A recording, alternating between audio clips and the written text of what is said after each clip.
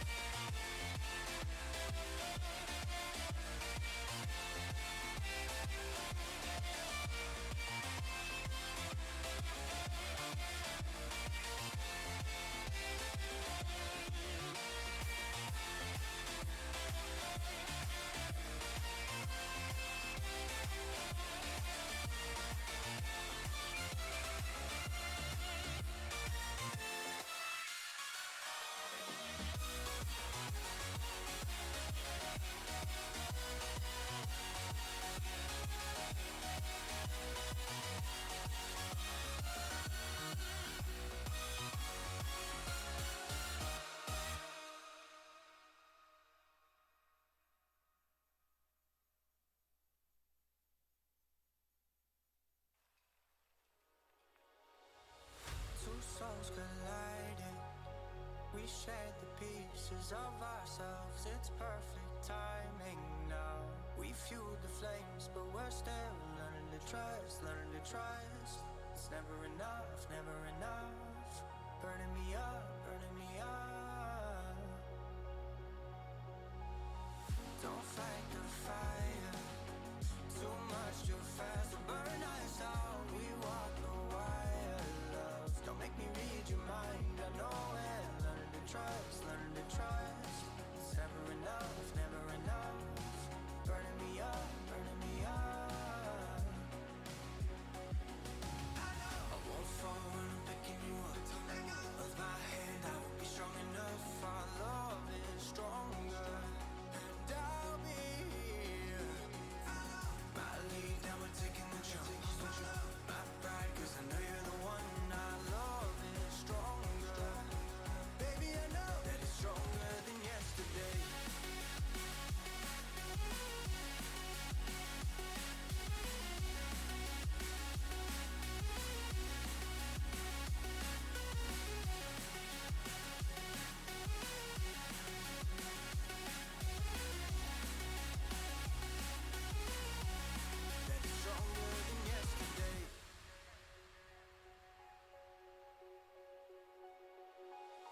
Two sparks ignited.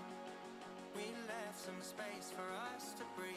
My head is quiet now. I can rest in peace, 'cause you are more than enough, more than enough. Feeling the rush, feeling the rush. Burning in love, burning in love. Two souls united. This roaring blaze is soaring free. If you ever get tired, love, I'll sing you gently to sleep, 'cause you're still more than enough, more than enough. Feeling the rush, feeling the rush. Burning in love, burning in love. I won't fall when I'm picking you up. Of my hand, I won't be strong enough. Our love is stronger, and I'll be here. My lead, now we're taking the jump. My pride, 'cause I know you're the one. Our love is stronger. Baby, I know that it's stronger than yesterday.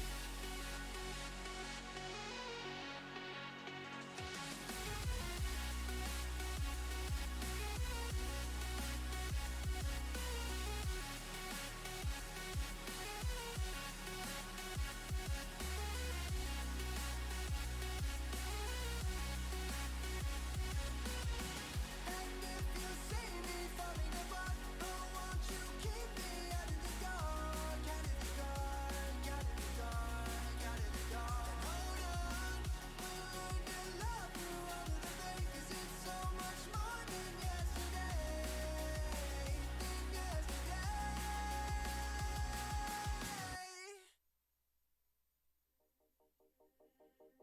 From the dust I was born, to the dirt I shall return. When my eyes are closed, in the shadows, my enemies will think they won, but I'm here to stay.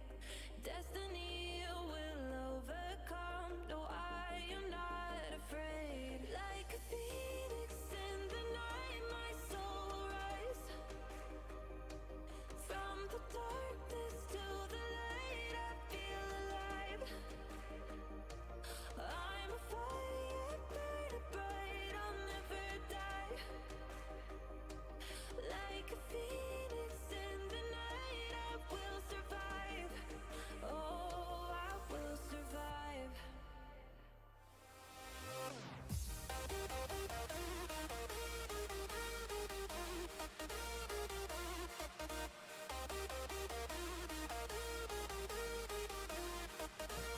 I'm a fire, burning bright, I'll never die. Like a phoenix in the night, I will survive. Oh, I will survive.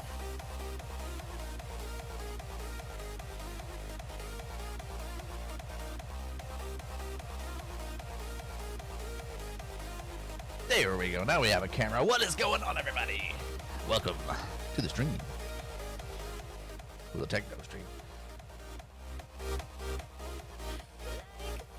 Okay, we're going to pick up right where we left off yesterday, where we were trying to decide if we were going to do cables or not to connect our spline points. And I have found that I think, I haven't tested it yet, but I think I can dynamically add cables in the Arc Dev Kit. I think they have added a way to do that, actually. That's not in base Unreal. So, we're going to test it and see if it works as soon as this gets done compiling. Chugga, chugga, chugga. It's the first compile. How is everyone this morning? If anyone's here, welcome. Welcome. Sorry for that kind of late start today. Traffic was ridiculous this morning. I don't know why. It's just Wednesday. It's bad traffic day, I guess, because it's last Wednesday was the same. I don't know why. But traffic was literally backed up. Like on every road home. It was ridiculous.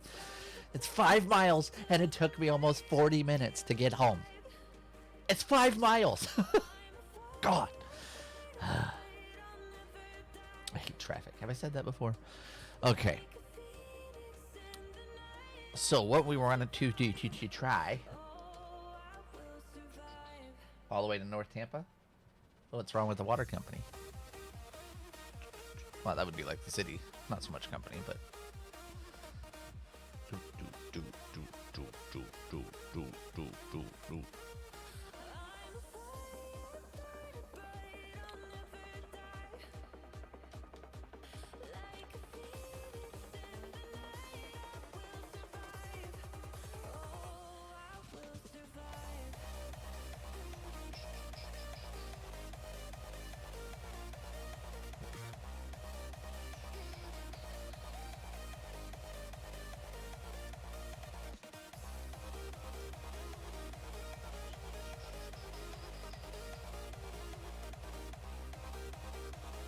that's it. Okay, I was looking it up.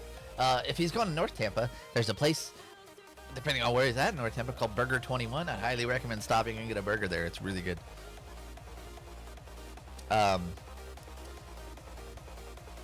Jim didn't pay his water bill and the bouncing back to everything. Oh, lovely. That's lovely. Well, like I said, if he's up there during lunchtime, Burger 21's really good. Very good.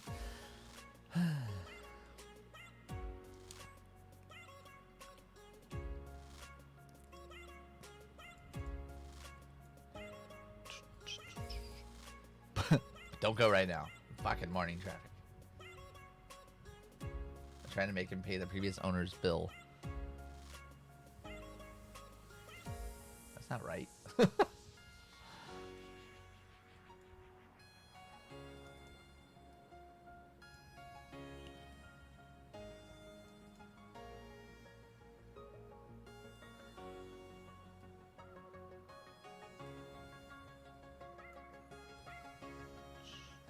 Jeez, they're still available. $500. How many months did he not pay? That's like years. Even like with my pool filling, it didn't even cost me a quarter of that to fill my damn pool. Jeez.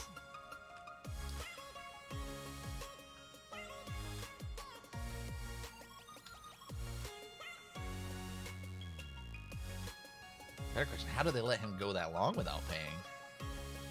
He had to be without water for a long time. Surely they shut him off a long time ago.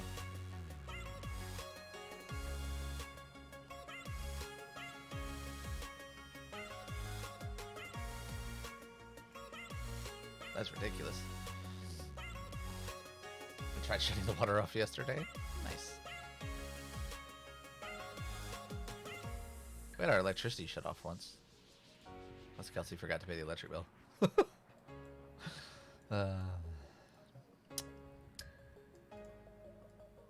Worst part is we paid it, like, the guy came out and shut it off, so we, like, instantly paid it, because, like, she just forgot.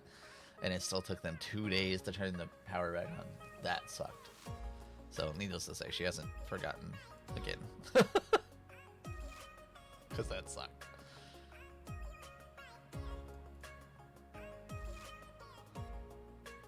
I was like damn near to the point of calling a lawyer. Like, we paid our power bill 2 days ago and we don't have power. This is stupid. I'm just gonna clean this up a little bit so I can see what's going on a little better. Okay. So what we're gonna try to do here is we need to add cable components between all of the spline points right here. So what we're gonna do to test this is a nice for each loop right here, there, and we're just gonna add our testing up here. Okay, so for each loop we're going to cable. I found this add primal cable component button, which is fantastic. Creates a new component given a template name. Template is found in the Oni blueprint. Automatic attachment causes the first component created to become the root component, and all subsequent components will be attached to the root component. In manual mode, it's up to the user to attach or set as root. Whether they want. See, I wish everything in the dev kit had these tips that when you hover over stuff, because this is extremely useful. And the new stuff has it, but the old stuff does not. Defines whether the component should attach to the root automatically or be left unattached for the user to manually attach later, which I don't think I want to attach it to the root component, because the root component's the main grid. I need to set where it's attached.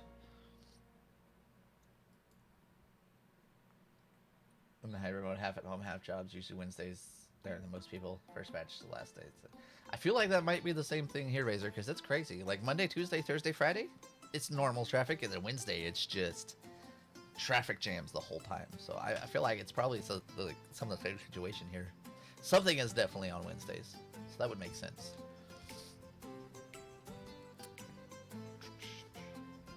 Depends where the position of the component relative to the to the parent, and the one that's left unattached to transformers relative to the world. Okay, so we do want to do manual attachments, and we want to set this equal to this, and then we want to, all right, let's open up our other one so we can look at our cable and figure out the names of everything. I think I did that in the buff.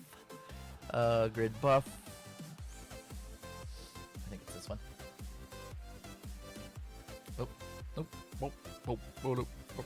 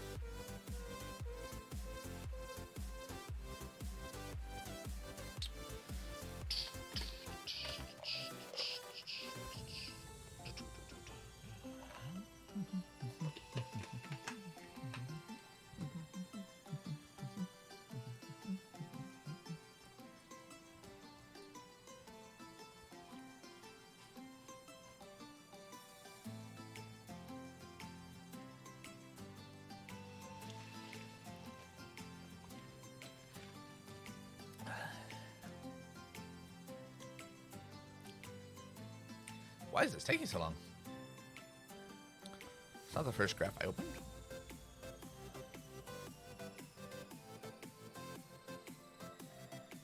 I have no clue why this is taking so long.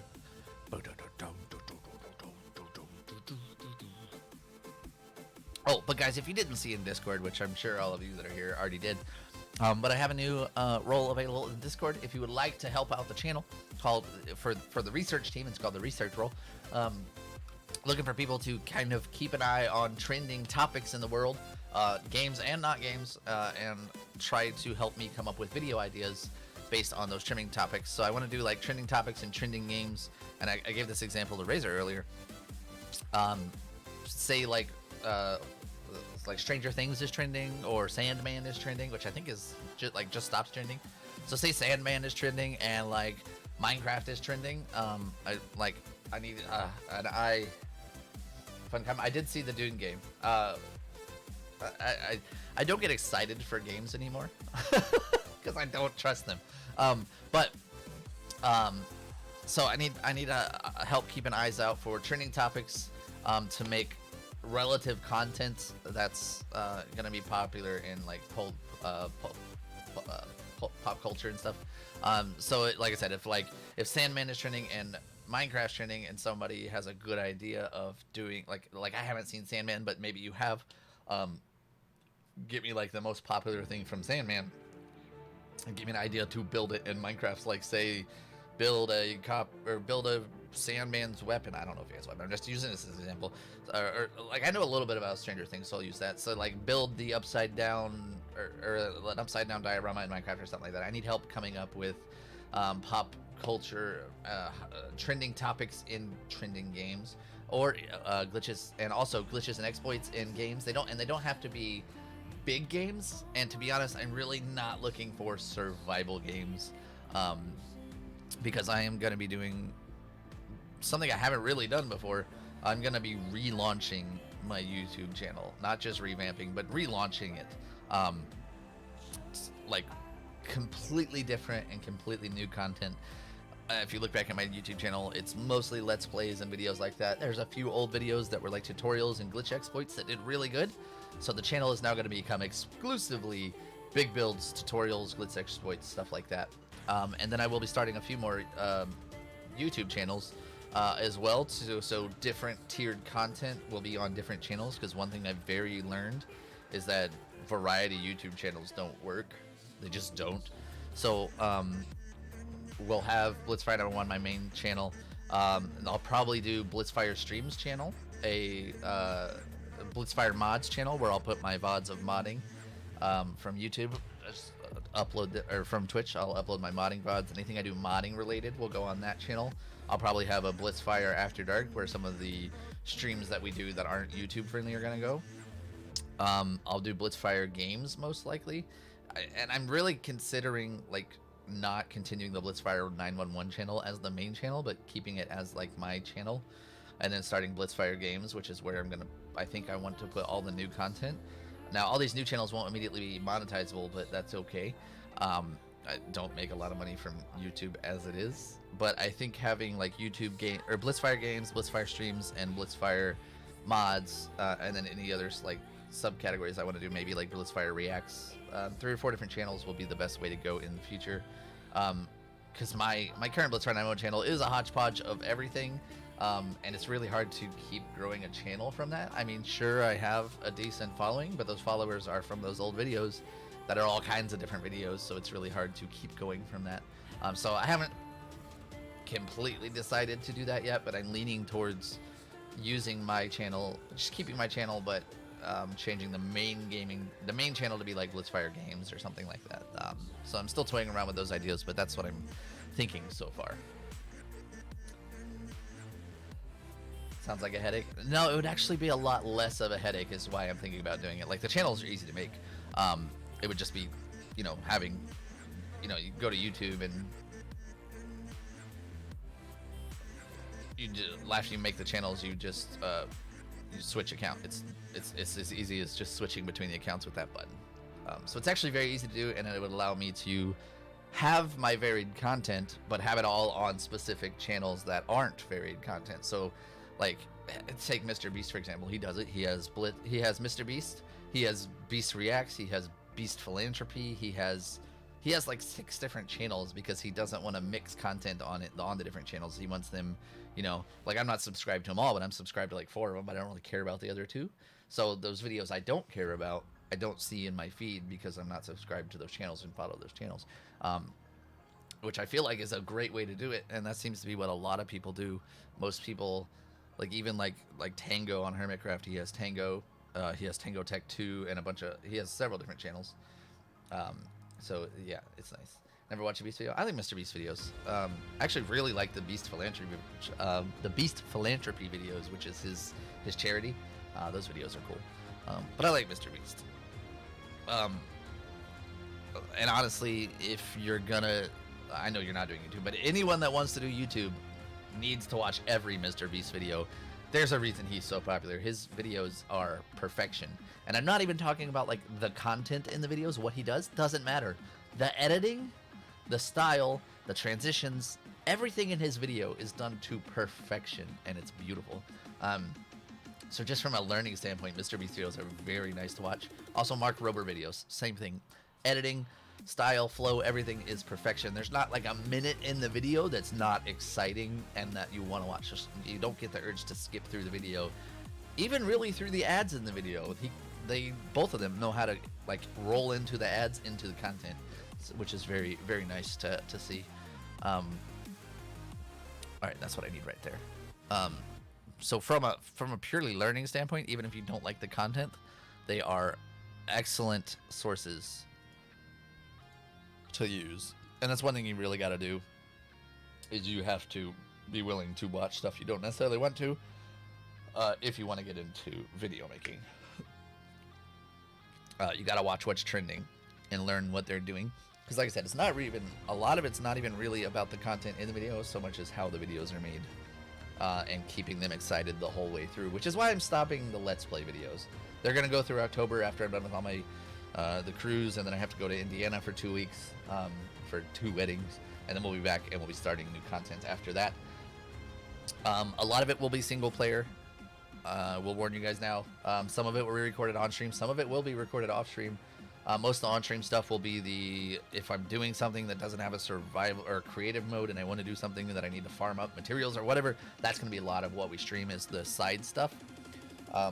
And then we'll stream some main content, but a lot of the main content I also want to do off stream, so it's fresh and new. You guys will get the flow of it when we start doing it, but it's I'm revamping everything to a new style, and just I'm not doing Let's Play anymore. Let's Play is dying. I think Let's Play was so popular when YouTube, Twitch, TikTok, all that stuff was still young, and there weren't a ton of amazing video editors out there, so Let's Play was the big style. But now a lot of people have learned to video edit. Video edit's gotten easier over time too. It's become more approachable, so the higher quality content is really starting to be what's needed. So that's what we're going to be transitioning to. Raven is still going to be doing my video editing, but our recording style isn't going to be record the big session and he has to look through it on Twitch. We're going to be recording. I'll be streaming from my laptop, recording on my computer, so I actually have 2 OBSs open.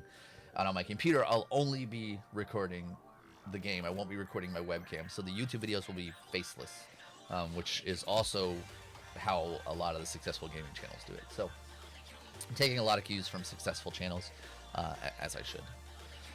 Okay, but we're gonna go back in here and get to work on this. So add to the location of that, we're gonna add one. That's, I do that every time. But now we're gonna get back into this. 100 Days are popular right now, and they're starting to go outside of Minecraft. They're fun to watch. Yes, I do like the 100 Days videos, and I do plan to do some of them. They won't be super often, because to legitimately do a 100 Days video, it takes a long time. In Minecraft, I can tell you already which 100 Days videos are legit and which are faked. I don't want to fake anything, so I do want to do some 100 Days videos. But they're gonna be legit 100 Days videos, not faked ones. So those will be a little less often. And that's one more thing I wanted to say. I'm not gonna be pumping out content for the sake of pumping out content. We will only be putting out videos when we have a video worth putting out. So if we go a week or two without a video, we'll go a week or two without a video because we're working hard on the video that's gonna come out. Kind of putting a new standard out on my channel that if I don't sit and watch the whole thing myself without getting bored and looking at my phone, it's not going on my channel, which means if we have to re-edit a video 5 times, we re-edit a video 5 times. It's gonna be best content only. Minecraft is 32 hours, I think one guy said. Yeah, something like that. And you'll see some Minecraft channels with 100 Days videos out like every couple days, and it's like, nope. That's not a 30, that's not legit.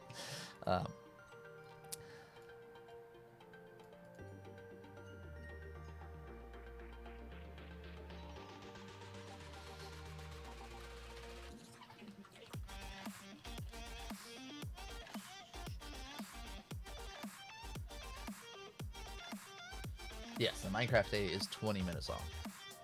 So 32 hours, right? Okay. So we need to set the material of this. The endpoint is in world. Okay. Can we set endpoint? Soul Taker with the 32 months in a row. Let's get that hype in chat. All right, we need to set endpoint world space.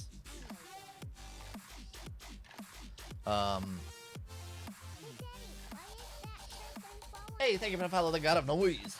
You should skip a week or two so we can have one every week, even if you have no idea. Oh yeah, the first we're gonna start recording in the new style in October, and we have still a backlog of the Let's Plays that are still gonna come out until then, and then we will start working on recording those, and we'll likely have 3 or 4 recorded before we actually start posting them. That's what we did with the Let's Plays too.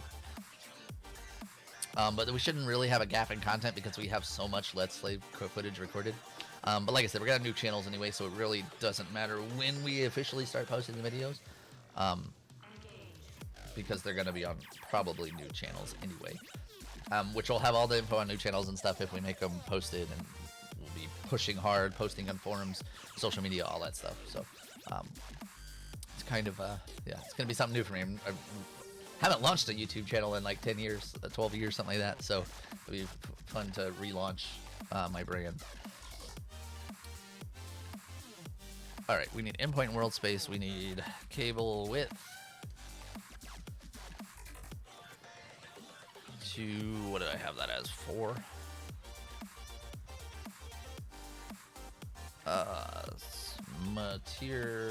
That's not how you spell materials. Set material to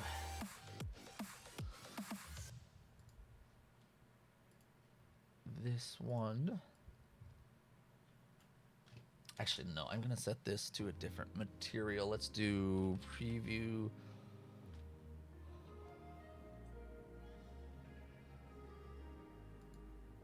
Actually, no, that should be. Actually, no, I think I will. I'm gonna try this one and see how it looks. If you're recorded and ready to go and release. Yes, yes. And I'll be recording, like I said, they're not gonna be on stream, so I'll probably be recording 3, 4, 5 videos at a time.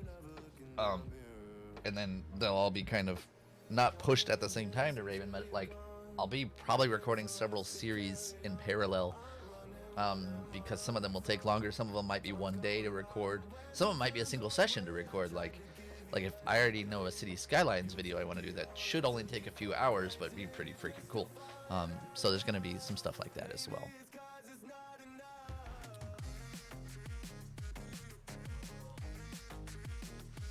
And that's kind of why I want to get the research team going. What started this all is to help me find ideas like that. What do I need? Num segment. This needs to be 1.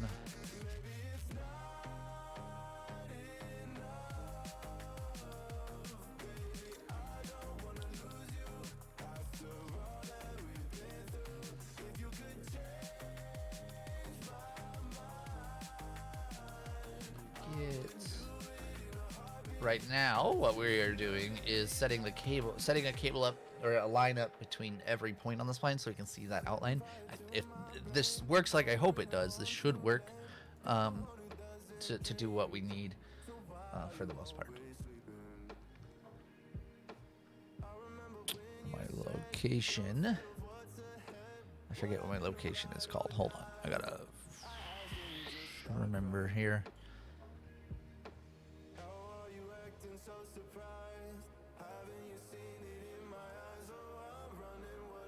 End attached to or something like that.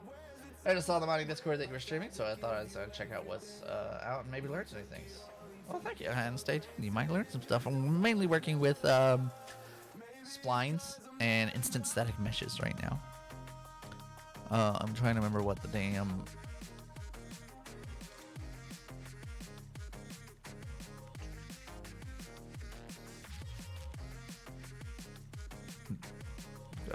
end location. I think it's just called end location. Can't remember the name of the variable I need to set. I need to close some shit. I got too much stuff up in. Alright, let me close some of this because I don't know where my event. There it is. It's like I don't know where my event graph is. Let's just close all this. Oh, I closed the event graph. Alright. We are. Where's my for loop? Here we are. Okay, we're right here. We're adding our cable component, setting its endpoint to be in world space, setting the width of the cable, setting the material of the cable, and setting how many segments are in the cable. 1, we just want a straight line. And now we're going to set its, I believe it's just called endpoint.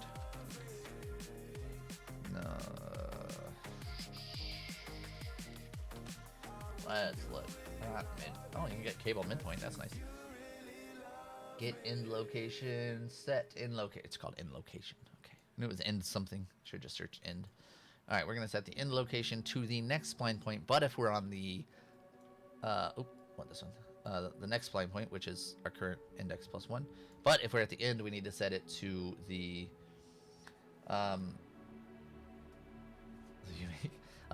you get there. You'll get there. It takes time. I didn't know anything about modding when I started. It just comes with time and practice. And that Discord helps a lot. That's the search function on that Discord is probably the most helpful thing in modding, even more than like the Unreal Engine forums and tutorials. The Discord is amazing. I always search there, and then if I don't find it there, I'll go look at Unreal's documentation, and then if I can't find it, we trial and error it up. All right, so if this is equal to the, let's just go down here. Let's get the length of the array. All right, so there basically, if we're on the, oh no, we need length -1. Oop. There we go. All right, so we're on the last index. We're gonna do the length of our array, which starts at 0, so its length is 1 more than it is long. Let me do that. So if we're on our last index, we need to set our end location to the first index location instead of this one. So we're gonna do this. Let's grab this one again, put it in there. We want index 0. And we're gonna need a branch, so if we hold B and click, we get the nice little branch icon. We don't have to search for it, which is great. If it's not the last, we want to just set in location to the next one. But if it is the last one, we want to set the in location.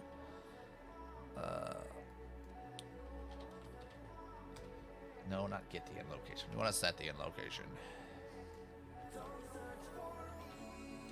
Can't type.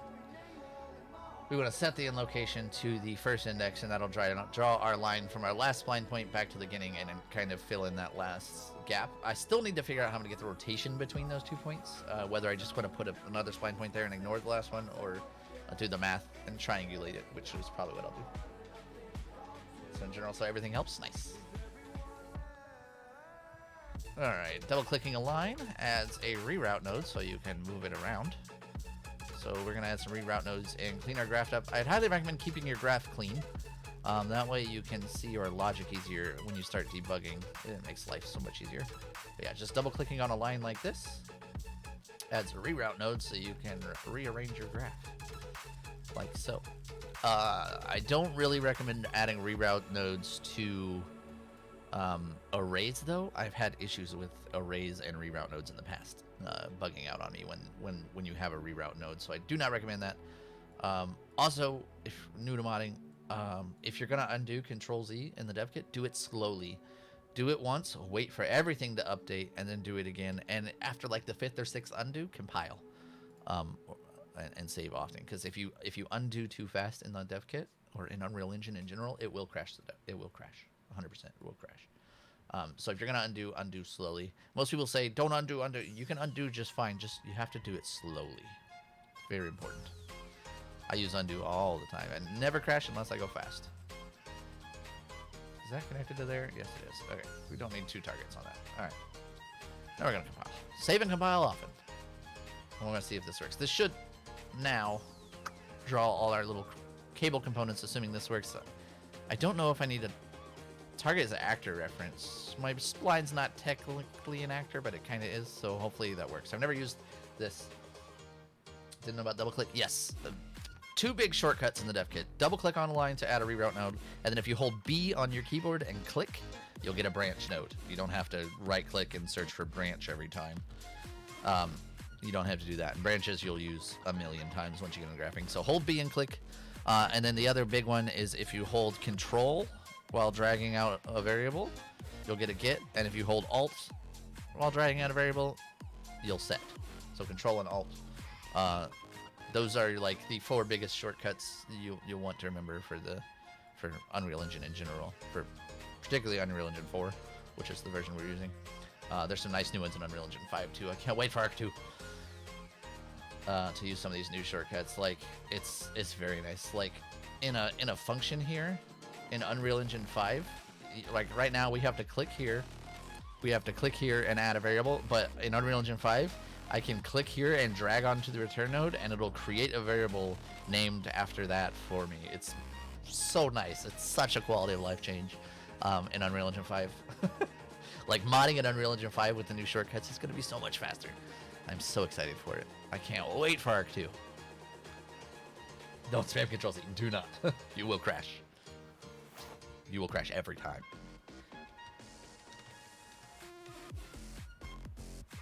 Oh yeah, they've added a lot. I mean, it's been 5 or 6 years since the version that Arc uses, so they've added a lot. Alright, that did not seem to work. Poop.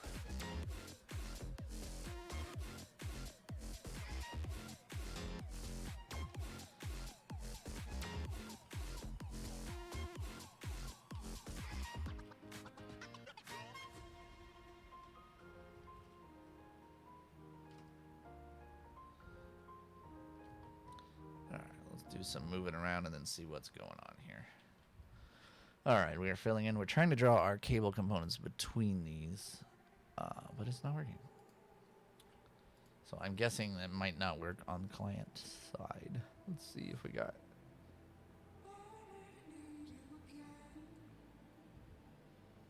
Maybe it's not visible. Hold on, let's try to set visibility. Maybe, because by default when you add a cable component it is visible, but it could not be here. Set visibility and set hidden end game. Let's try this first. There could be something just this simple.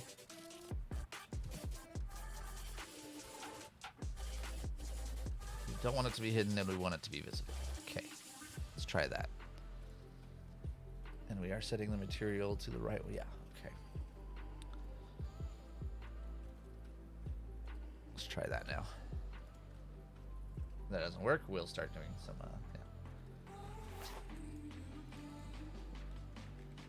yeah, it is very nice. I've been working in Unreal Engine 5 outside of Arc, and going back into the Arc dev kit feels like jumping back in time. Alright, that did not work. Okay. Let's add some prints real quick and see what's not happening here. Let's print this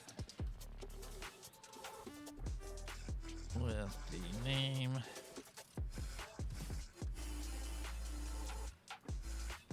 Let's see what we get. See if we're actually getting the components or not. And then we'll check our locations and all this other stuff and see what's going on. Time to debug. Hopefully this... I'm still not sure that this add primitive cable component works client side. I really, really hope it does. We're going to find out right now.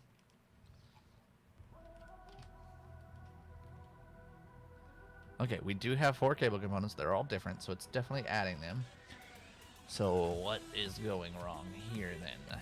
Because this seems to be working. Our endpoint locations. Oh, we don't. I think I know what's going on. Okay. We actually don't want to use...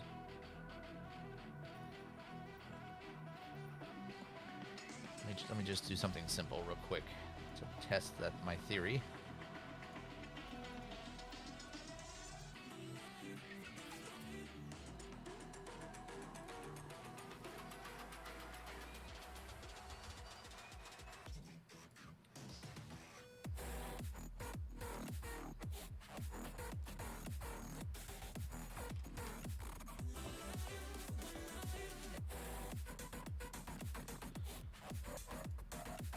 We're gonna raise the cable up a little bit because, right, I think it's in the foundations. I think it's there just fine. You just can't see it because this is getting the spline point location, which is on the ground inside of the foundation. So I think that's why I can't see it. Hopefully, we'll find out. We're gonna raise it up. Oh, I need to raise the beginning of it up to. So let's break all of this.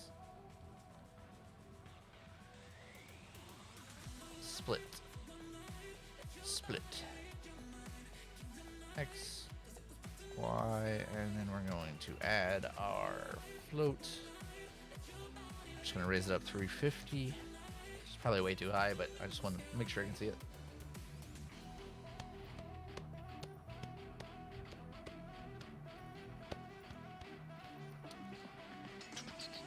Oh, my man, Apache, if you're still here, we got our crew shirts. They came in the mail yesterday. I'll go get them and show you guys here in a second. Alright, let's see if that worked. Hey, there they are. Yeah, we're going to change the texture on those. Actually, that's not bad. Kind of like that. I just need to make it bigger. Now you can kind of see the outline. I still need to update, like I just changed that, so like it's still got the old... Still got all the old outlines. So we gotta fix that. We gotta destroy those cable components when we move and all that stuff, but... Oh, excuse me, it's working. So, I'm gonna change... I'm gonna change this to like 10 and see what it looks like. it might look terrible. I think it's the material more than the cable width.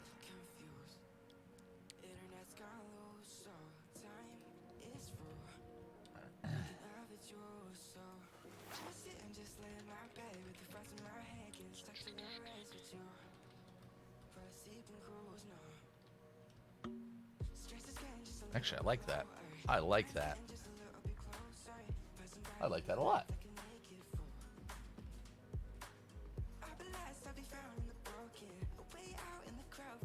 I kind of like the height too, how it's above everything.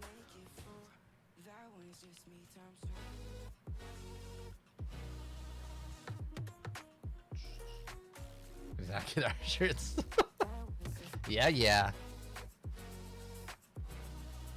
Alright, now we need to update these to be when this runs. I need to promote. I need to add these to an array of cable components and destroy them. I will write your room number on there with a Sharpie. We'll cross out the beach and write in your room number. Oh, but give me 1 second, I'll be right back.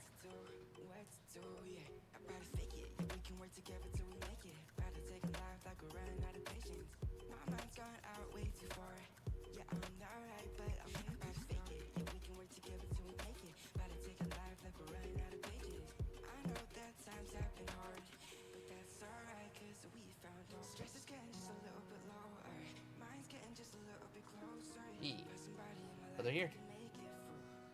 They got a green screen out, aren't they? There we go. WisCon 2022. We got the cruise ship. And then, if Ross, please return me to the beach.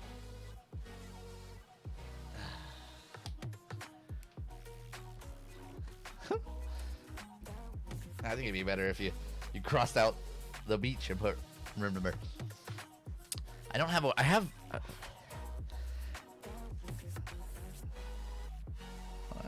A lot of annoying crews out there.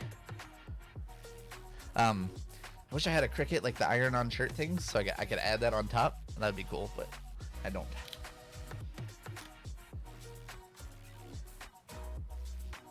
All right, so I need to name this. Why does it keep? It was doing this yesterday too. It keeps opening these weird ass panels. All right, we're gonna name this Active Cables. We're gonna delete it. What the?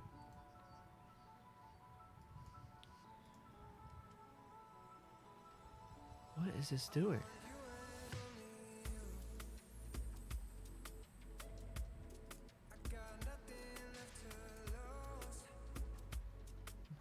Not what I want to do. It's creating a new cable component here. That's weird.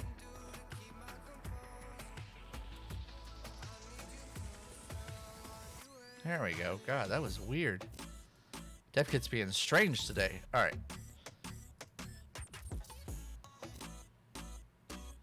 Why sort out? Yeah, that's what Apache was saying. That's stupid.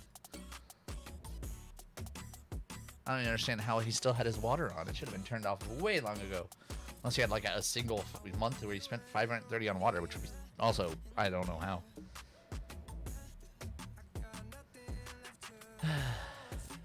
That sucks. That really sucks. Well, if you get thirsty while your water's off, you can just come drink out of the pool.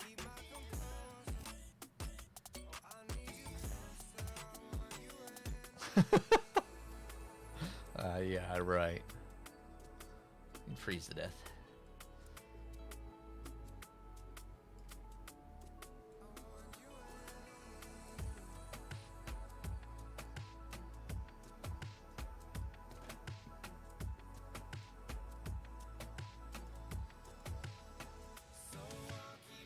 I didn't shut it off. Actually secure the way with my shotgun. Nice.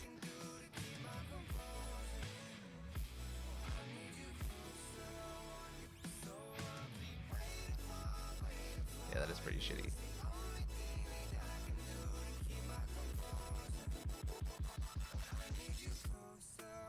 Okay. can't they handle that on a phone? It's like, it's dumb. It's like, hey, I just bought this house. Like, oh, okay. We have the name of the last guy. We'll get him the money. We'll get the money from him, or put a lien on him. That's dumb.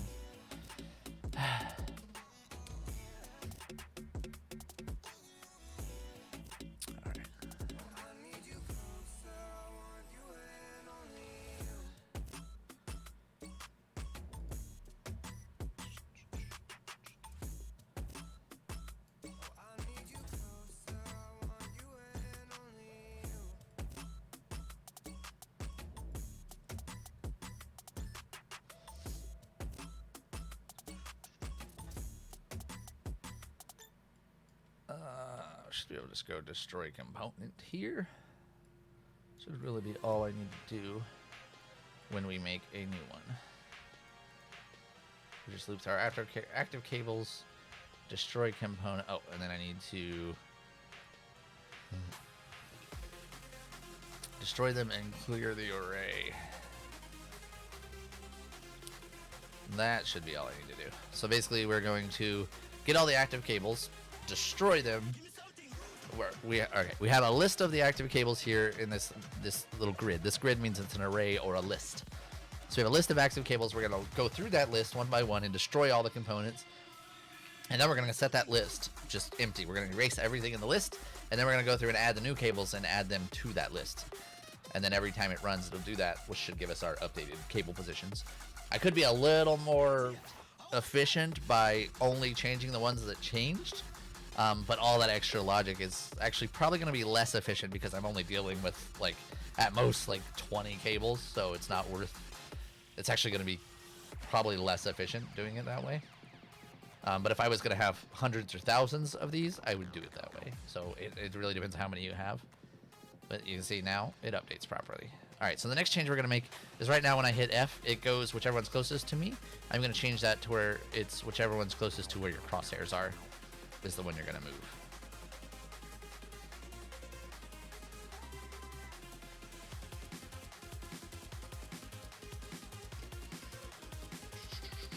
I do want to try something real quick, though. I want to see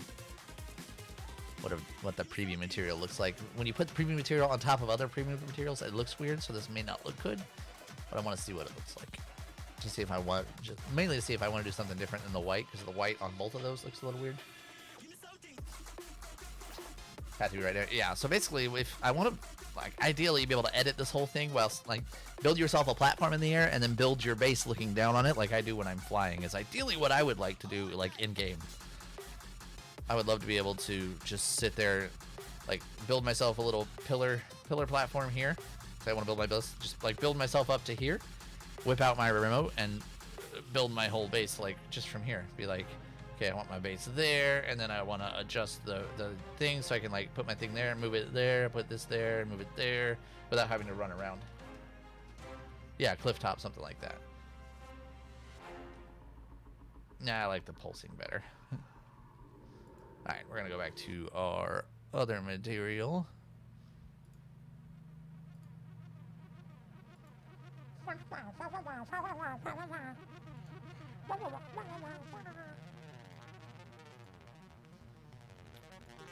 Boop.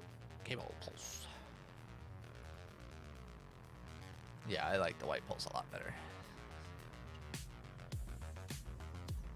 Although I would like to make it yellow, but I don't think I can actually edit this to make it yellow the way this texture works. Like, yellow would be ideal because it's between the moving things, but I don't think there's a way for me really easily to make it yellow without making a whole new texture. Because I don't think, like, if I set this to bright yellow, it's gonna even change anything. No, see, nothing changed.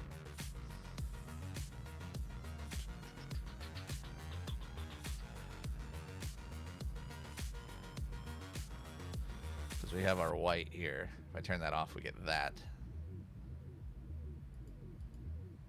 And I don't think if I... Oh, actually, I might be able to do something like this. Oh, yeah, that's kind of yellow. All right, let me turn this back. Like I said, if you're undoing, go slow. Wait for it to finish, and then undo it again. wait for it to finish and then undo again. All right, we're gonna save this.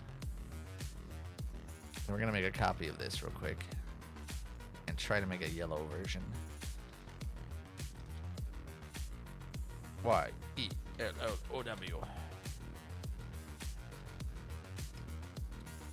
That way there's a visual difference between the one on the cable and but connecting them and the one that connects to like you.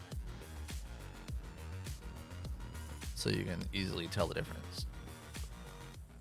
So if we turn this white off, let me zoom out here a little bit. And then we go with our brightness here. We can get some of that brightness back. And that is our G. So if we change this color, yeah, that does change the color of it. So let's make that yellow.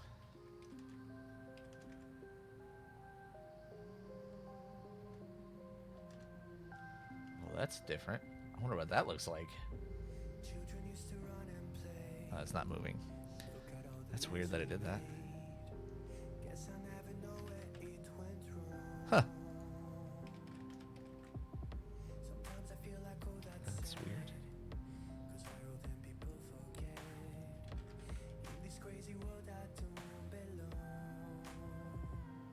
That's weird. Just changing the color. This is a weird material.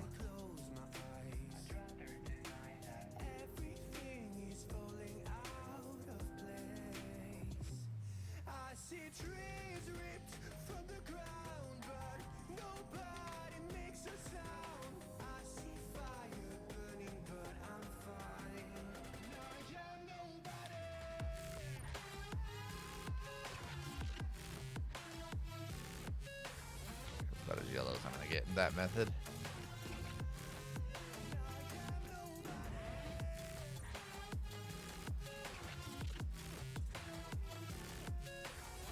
Alright, let's see what that looks like. Still quite white. But it's a little more yellow. Let's see what it looks like real quick. I might try to make it more yellow. Trippy Disco Space Globe, right?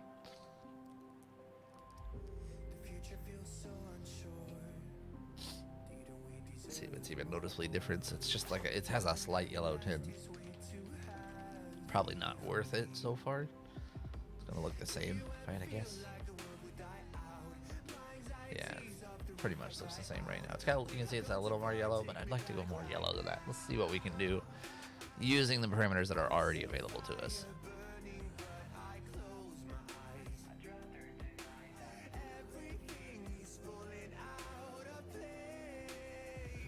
I don't think this is gonna matter at all.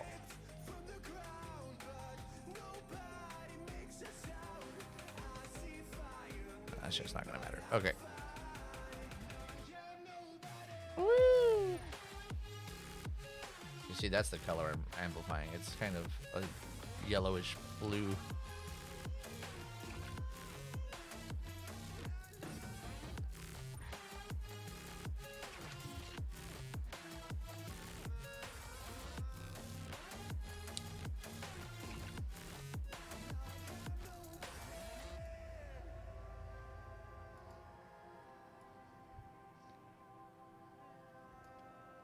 Let's see what this looks like real quick. Instead of using the bullet, we're going to use the solid line. Posture check. That posture is actually already really good. I have my chair set so far forward on the back that it makes me sit up. Save my back. Yeah, that creates like a solid line.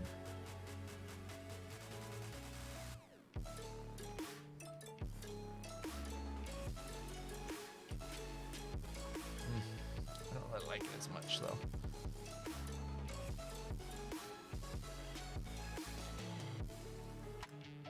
Let's see what this looks like.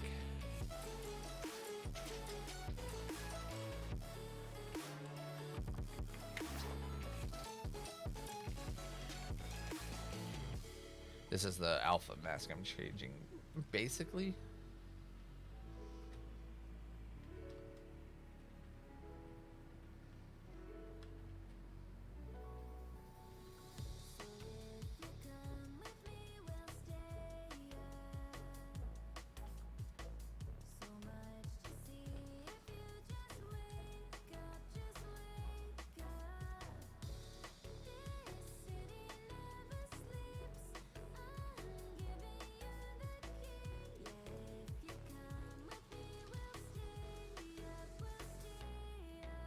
me try this actually.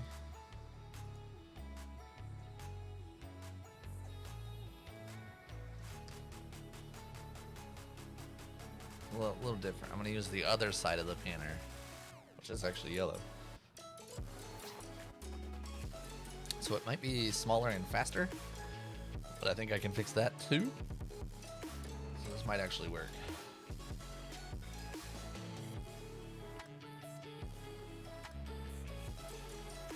Yeah. Okay, let's do a little more refining on that.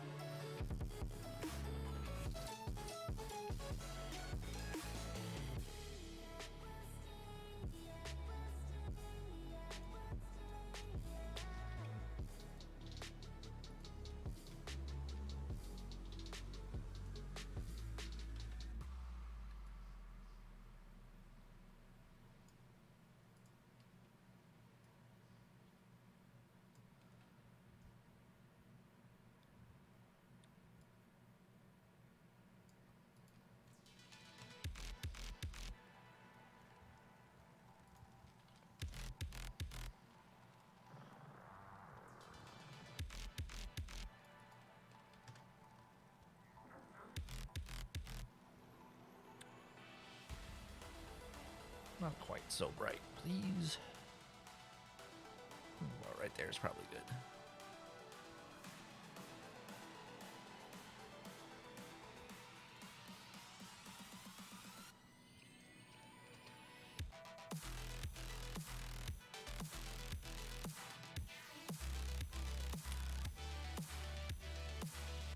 All right, let's see what that looks like.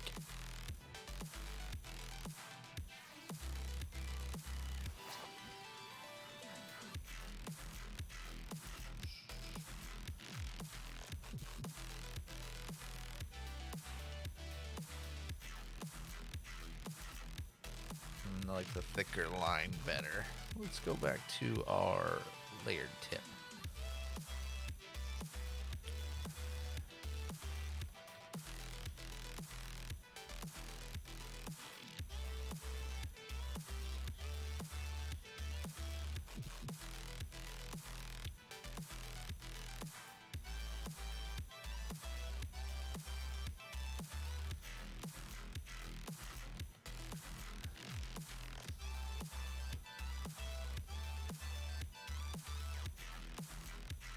More of a dot. Just looking if there's a. It's too big. I want like a black. I mean, I could make my own texture for this, but surely they have all kinds of gradients in here already. I need a black background with just a white dot in it. A small white dot, not a big white dot. Like that's too big. That might not be though. Looks pretty much the same.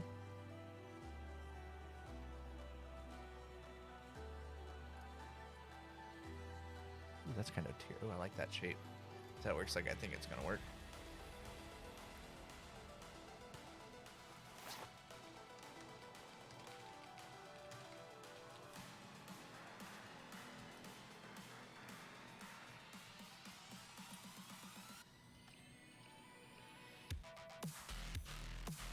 Yeah, I like that.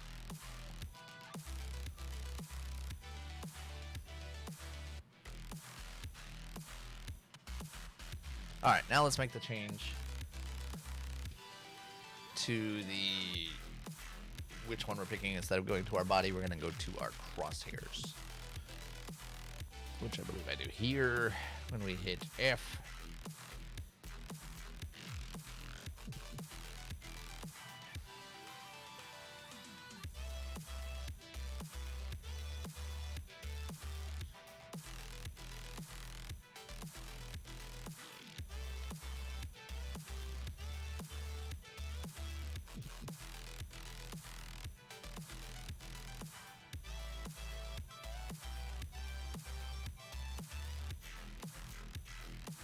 Okay, so instead of using the actor location here, we're going to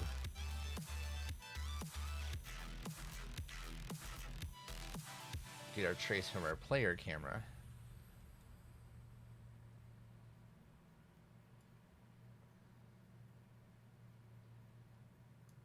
use that instead.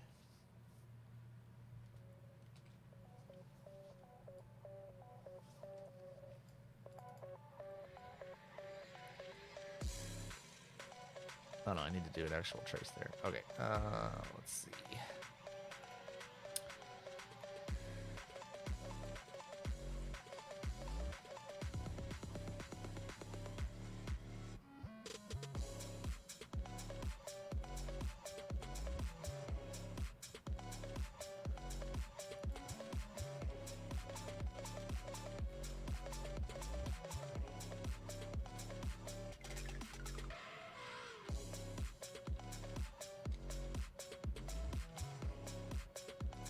Alright, so we'll get our trace from our player camera.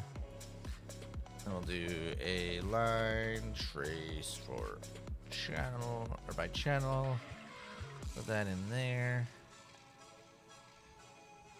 We're gonna make this pure, which means it doesn't have an input or output, doesn't need to be in the execution line. Or I'm not going to, because the details panel's not coming up. What? Hello? Why is it empty? What the?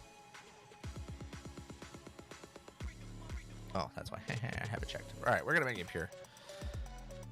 All right, and then we're gonna have our out hit location return.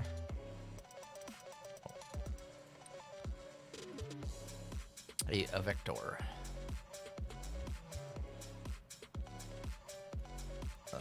Looking location. Is simply gonna be that. So instead of having this in my graph, plus all the logic in that, what we're gonna do is just have get player looking location called right here, get player looking location. And since it's a pure node, it doesn't even have to go in the execution line. We can just go boop. And now we can use that anywhere we want to just get wherever the player is looking. We can get the point on the ground where they're looking, which is great. So I was shooting small belt, which is for you. That sucks. It was wrong. Yeah, never fails.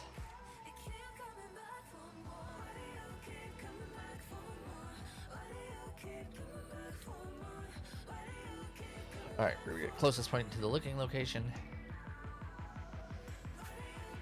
And then I kind of want to set my cable location. Set, I think it's component location.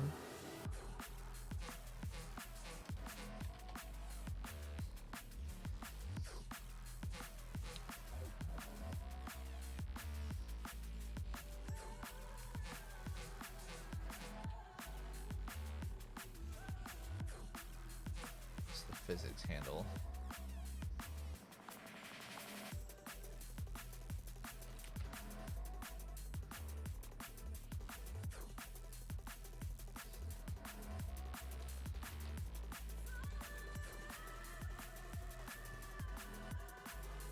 See if this one works.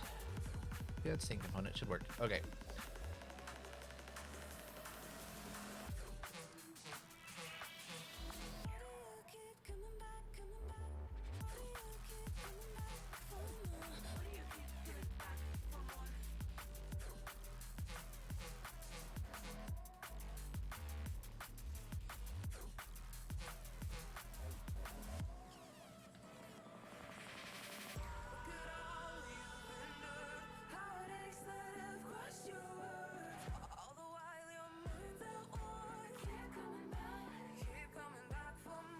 Actually, swap all this out too.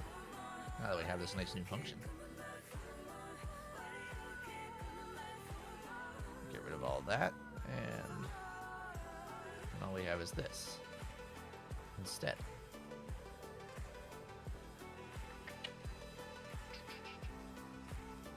Yes, foundation work. Dynamic structures foundation. We're getting close to having the foundations almost ready. I mean, they're not there yet, but they're getting there. Just almost got like flat foundations working. We're gonna have to work on height adjustment after this to make sure we can get level foundations wherever we are. But that's the easy part after all this is done. So All right, we need to get.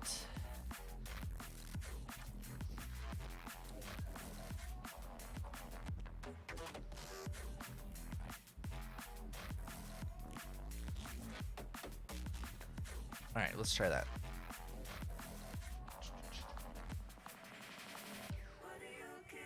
I kind of show you what we got so far. Assuming this works, I just made a big change to make it adjustable. I still got to add the logic for adding spine points in, which is the main goal today. We got to get a few things done first to get it working how we wanted. Ideal is you could like make a stand or stand on a cliff and build your whole base like sitting here, or at least the whole foundations. So we add the starting grid, and then we hit F, and that is going right to my face, not my player hit location. Hold on. Is that set in relative space? Oh, not the server. Client, please.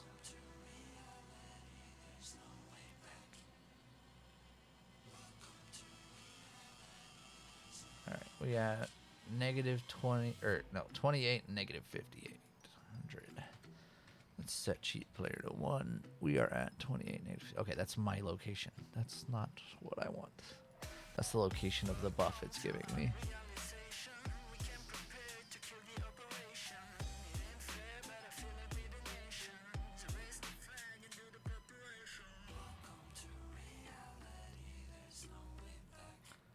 Shouldn't be.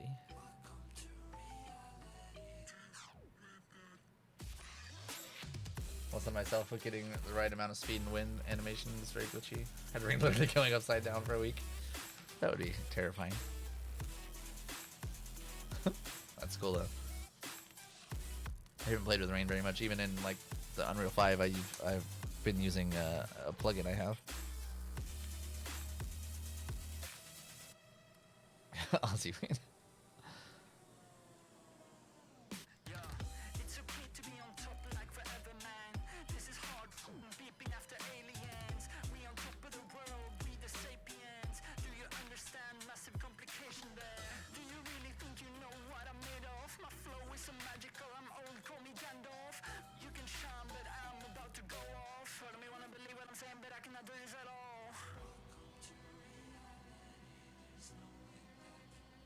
Set the relative location as a component to be put in the supplied location in world space. So that should be doing what I wanted, but it is not. Let me print this and see if this is doing what I want.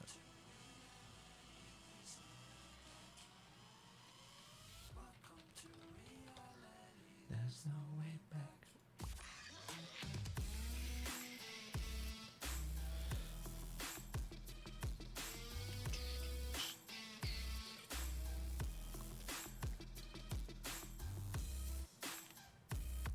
It's resetting. It's actually my chest. It's resetting location back to 000, and not the location of anything. Oh, I did not mean to set that. Okay, I need that up.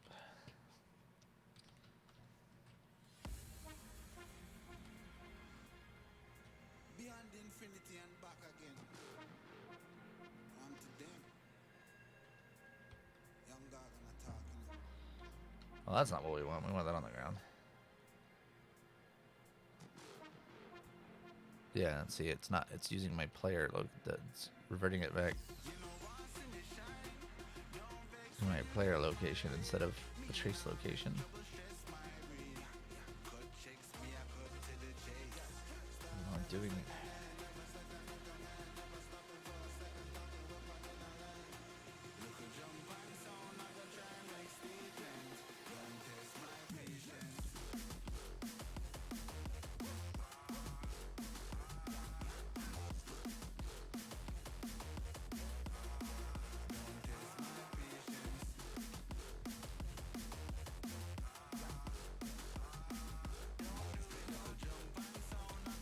I'm not making it right. What the heck is going on?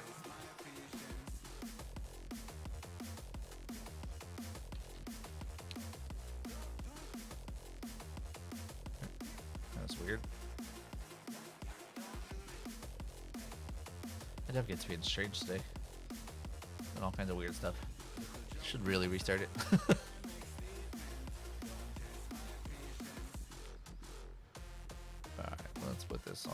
frame. I'm gonna have it ignore me. The only thing is maybe it's hitting my body. Oh.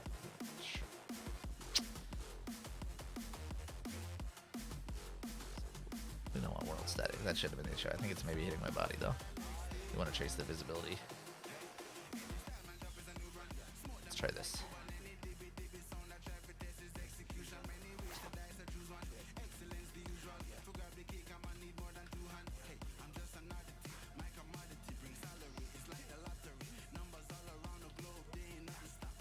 The visibility channel, or the trace channel.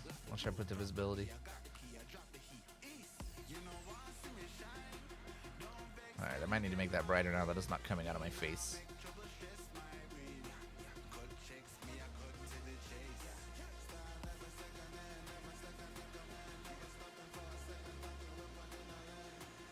Yeah, let's make that one brighter.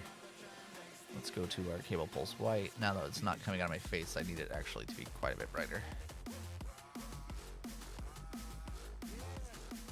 And let's change this fall off.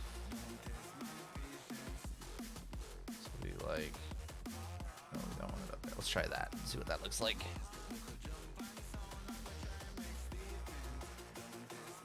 It was hitting me though. I just had to set it to ignore my player because it was, the trace was coming out of my chest and hitting my chest, basically.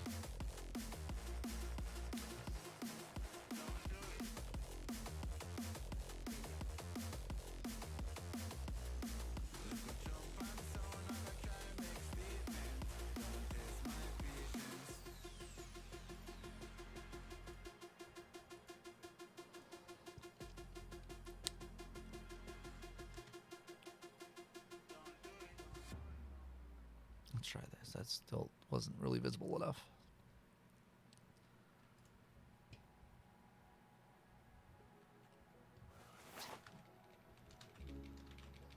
You've been talking about patience, hoping for everlasting.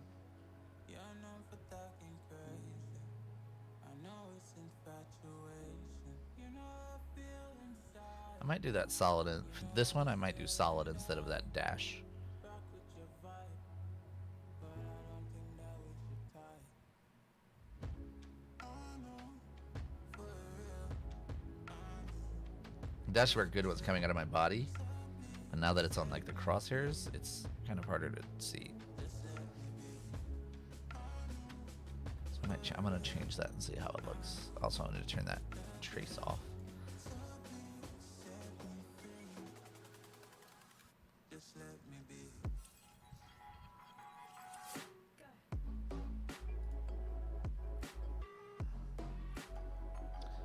So let's, for now, let's just set it to like that. It's not gonna look good, but I just want to see what it looks like not transparent. It's probably not gonna look great. I might just edit the dash to be longer, less transparency in the area. Maybe what I end up doing, or like a solid line with a pulse going down it. Actually, that might look really good. I might try that. I think this is gonna look terrible.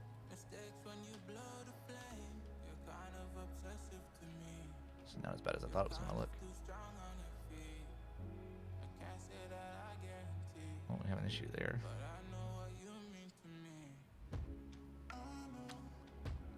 To fix that.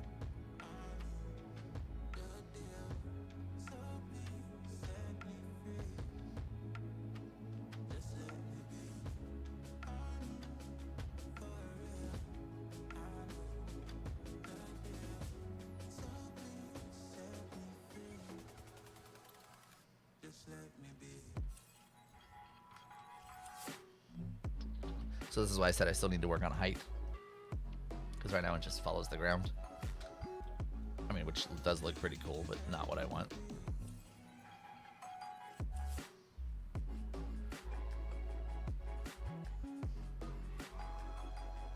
But this is exactly how I wanted to be able to edit it. That looks pretty cool though, I'm not gonna lie. That looks pretty freaking cool. You can see how it follows the ground and follows the lines. And then if you grab like this one and pull it over here, now you'll actually be able to see the outline that it's doing, which is where it got confusing yesterday when you started doing that, when you put something in the wrong spot. So now you can still see the outline. Actually, I don't much mind the yellow, but I might change it to that pulse look.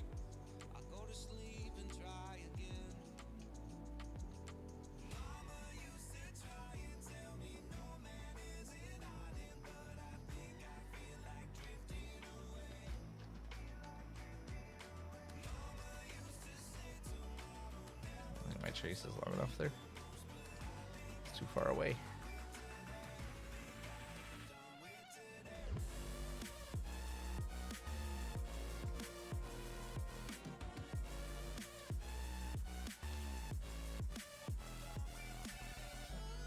Change the color of the new line.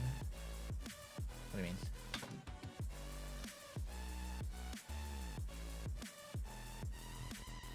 Boss says, man, you gotta make an effort.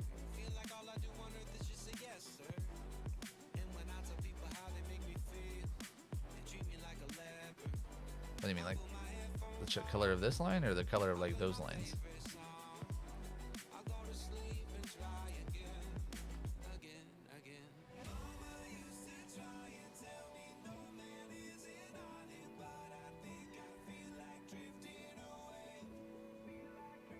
Or like if I click this one, you mean like make those two different colors while I'm moving it? So you can see which sides are going to change.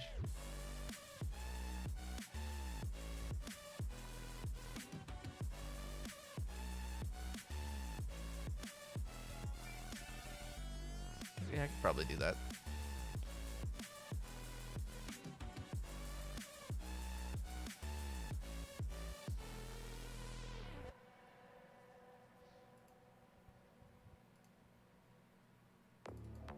I need to make this trace longer though, I'll tell you that much. We'll make it the same as stasis range, so you can trace farther away. I got a bottle of Patron and some lights off.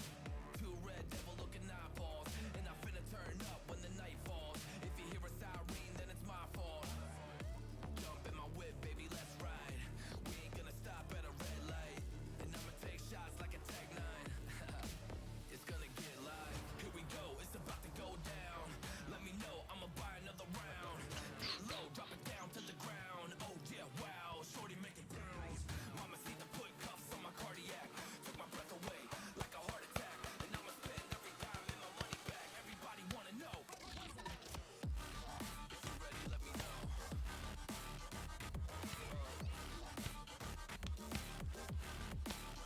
Let's go.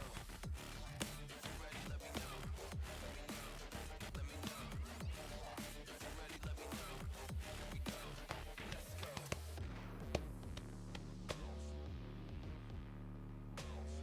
I'm not using it in here. It's a undo stack. I got a bottle of Grey Goose and ice cubes. Have a drink that'll put me in the right mood. 80 proof's gonna lower my IQ. And I've been the same way since high school. Yeah, I could probably do that. I see what you're saying. About to take a trip to Cloud 9. I'm the man, baby. I get the crowd hype. I turn the cadence of a hook into a sound bite. I see what you're saying. About to go down. Let me know, I'ma buy another round. Get low, drop it down to the ground. Oh yeah, wow, shorty make it bounce. Mama see the put cuffs on my cardiac. Took my breath away like a heart attack. And I'ma spend every dime and my money back. Everybody wanna know. See what other kind of colors we can get out of this. We have B brightness, G brightness, and R brightness. What does this one give us? White.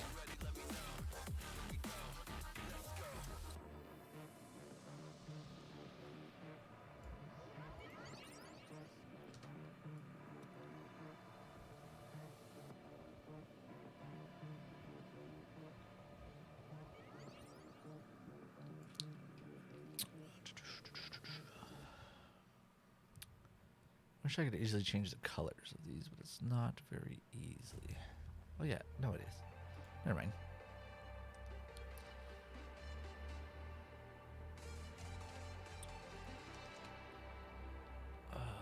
Let's see, what did I have that set as? Something on my mind and it keeps hurting me. 0.75 and -2. You are something I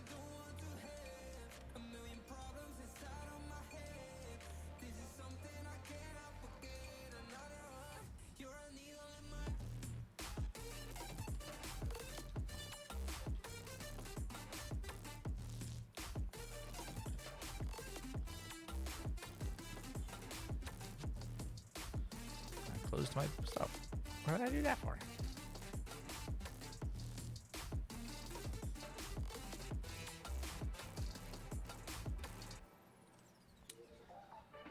Let's go to this print screen quick. Print string, rather.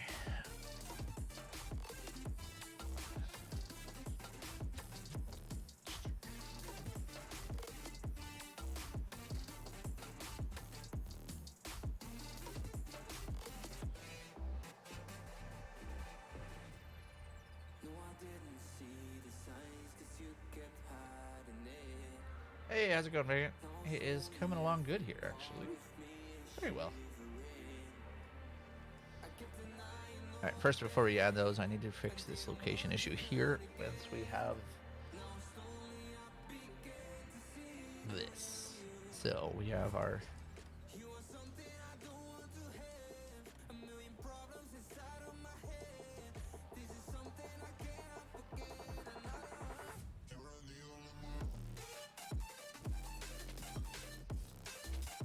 It's going to be our end location, right?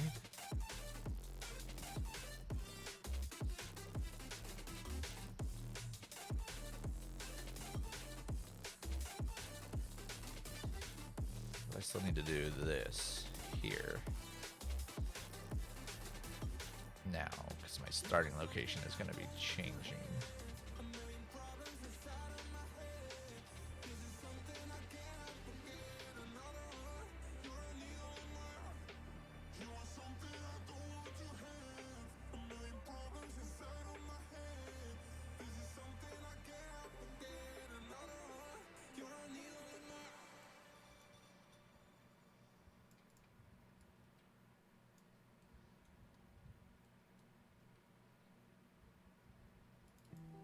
You can see straight through my light. Oh, there's something in my chest that I can't hide. When feelings get involved, I'm terrified. 'Cause I've been here before and said goodbye. Oh, Can't I just...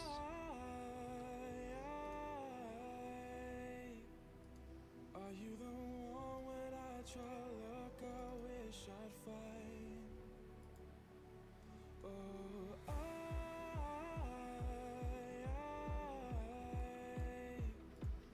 how can I love How am I when doing I've this? been hurt 100 times? For you I'd give it one more try.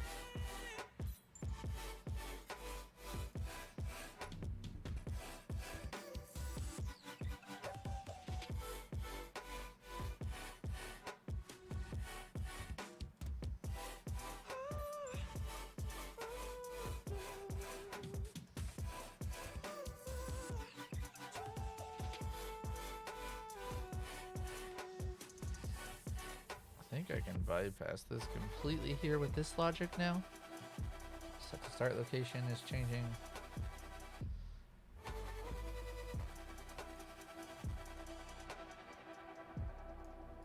And then we set our end location. With my doubts, oh, I leave them all behind, but don't Should work. bury my head deep within the crowd. But I'm reaching Let me test this real for quick. your hand to I think that should work. I don't know why I was doing that. There might have been a reason, which is why I left it there. I don't think I need to. Because I already set it here. Are you the one What didn't I put a target on? look I wish I'd find? Oh, I need my...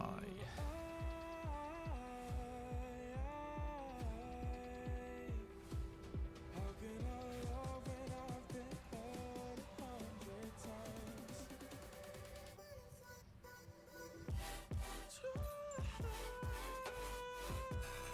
Oops.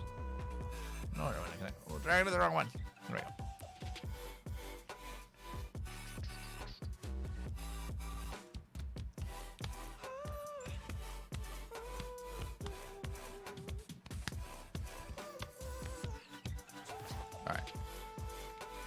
try this. Let's see if it works. See if it works.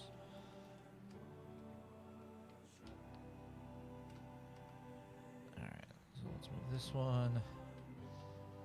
Seems to be working just fine.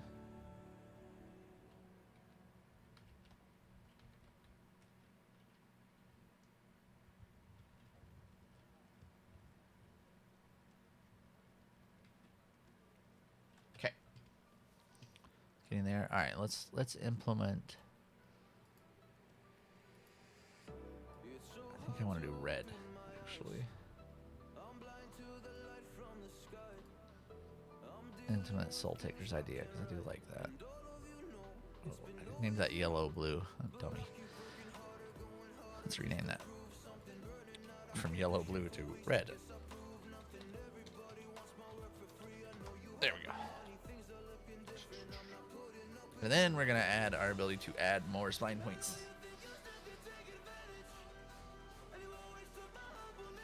Oh, excuse me. Okay. So we don't need this anymore. We have changed this. Less logic, more optimization. Because we already have this, I don't need to get the closest point to it when I already have it. Okay. So now when we have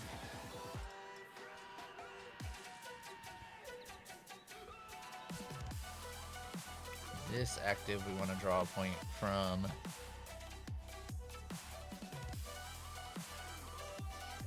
our active adjuster to the one before and the one after.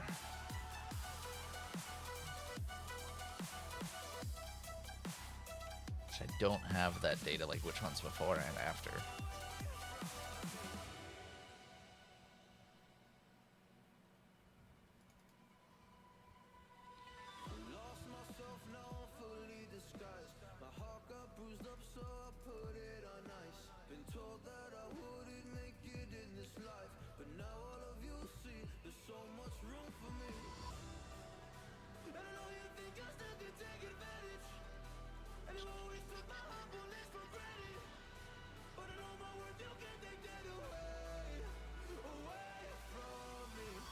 This should actually be in order here.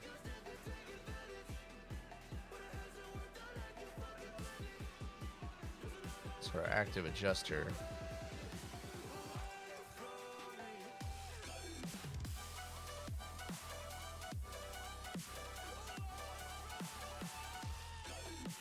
If we find, okay, so if we get our here and we do a find. And we do the find item of our active adjuster. That should give us our index for this.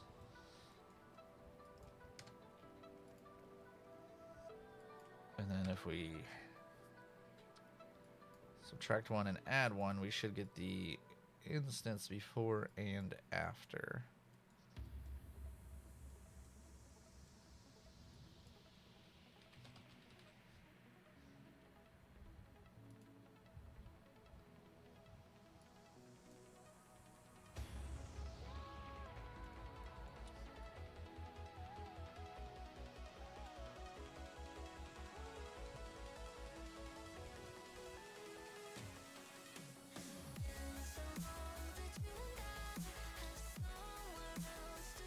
We'll have to do logic for it if it's the first one or the last one, but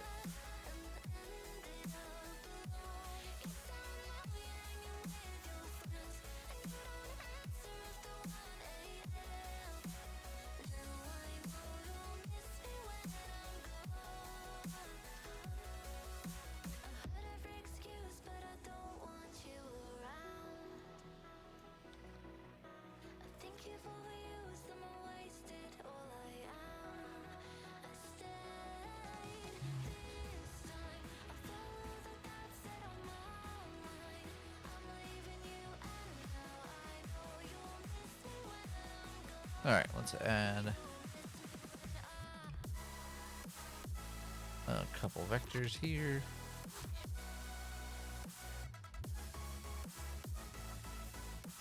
We're gonna get the one before and one after.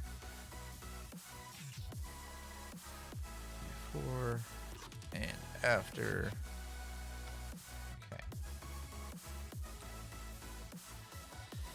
Alright, let's do our logic. This makes it easier. Have our own nice little graph here. We can use some private variables. Okay, so for the most part, we're going to be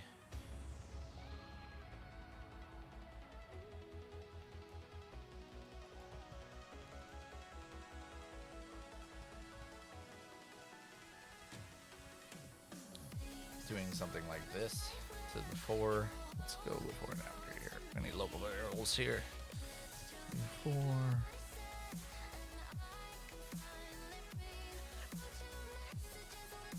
After. Let's grab a couple sets here.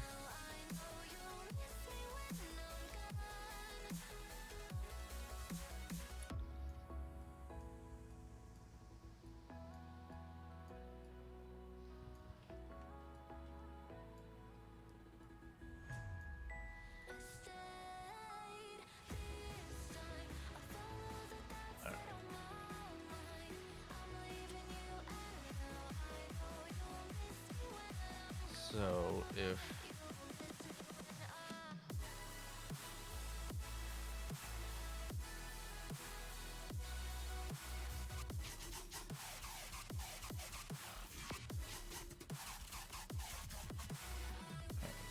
okay, so we're gonna do the first one here. So the one we're finding is 0.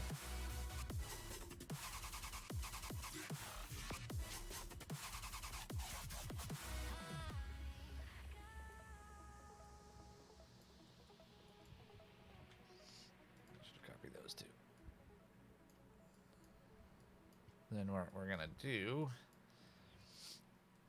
the after is still gonna be +1. This is gonna be length -1 since it starts at 0. I gotta quit doing that. -1 since it starts at 0 will be our before. So our before will actually be the last one in the array. And that basically means, yeah, if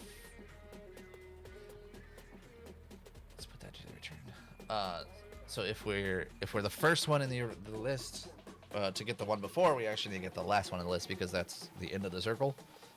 So we need to get that, and then we need to do the same thing for if this is equal to the length -1. So if it's the last one in the list, we need to do the same thing but kind of opposite. Well, hold on. If that's false, we need to do this because I mean it's normal. It's not first or last. Because we're working in a circular list. So let's copy this here and here. Okay, so if it's the last one on the list, we can take the one before because that'll still be valid, and the one after needs to be the first one, which I don't think I have yet. Well, actually, it's just going to be 0 because it's going to be the first one, so I don't really need to do any logic there. So if the last one we want to get for the one before, we want to get -1. If the one after, we want to get it's nothing, so it'll be the first one on the list. And that should give us our before and after that we need to do this.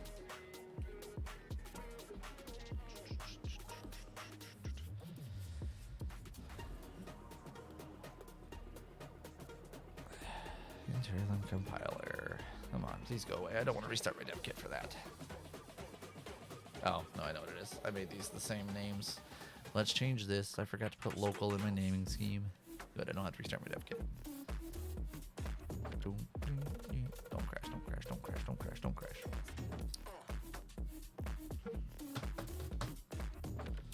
Come on, finish compiling. And give me the errors again so I can change these names. Please don't crash. It's gonna crash. Oh. Oh. Ah!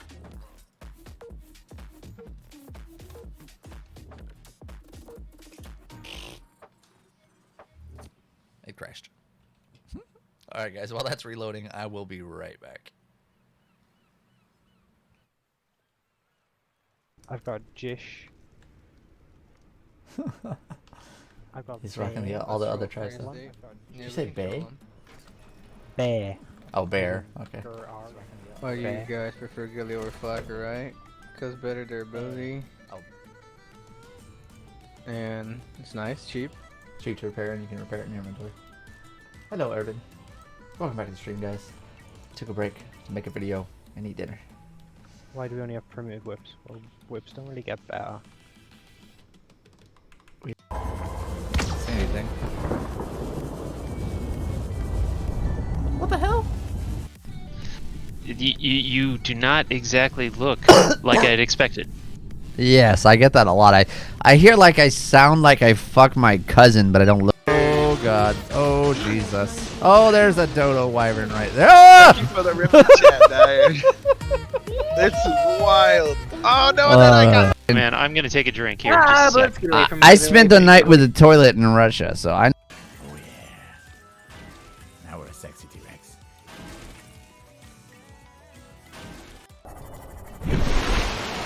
Oh, don't get stuck. Oops. And I can't carry that. Right back. And I can't move.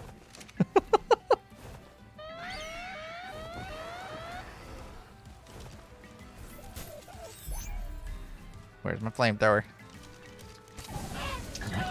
That's crazy. Die, dodos.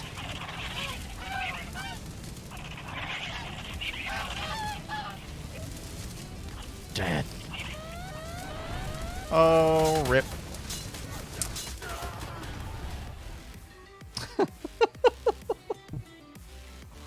Oh, ouch.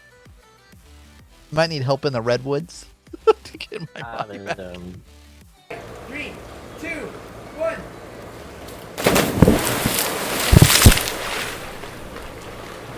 Oh, we definitely splashed out some water. Look at that. Oh, shit. Did we hit the computer? Yeah. Oh, I see it dripping off the microphone. We hit the screen for sure. Hit learn all Ingrams. Yeah, I put one on right here on the wall.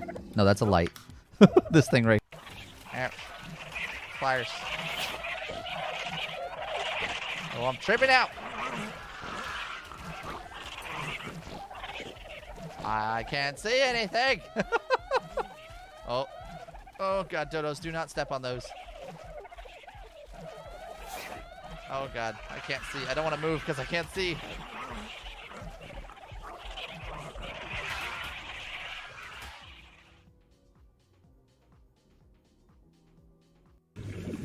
I want to get the still suit on this playthrough so I don't have to worry about water. I can just drink my urine. Natural disaster. Spice overload. Yeah. It burns my lips and my tongue. Ah, what burned on my lip? Alrighty, I am back. I spent the night with a toilet in Russia. Yes. Good times.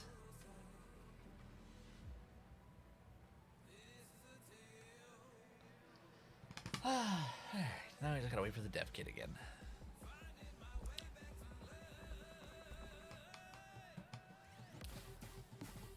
Good. Oh, dev kit crashes.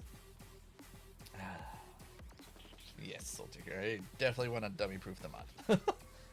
And I like that suggestion. It just that was, why am I gonna say it was my fault there? The dev kit crashing wasn't my fault, but I know what caused it to crash.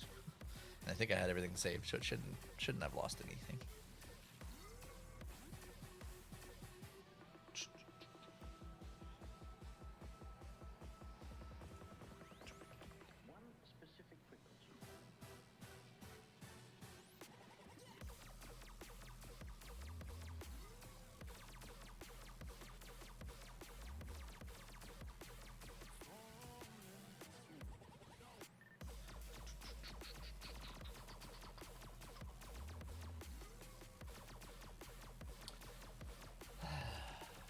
Hey, it's almost done. Loading test map area. That's what we want to see. That's where we want to go. Sure, this light on. Woo. Ah. It's a little better. Except for my eyes. So bright.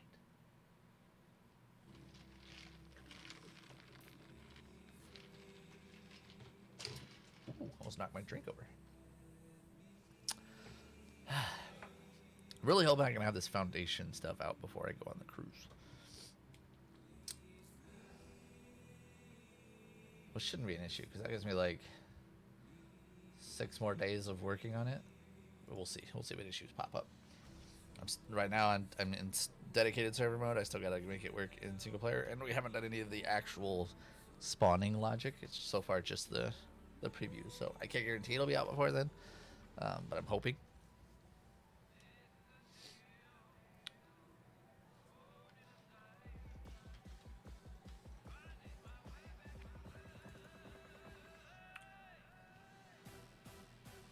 Oh, no, whatever this load. Oh, oh wow. That is weird. It actually loaded very fast. Usually your first graph you open takes a while to load. That was weird. That caught me off guard. I wish it would do that every time. Like every time, that'd be fantastic. Usually it says building hierarchy and it takes a bit to load, but they just loaded. Oh, there it goes. That's usually what it does. You guys sit there, wait. Oh, I need to change those.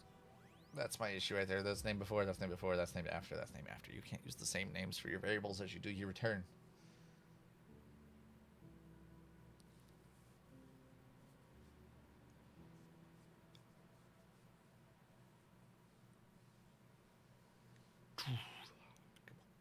Come on now.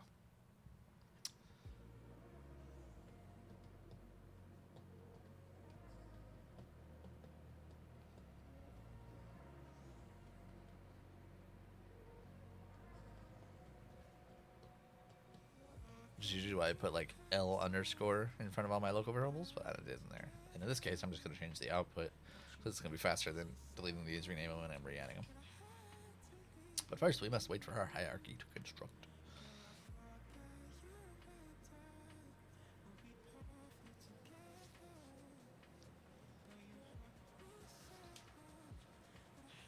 Oh, come on now. You can do it. I guess it's the first time you open an event graph, and neither of those were on the event graph. That's why they opened so fast.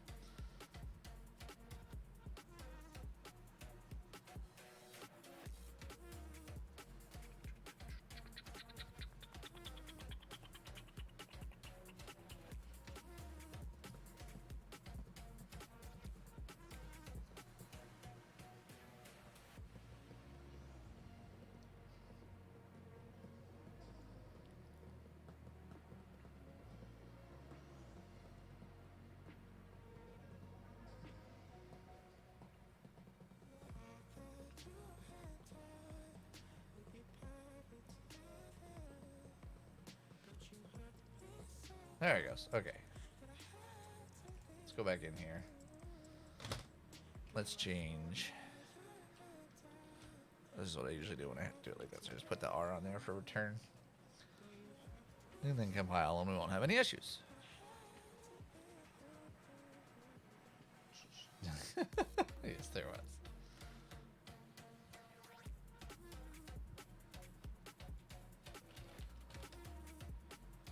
Yes, there was.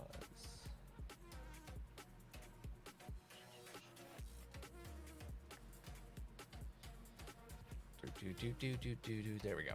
Okay, so now we should have our before point.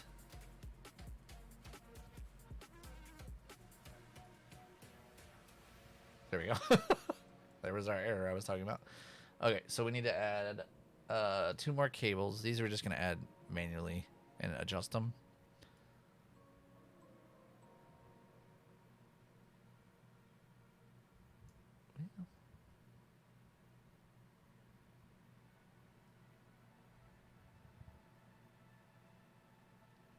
Actually, or do I want to do that?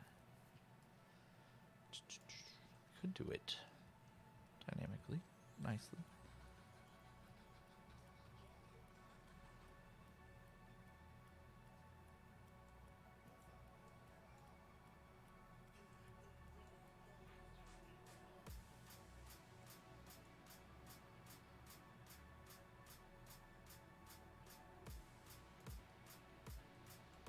No, I'm gonna. Yeah, I'm gonna.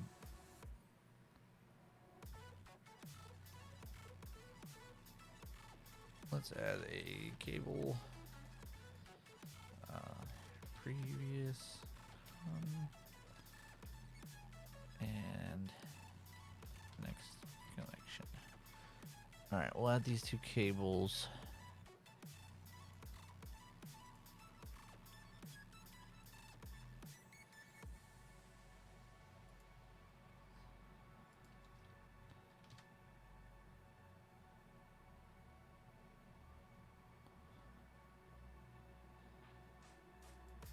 Should just duplicated this.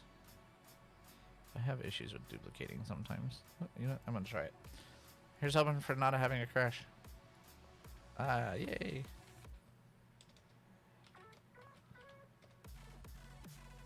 That's not supposed to be a C.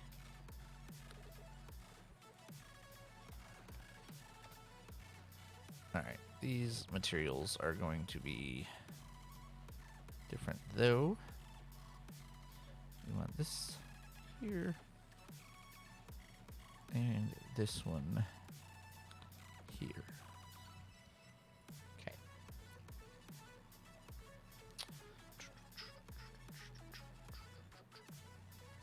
Alright, so now we have our previous and our next connections.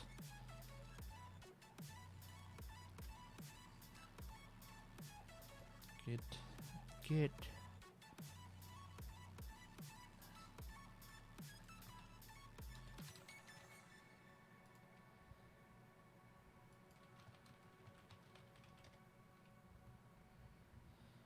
All gonna have the same endpoint.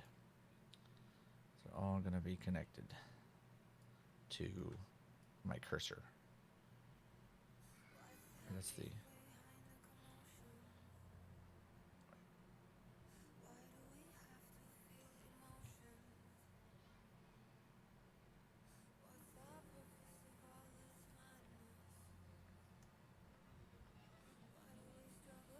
actually no. These are going to be connected here. This is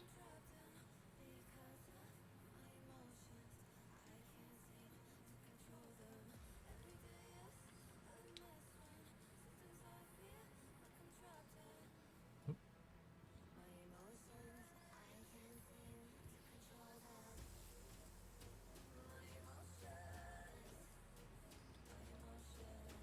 And locations are going to be like that.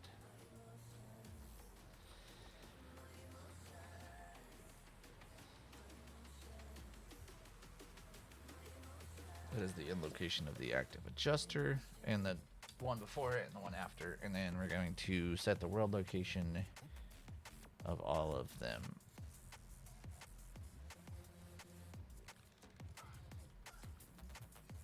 Here.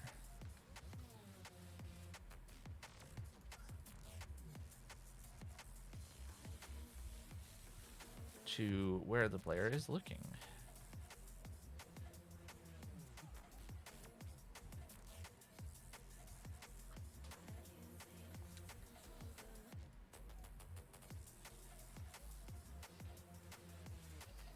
Like so. And we'll pretty this up later. Alright, all that logic's hooked up. Let's see how that looks. Oh, I need to set hidden in game and all that stuff still. Hold on. You're not gonna see anything yet. So we need to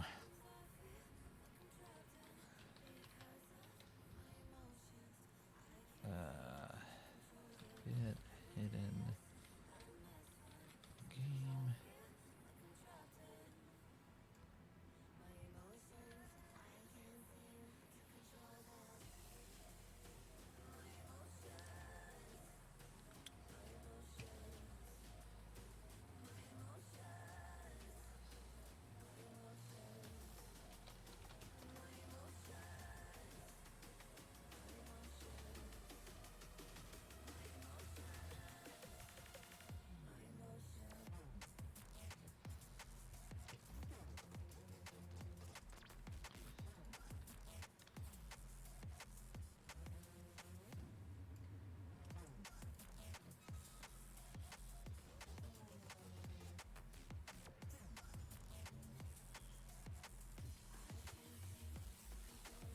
It's already not hidden.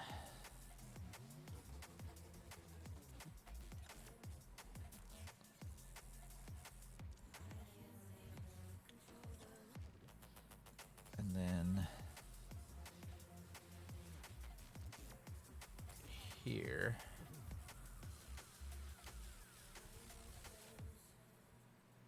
We need to set both of these back to hidden. Set hidden. Set hidden.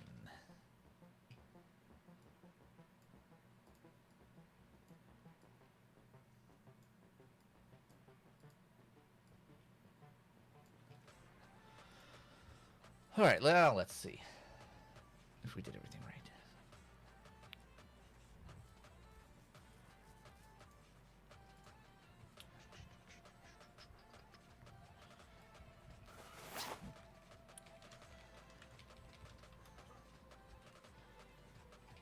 Although I just had an idea of how to change that a little bit.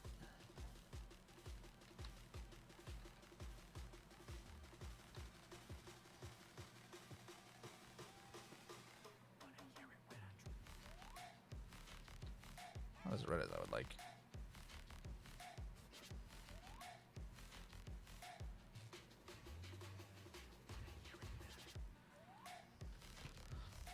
All right, we're gonna change this up a little bit. Make it. We want to. I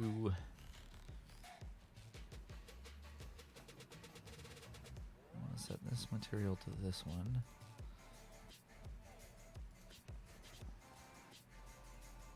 Set this material to this one.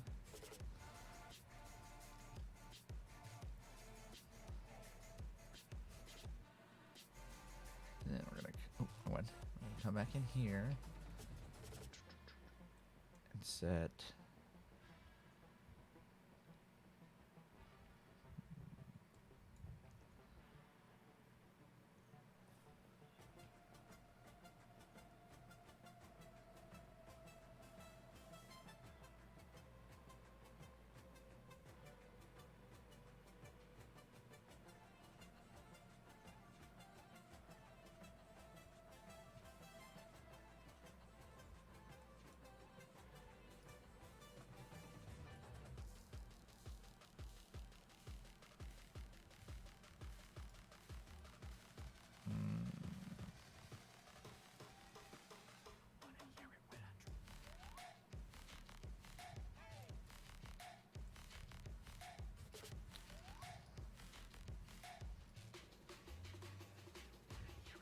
I think it was the liquid and the sugar more than the alcohol, to tell you the truth. I could like hear it sloshing in my stomach.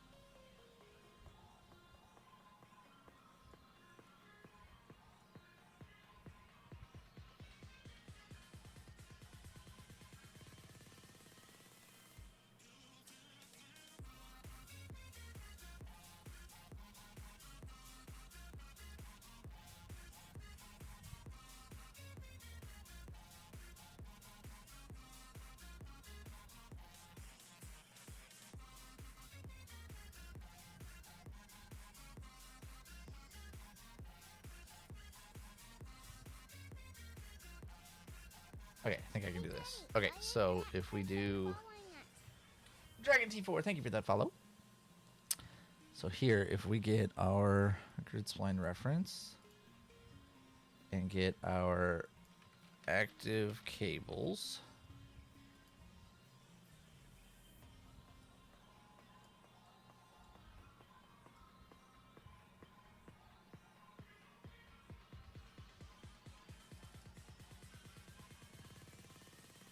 Actually, let's do this in here.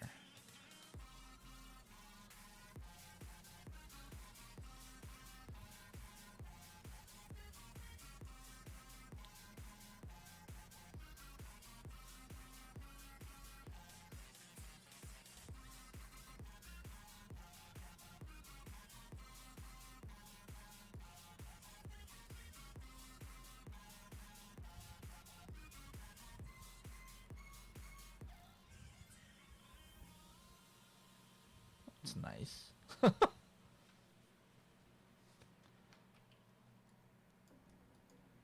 not actually that.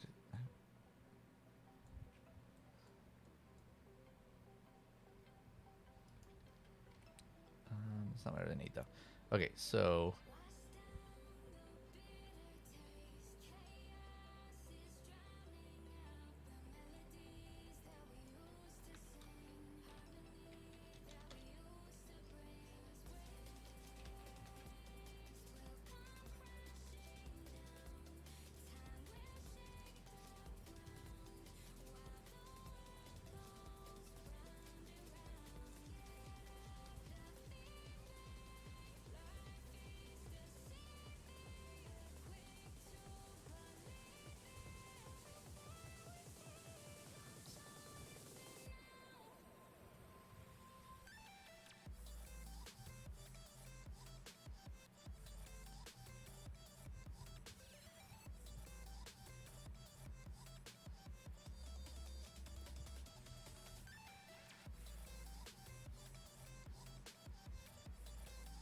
trying to think here.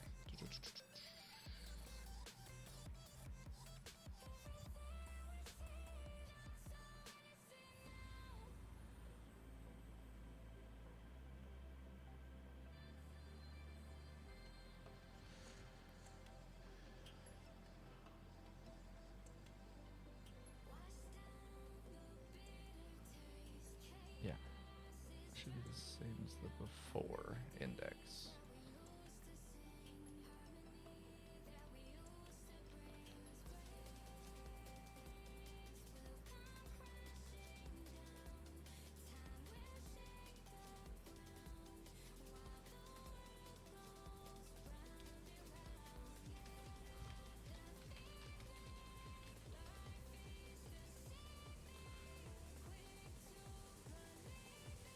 That's not what I wanted. Need an index on this.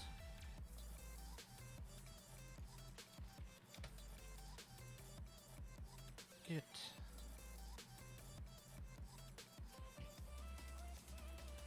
That'll make this a lot easier.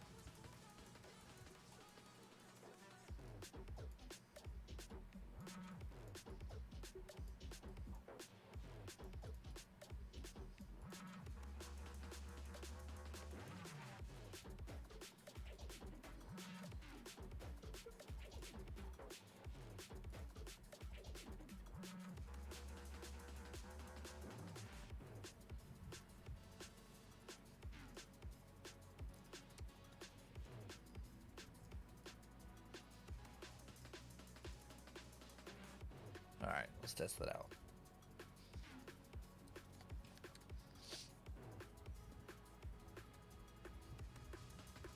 So I need to swap them back on completion, but let's see if this part works.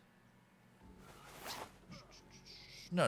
It's definitely a good idea, and I like it. I just want to kind of reverse it from the way I had it. So what I want to do is see how... Oh, we got the wrong sides.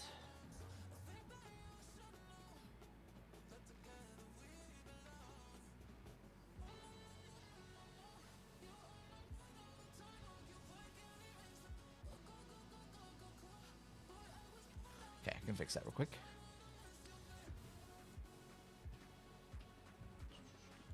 So I'm gonna have it turn yellow as the new one, and then turns the other one red. Well, I might do a different red material. I'm not a big fan of that one. So what I need to do...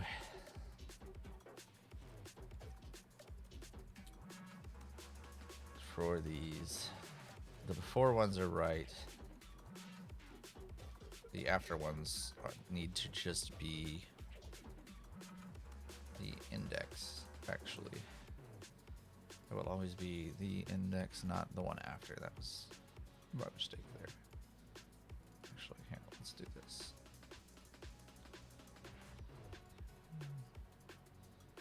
Three. Let me go like this. Oop, nope, don't undo that. I need the bottom ones only. Okay.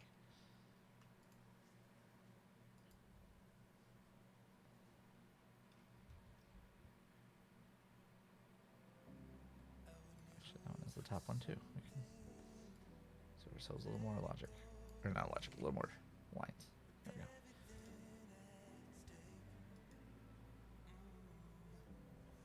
Wait, should those be?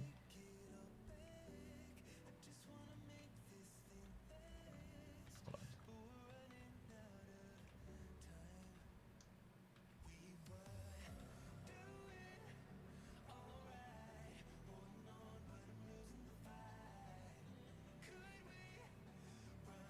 Okay, no, they weren't.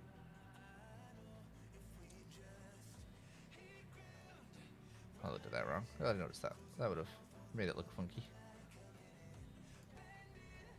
Got it. Okay. Well, should be +1.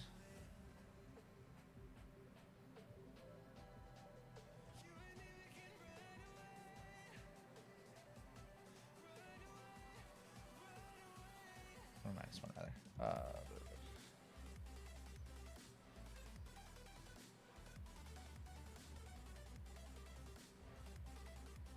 Okay, let's try this. Like I said, I'm probably going to change that red material. Maybe even to a solid red material, not a pulsing one. Or I might just edit the pulse. We'll see. Probably just edit the pulse. Make it less gappy. If that makes sense. So now...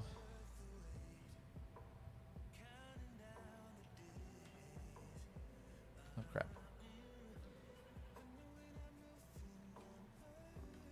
I hooked something up wrong. On these, I changed something I shouldn't have. Okay. Oh crap, I can't do that. Shoot. Let's see. Okay, so let me redo my steps here. So if this is 0, I'm going to do the first one, and then this should be +1. And this one should be that one. Okay, so these I need. No, I should have changed the front row. Okay, so this is if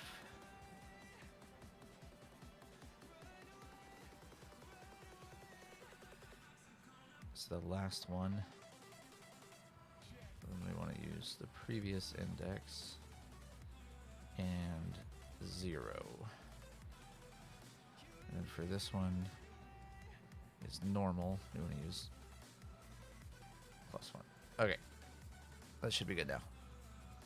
I need to clean this graph up. That is a hot mess of spaghetti right there. That should fix my issue.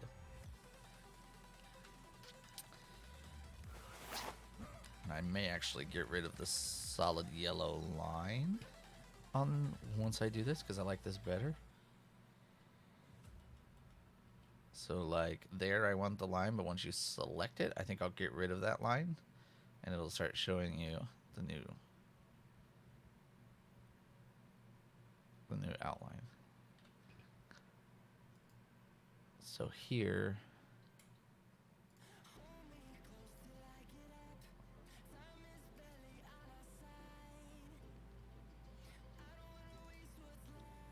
first things first though, I'm gonna change this material.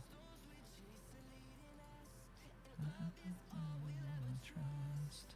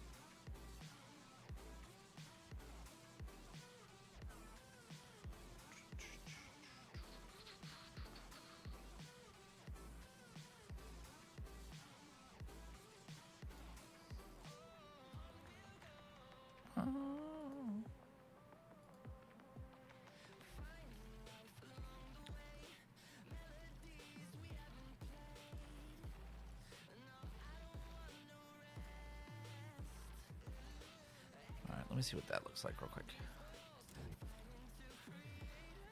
For highlights, instead of lines using a constant flow of lightning or dim flow of electricity, that would look definitely better than lines.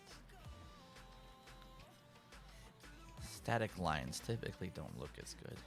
Alright, let's see what this looks like. See what I mean? That's a static line and it doesn't look nearly as good. Let's change that up. Okay. Don't like that. Let's go back to our tractor green. We're going to go with that instead though. And we're going to change its transparency fall off a little bit. And we're going to change its spanner speed to 10. Let's see how that looks. That should be much faster. Should give it the appearance of a more solid line. Oops, I hit pause simulation. Don't want to do that. Preserve.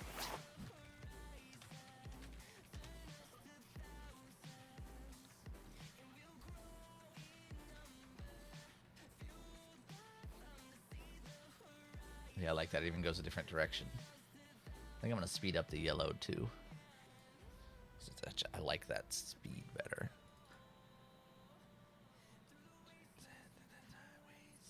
From the shadows, from the sun rays. So let's change the spanner speed to -10. Let's see how that looks for the yellow. And then I do want to change one more thing here. Components of buff, connector. I want to set the cable width to be bigger.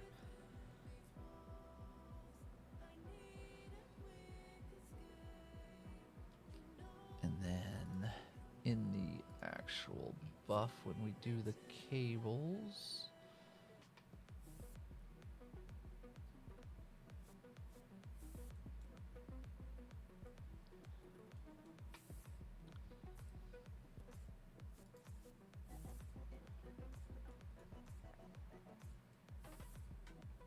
try to up this width. I want to see what I may look terrible. I want to see what it looks like. I'm gonna make them a little fatter.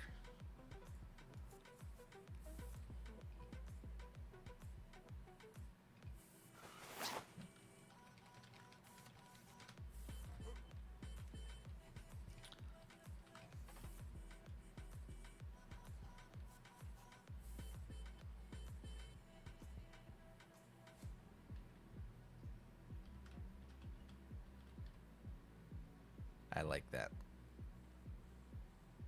I think I'm gonna get rid of that yellow line though. Like the connecting these.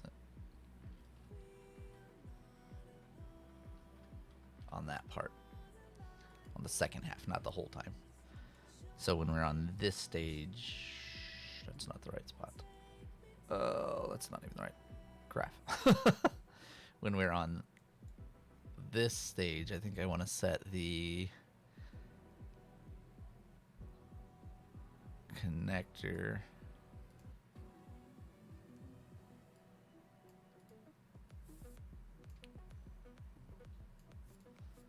to exactly this.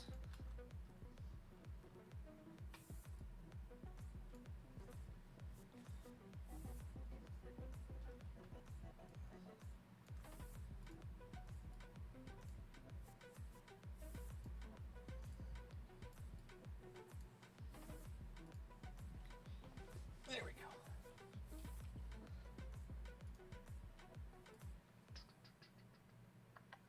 All right, let's see how this looks. I like the direction changes that happen when you go into the different mode too. It kind of like says, "Hey, you're in edit mode now."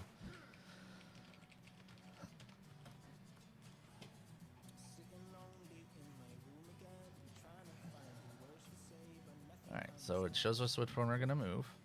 Pick that one, and I did not set that. Hold on, what did I do?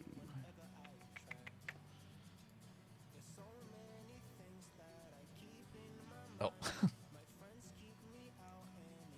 Dummy. Hey, if it's hidden in game, set it to hidden in game. I think it's hostile, aggressive weather and lightning highlights. Top of a small electricity bouncing out the place. Well, yeah, that would look cool, especially since it's already weather themed, and I'm a huge fan of lightning, so that would look really cool.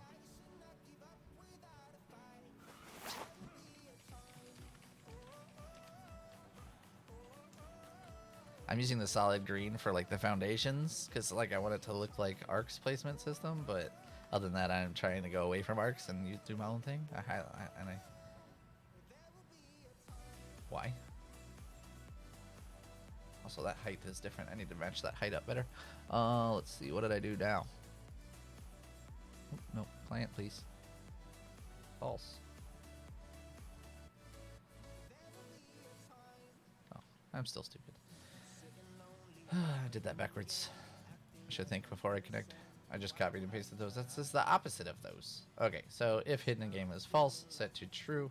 If it's already hidden, continue. Thank you. This I was making sure it was visible there. Also, I need to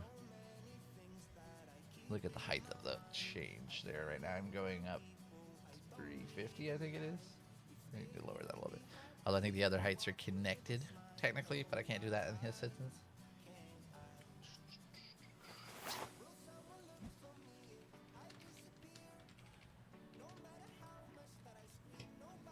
I usually don't worry about visuals this much, but this one I want to do differently. I want this to look good. There we go. Alright, I think that red one... No, it is not moving with it. Okay, so I can match their heights up.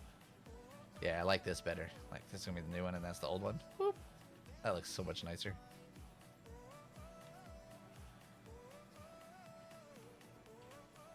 Alright, I just need to match these heights up, because they are off. So let's check where our height differences are at. For our cable components, they're at 100. They're just like the connector, and then here, where am I spawning them? 350.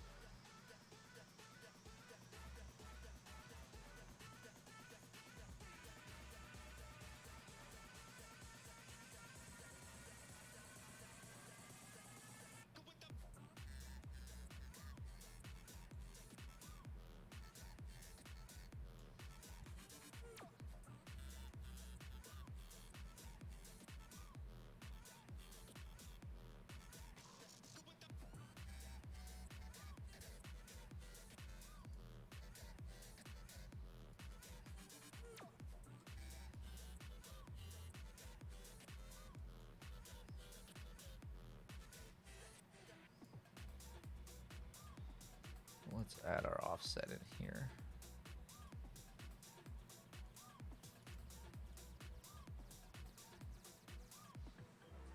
Which I think is... actually don't know. I have to experiment here.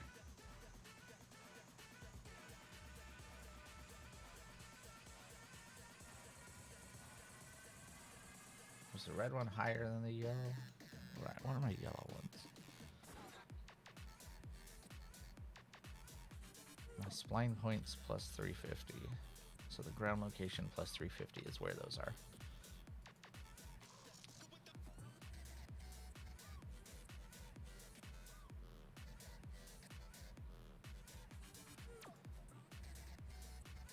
And then I spawn my arrows.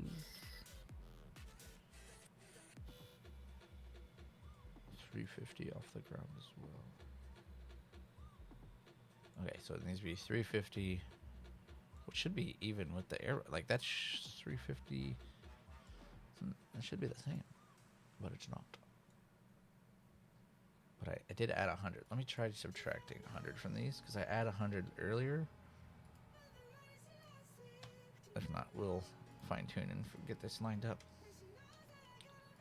I don't think it's 100 seems big. It doesn't. It seems like it's like 25 or 50 off. Doesn't seem that far off. I can't have something like that anyway. But I'm at work. Notepad. Have a running notepad of your ideas. That's what I do. Write them all down, otherwise you forget them. I keep a Google Keep notepad. You can access it from anywhere.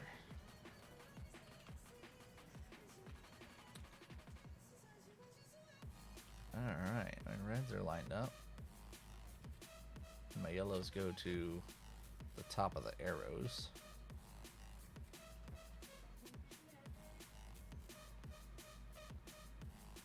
I like that. I like that.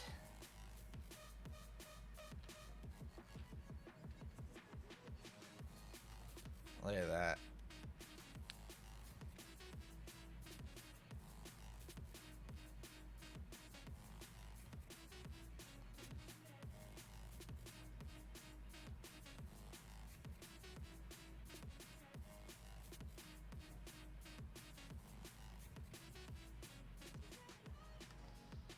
Bam. Now I need to get adding spine points in.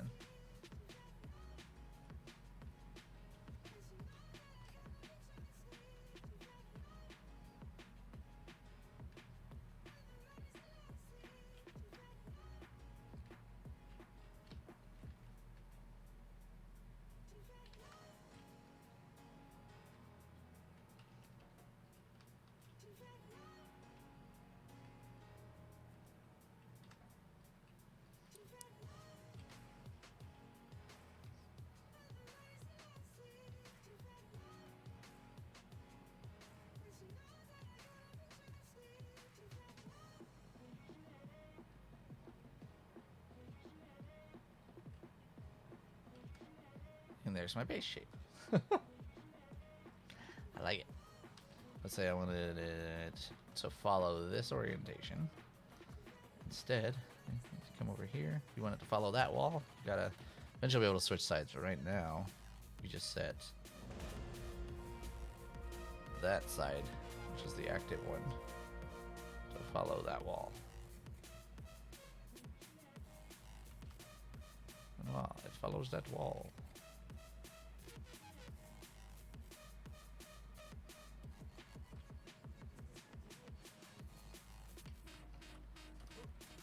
It's not going to be right on the wall.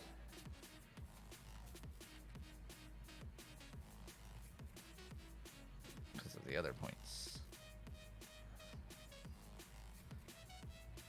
In the grid alignment, there's be incredibly difficult to actually have it on those points.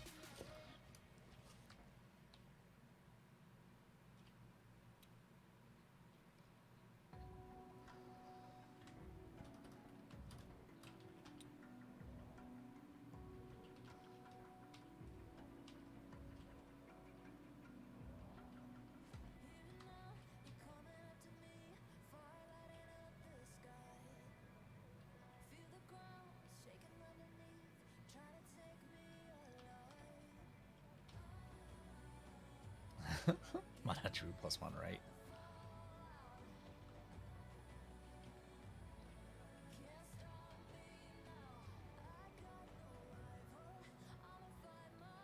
Boop.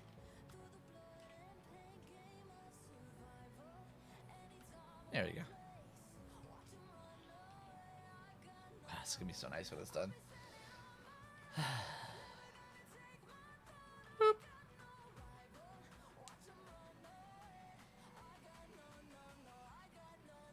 Hopefully I don't crash my dev kit here, but I might. Oh, that's a lot of foundations. This is why it doesn't live update. I'm using this outline as well because that's a lot of logic to run.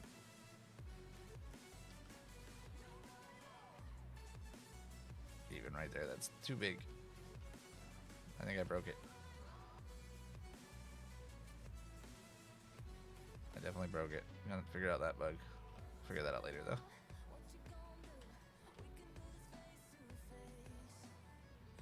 I broke it. I can see what's broken actually. It's my line traces because there's no meshes left. That was too big. Yeah. Should be fixable though.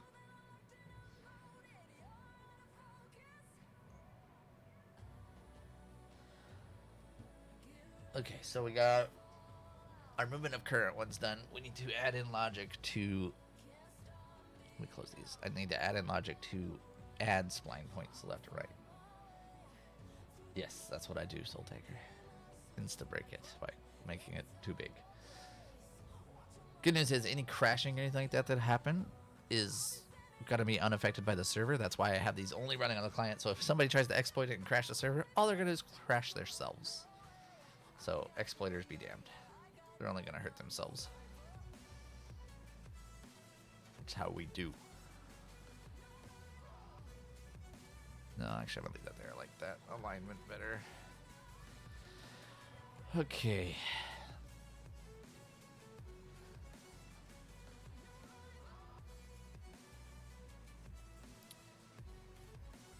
That's a lot of logic to clean up later. So now we need to have logic for inserting new spline points. So we gotta figure out how I want to do that the best. Ideally, I'd like to just look somewhere near the spline and then hit a button and it'll add a spline point as close as it can to where your cursor is on the spline. If it's within so much range of the spline, I think that would be the easiest. Yeah, exactly, Soul Digger. Usually before I go live, I will spend a day or two trying my damnedest to break my mods. And then put them out, and then people will find 100 more ways to do it because it's impossible to find all the ways when you're testing, but I try my damnedest. I've only got one report so far with a pillar version of dynamic structures, and I put a fix out for that. So I think I did pretty well on that one. Of course, it doesn't, I don't know how many users it has. I actually haven't looked. Let's look real quick. I mean, there's not a lot to do in the mod right now. It's literally just pillars, but it's not bad. 5,812 survivors. More than I thought it would have this early with basically no functionality yet. Okay, so yeah, I think that's what I'll do is maybe have F for adjusting. I might do G right now for my testes here. Testes.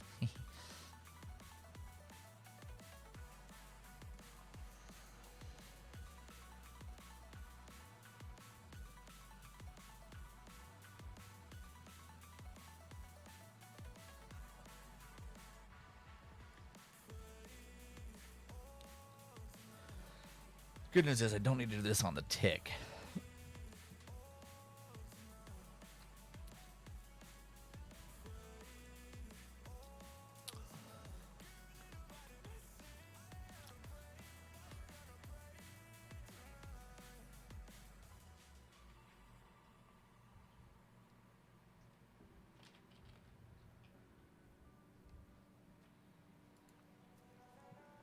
I like this new function to have. It's very nice. You got a whole player trace without hit location and this one little pure node. It's beautiful. I love it. Okay.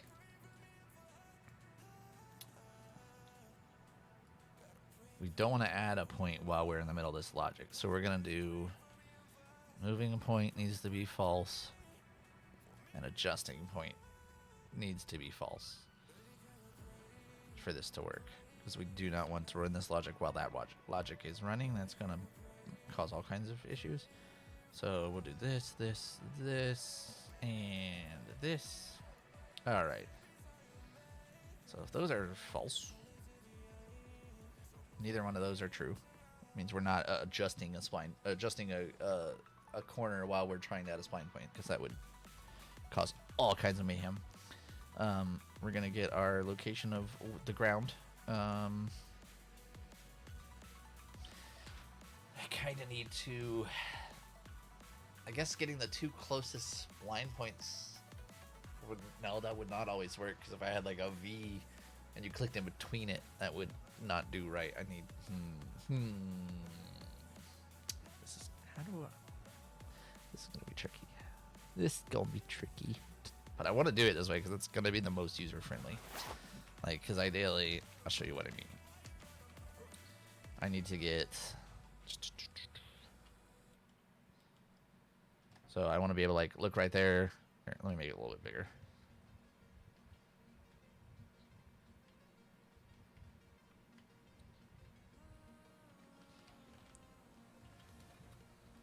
Like, click right there and then add a spline point right there, but I don't really have.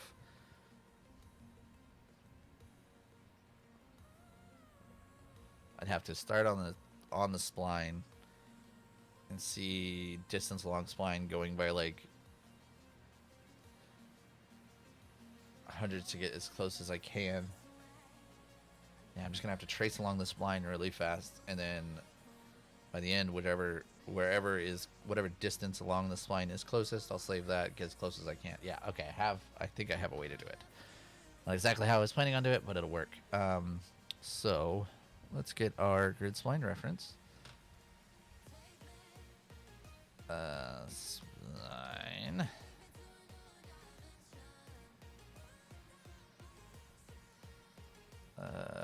Distance. Research spline. We would need to get world location at distance along spline. There we go. And then we need to get spline length.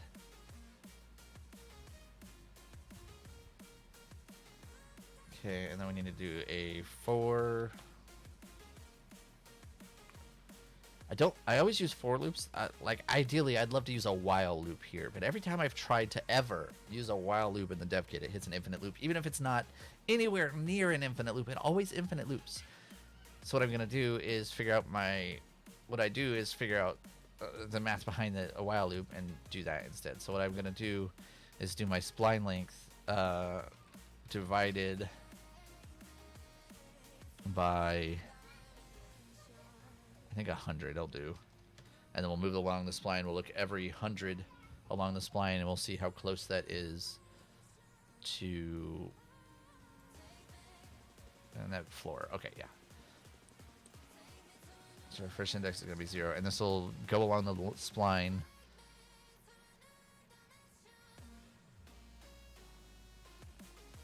At the distance. Oh, no, that's not what.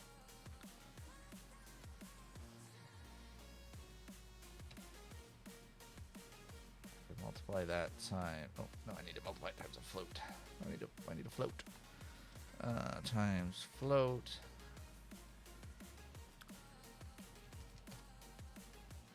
Should give me my distance along my spline.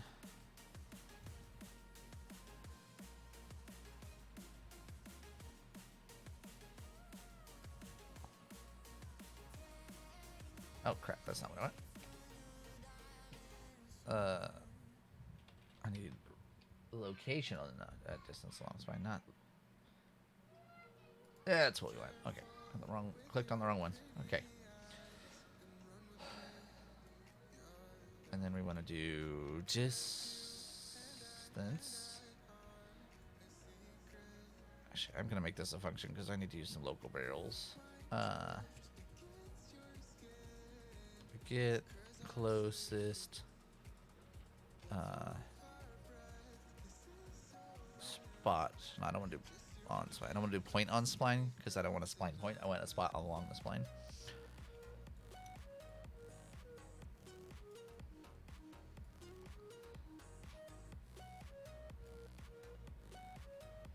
Okay.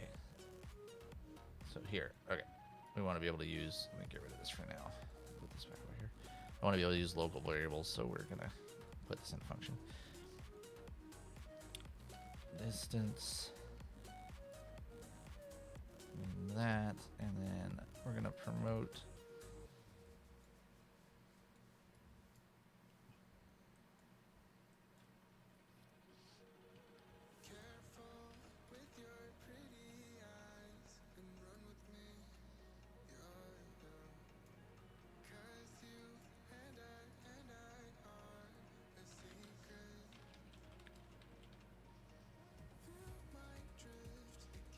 Distance here first.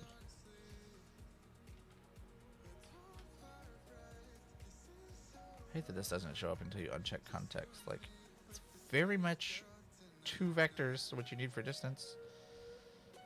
I don't understand why it doesn't show up. Like, how can that not be more context sensitive? I don't understand. I don't get that one. It bugs me.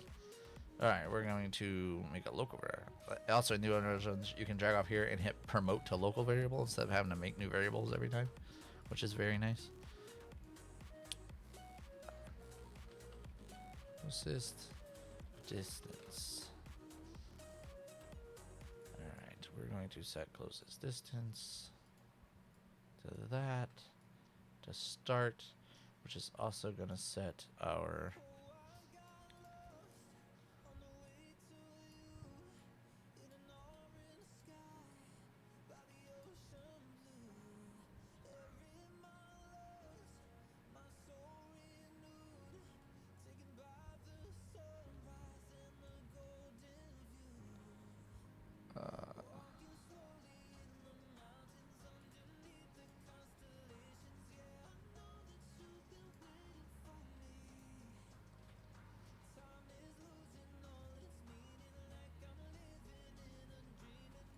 yeah, we're going to run this one as well.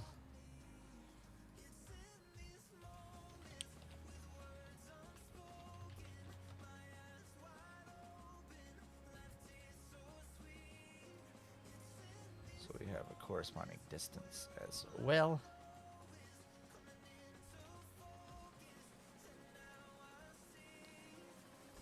Alright, so we're setting the first spot on the to be a closest, and then we're going to update it every time. We're going to take the min of distance and closest distance. Oh, no, we're not going to take the min. I can't do that. I got to do... If this distance... closest distance. If this distance is less than... closest distance. Come on. There we go. This distance is less than closest distance.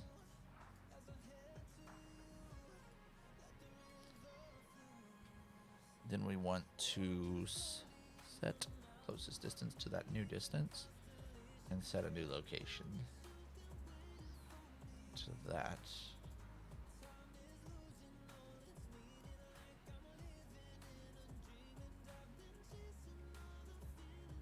If not, we don't want to. And then when we're done here, we want to return our closest location.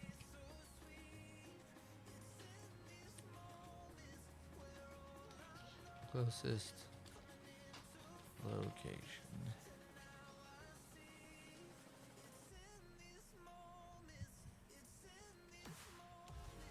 I'm gonna set that to that. Okay. That should go down the spline and find the closest spot on the spline to where we've clicked. And it should go every 100, which is 1/3 of a foundation, so it's close enough. We can't go. We could go down to like 1 or 0.1, but then your logic's going to be a lot bigger.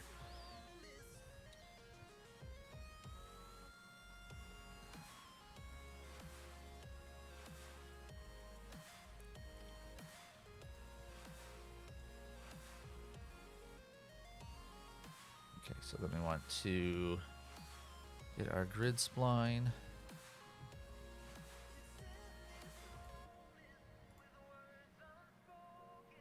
And we want to run adjust spline points, I think is what I just looked at. Yeah.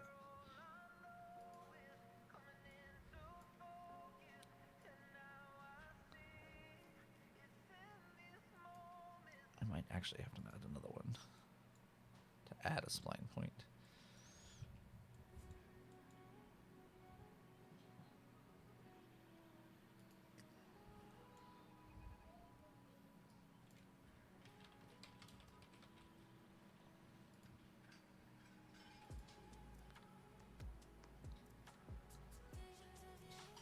Yeah. Okay, so we're gonna have to get the spline points. Let's collapse this to a function I need to use. Adjust or add spline to array. Okay.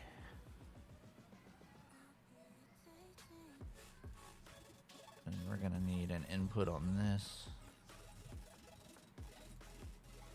of a new spline.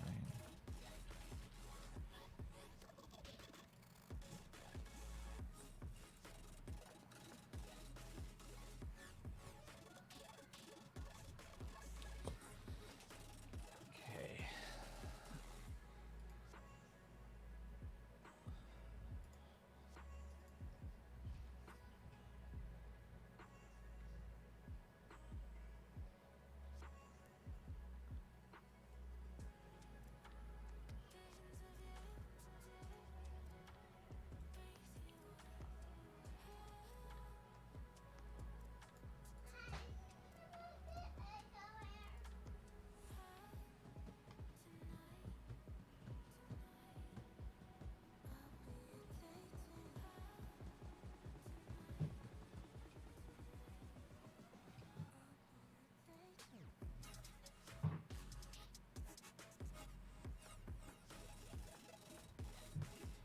Oh, shit.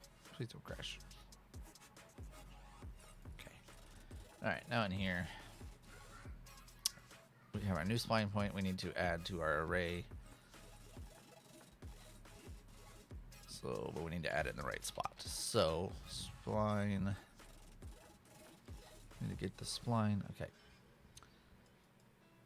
We have our spline here. We need to get.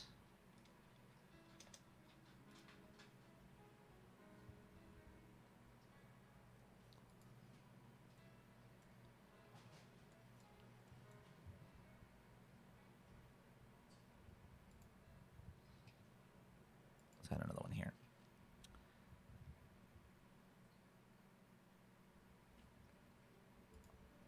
Of a float.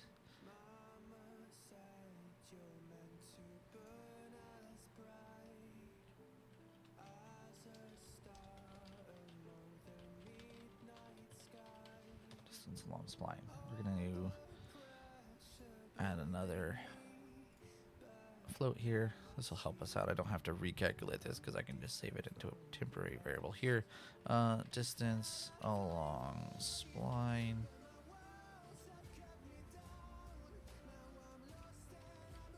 Distance on spline.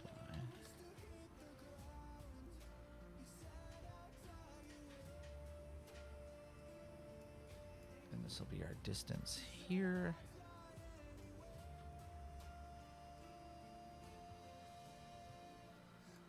Okay, now we got our distance along our spline, which will help us figure out which two spline points it's in between.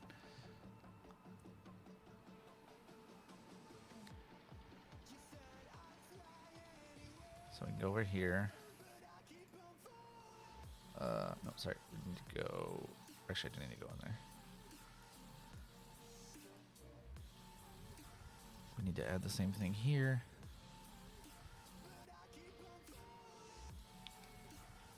Distance on spline.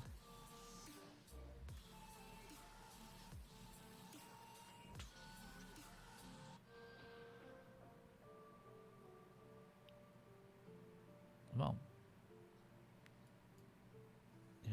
it can't be a literal value. I'm not done yet. Damn it. Okay. So now we have our distance along spline. So we can get distance get it at spline point. That's what we want. Okay. So we want to do num spline points. Subtract 1. I really gotta quit doing that. Subtract 1. Okay. Oh. So we need to get,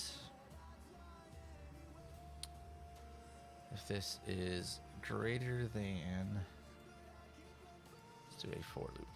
For loop with break. Okay, so what we need to do, for loop, first index is 0, last index is the length or the number of splines. So for each spline point, if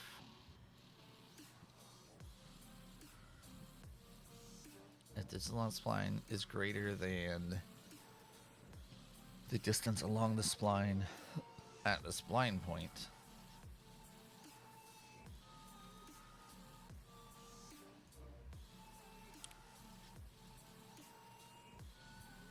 I was actually going to do greater than and then less than the next one, but I don't even need to do that because the first one we come across that it's greater than, it'll be in between that and the next one. It has to be.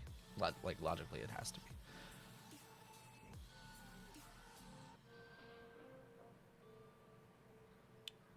Okay, so if that is true, let's set the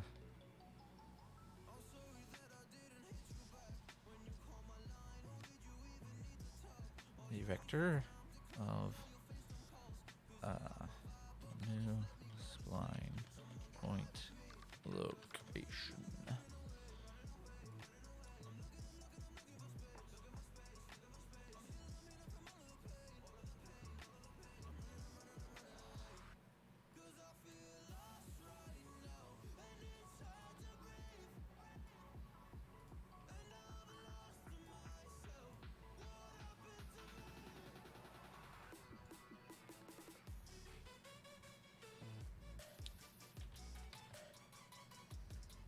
World location at distance along spline,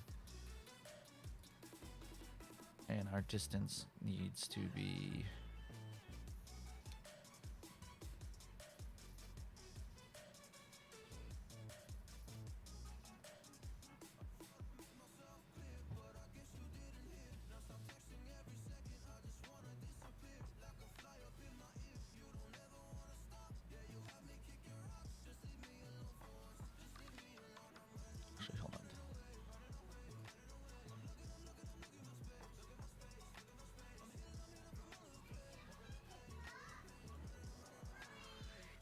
we want to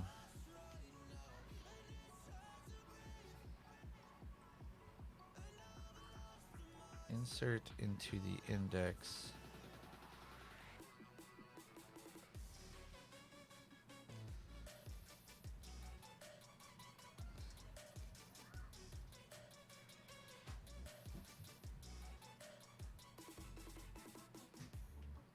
+1. I really gotta quit doing that. I always do that. Put that there. Actually, I think I can get away with doing either of these.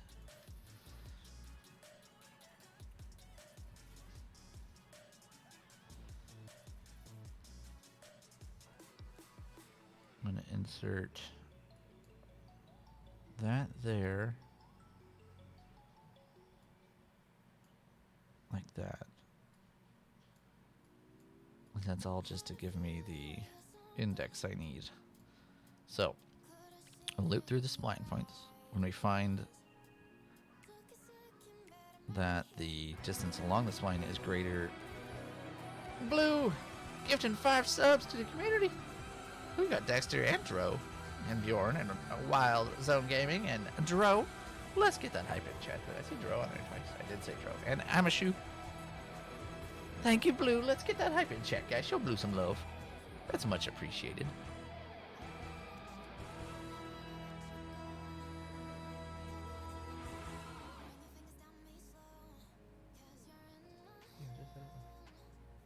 Just set it down. Right there.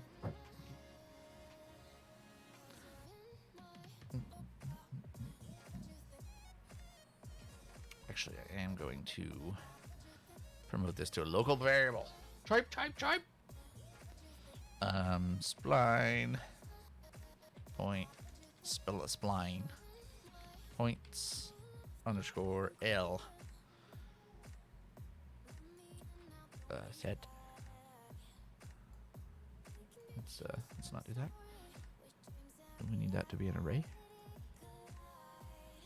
Drag this over here. Shut.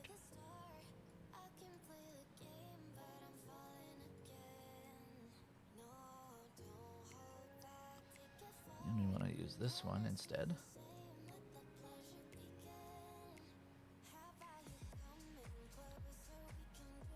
And then we want to hook this up here.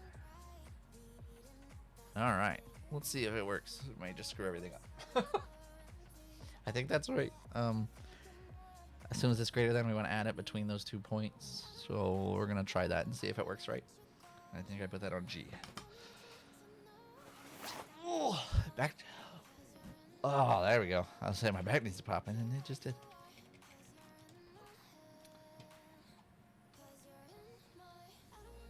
Alright, let's give ourselves a little more room to work with here.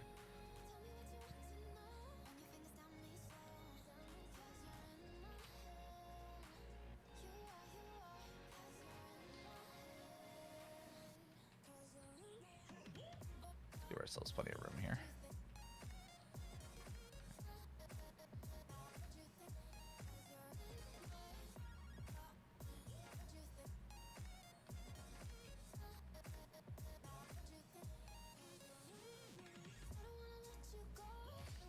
Not as I wanted.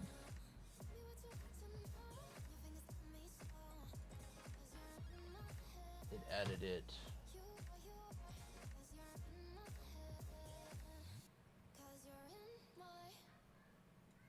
In the wrong spot. Oh. I didn't hook up this brake. That's why. Or I hope that's why. It's definitely one of the reasons, if not the only reason. We'll find out.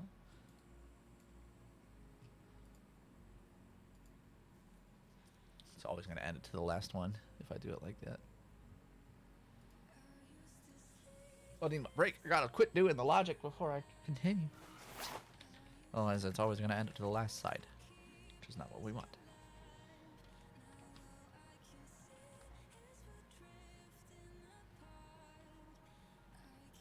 Ourselves room so we can see what happens, and G.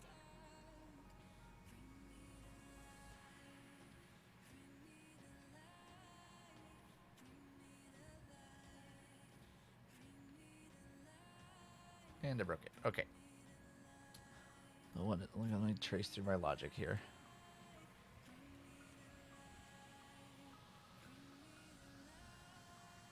I'm worried about this because this did not do what I wanted it to do earlier.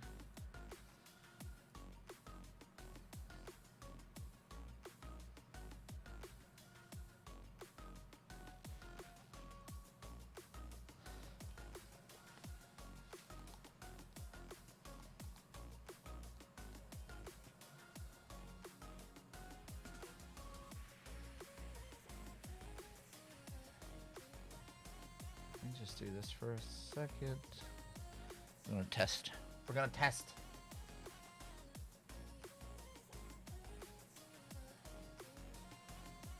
So what we want to do is right here.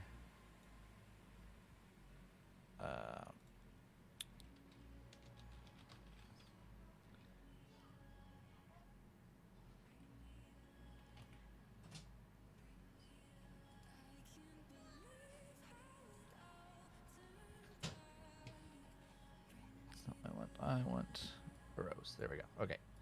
Get arrows. Instance So we want to add instance world space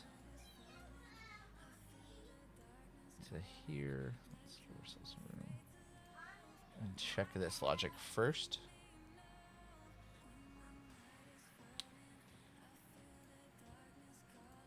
See what that looks. See if that's working like I want it to.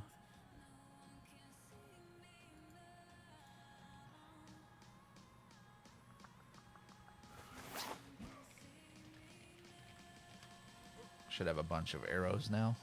Like a bunch. Or not at all. Oh wait, it's gonna have to. Not yet. Alright, so wait, G.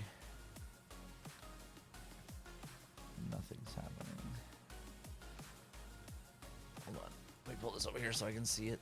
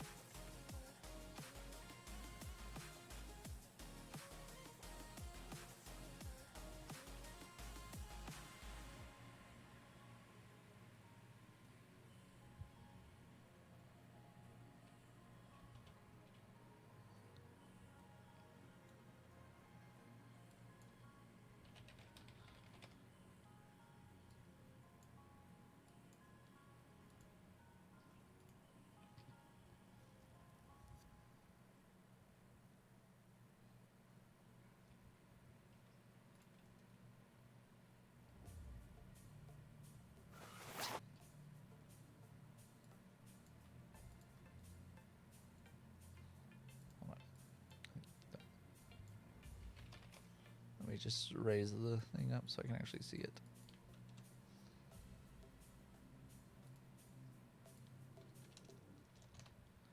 Okay, now I should get them up in the air. I think they were in the ground again. Hey, what's up, Wild? How's it going?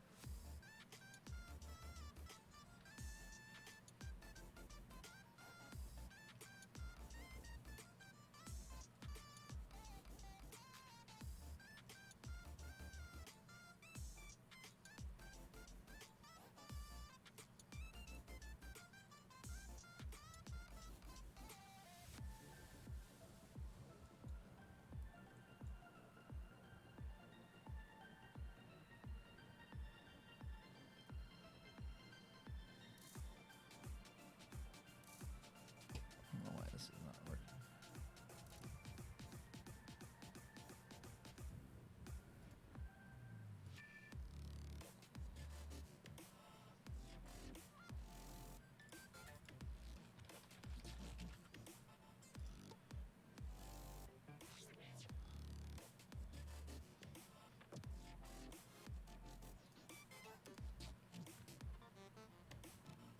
Look at that outline of the area. Nice. I am loving it.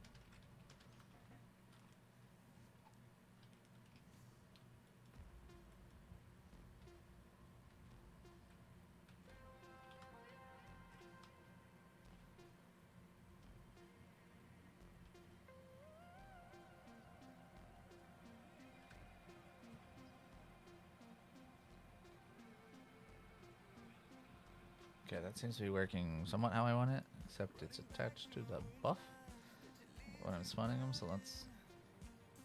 I mean, it's fine, but it's not what I want. but it's working. So our locations are right.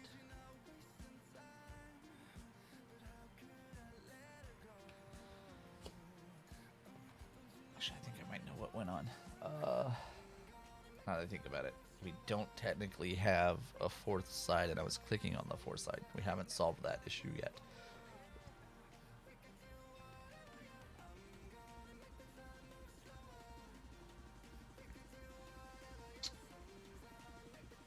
I need to solve that.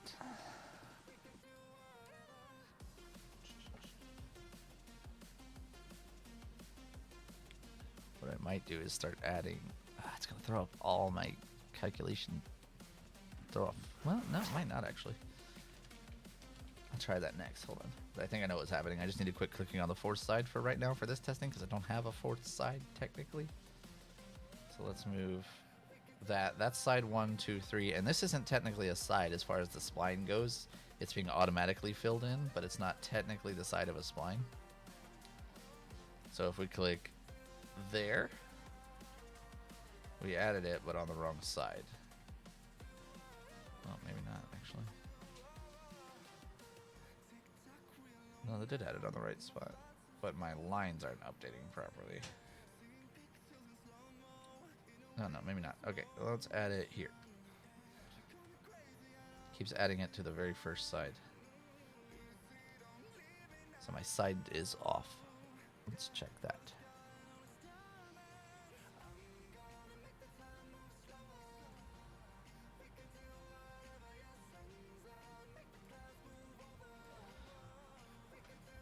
Let's print this real quick.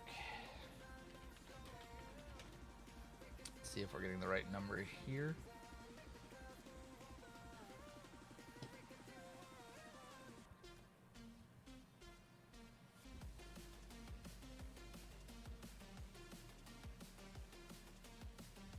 Oh wait, that's always gonna be greater than. Oh no, okay.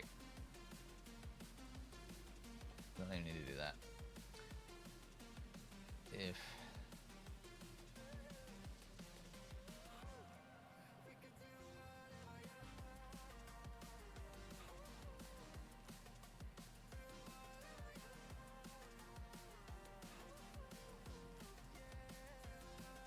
so, if our distance along the spline, the first one is greater.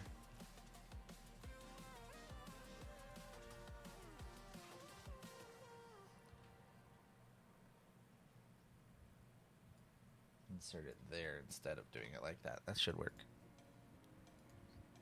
On everything except for the last side, of course. I still need to come up with logic for that.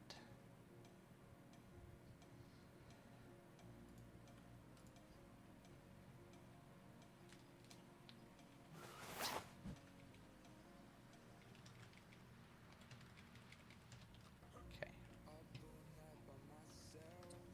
So now, as long as we don't click on... I'm hitting the wrong button. Hold on, let me just make it bigger. Makes it a hell of a lot easier to follow. Alright, so it won't work on this side yet. If I hit this side, it'll either go there, or whatever's closest. But if I hit it there, that broke it. Why did that break it?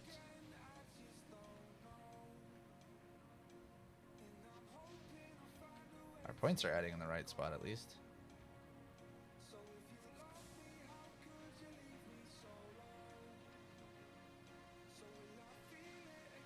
Figure out why that's... Alright, let's have a look and see what's going on with the filling in though.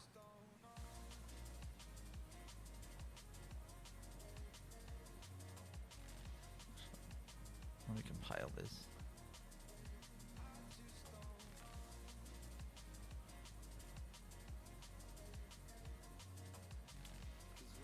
I built this with only 4 spline points, so I haven't actually tested it with more than 4 yet. But I think I have everything set up right to work.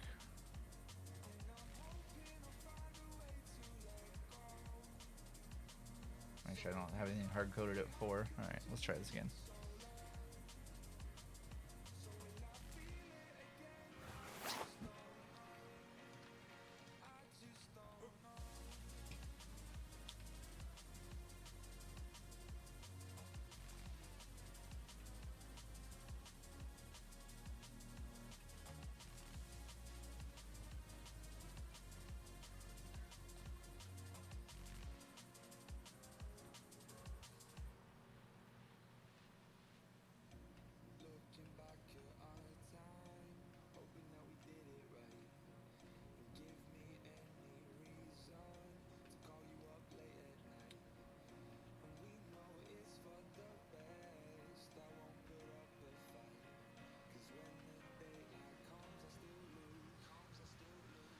So right there won't work. You see it added it to the closest point, which was right there. But it's working. Oops, I didn't want to move that one.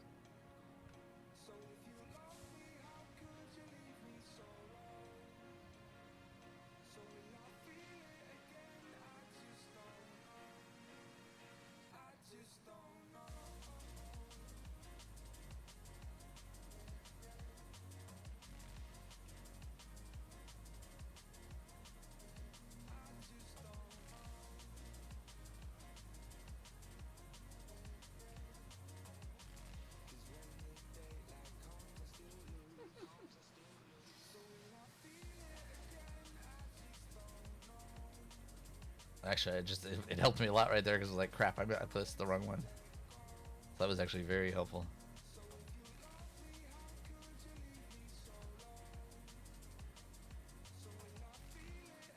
Alright, so we just need to add logic for this last side. Because the spline doesn't technically exist between here and here. So when I click here, it's going to put a spline point over here.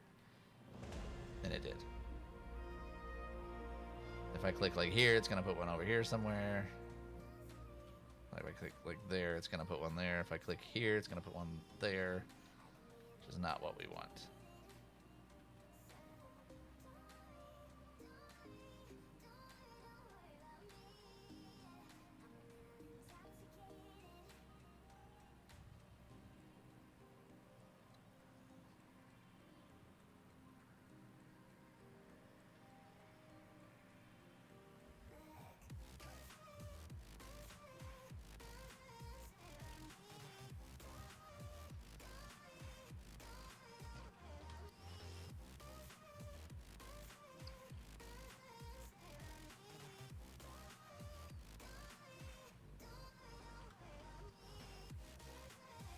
And voila, you'll be able to make bases of any shape you want. We gotta do this last side though. Basically, what I think I'm gonna do is kind of. I don't want to add another point on time because it's gonna end up putting another, like. Hold on, let's add one there. If we do that, and I added another point like right on top of it, I could fake it, but then we'll have two adjusters there. We do not want that, so I really gotta come up with a more elegant solution than just kind of faking it. No, that edge still is there when you adjust.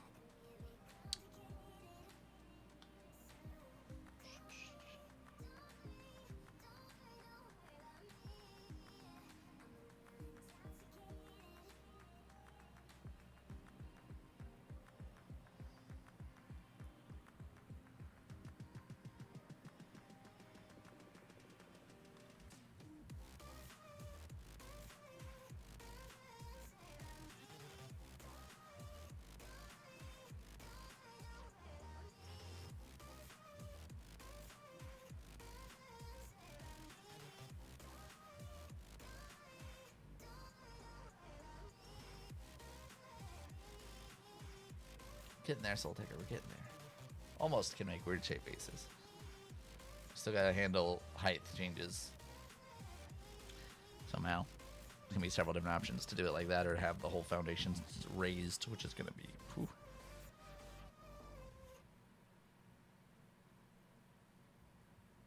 It's gonna be a lot of foundations.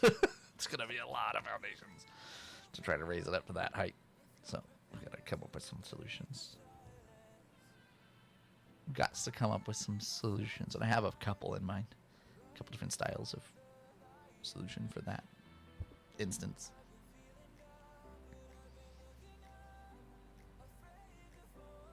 But it's gonna be a challenge. So I gotta figure out how I'm gonna do this last edge.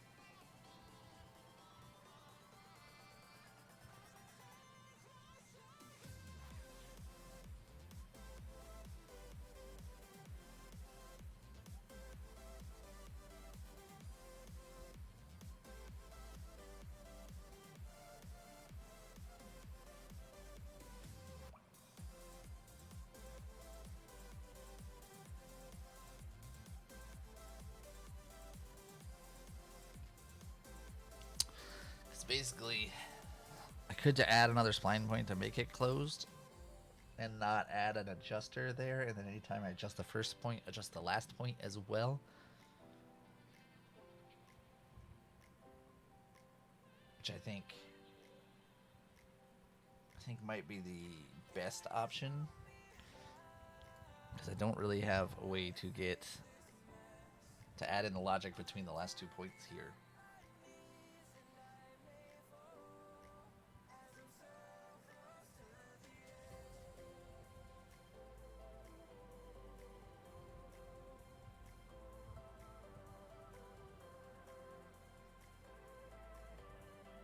Yeah, so I'd have to do it if I fake a last side. But I'd also need to make sure that a arrow doesn't spawn above it, that you can't interact with it. It just needs to be more or less a fake point. Which I think I'm gonna do.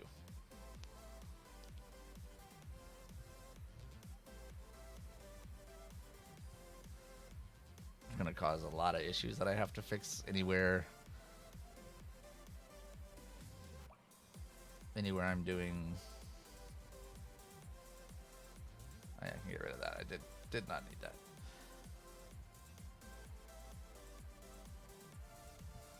Anywhere I'm doing like get spline length -1, it's gonna give me issues like that. Like here, get number of spline lengths -1, add instant world space.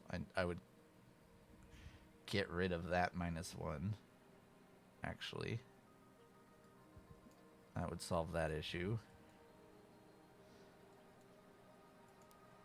Vietnam spline points.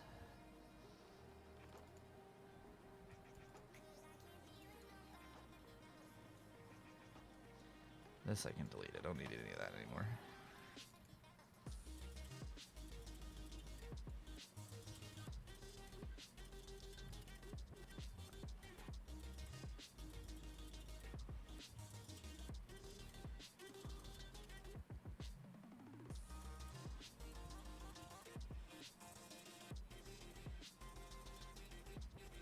That one can stay. It's not going to hurt anything. It's not necessary, but...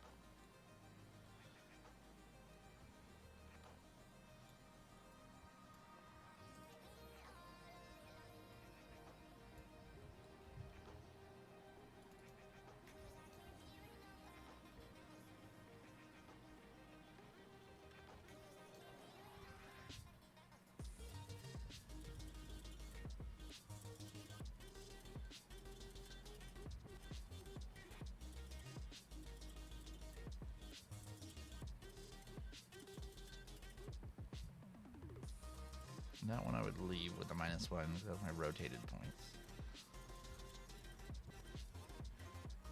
It's just adding instances of the move icon. So that one I would get rid of. That one I got rid of.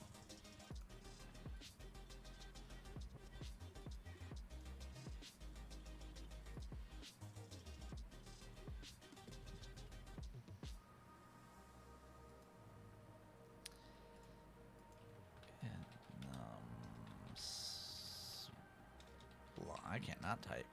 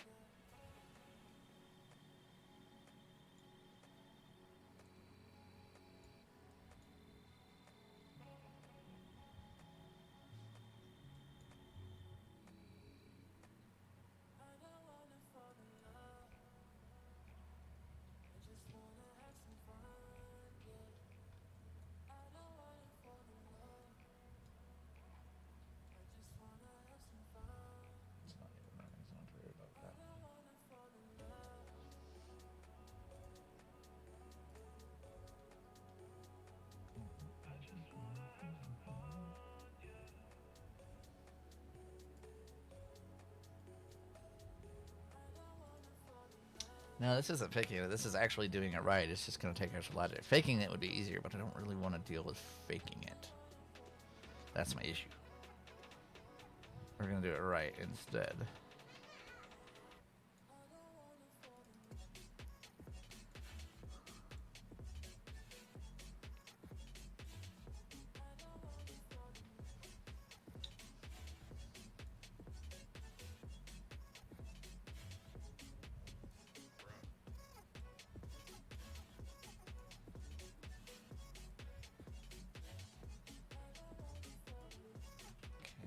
To add back in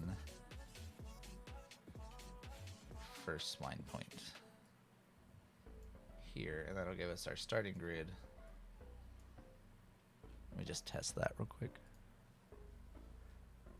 It's not gonna work quite right. I want to test something real quick. We should have 2 spawn points on top of each other without arrows. Still gonna be adjustable, I think.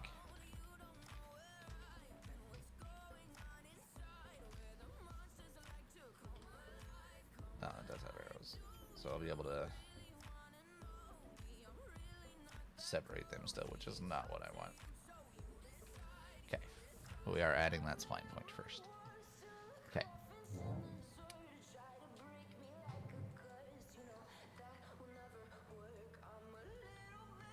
So we have our 5 spline points.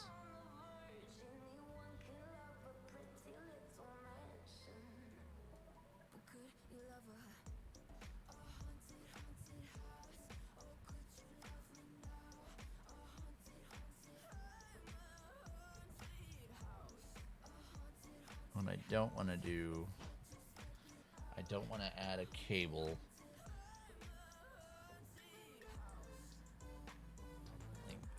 Oops.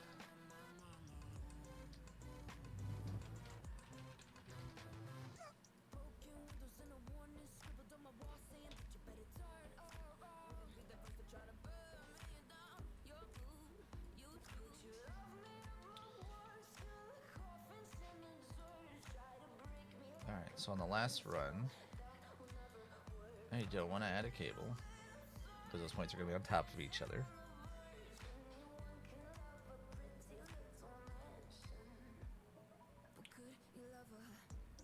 And we don't want to add on the last run here.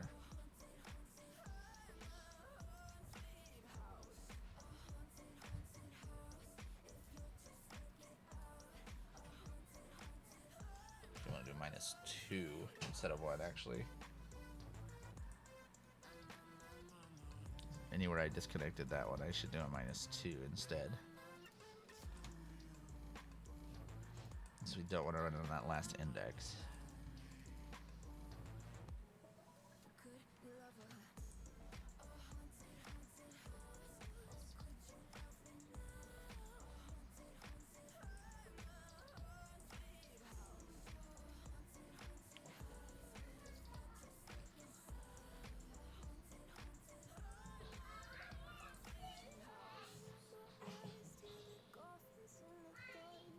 -2.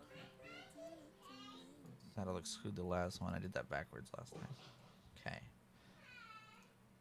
Let's compile that. That gives us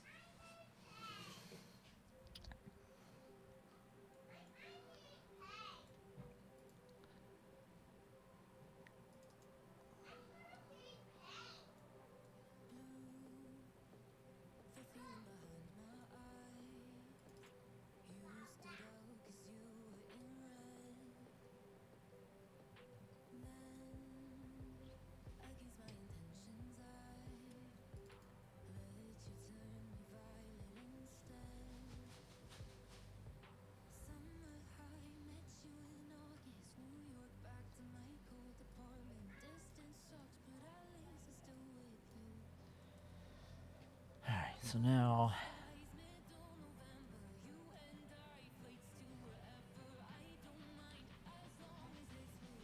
on this one,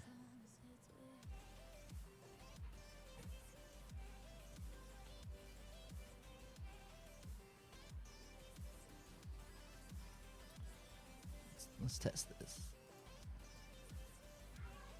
Still not gonna work right, but let's test it. Because we're not moving our last point if we move our first point yet.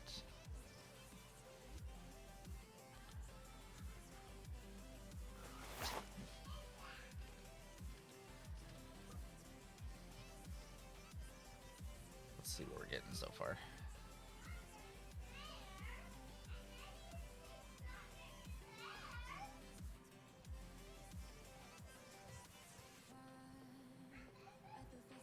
Guess I am moving my last point if I move my first point.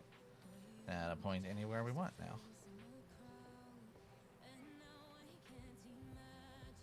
Alright. That worked.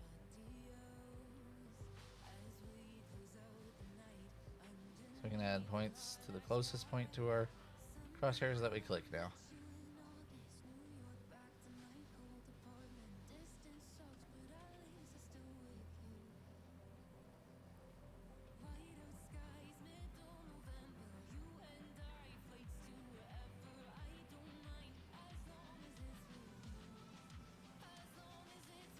Alright.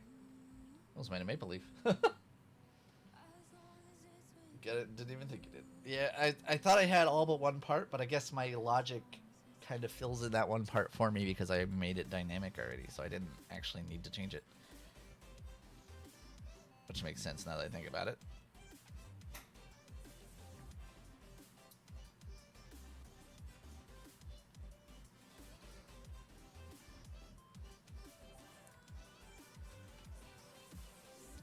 Oh yeah, this works fantastic.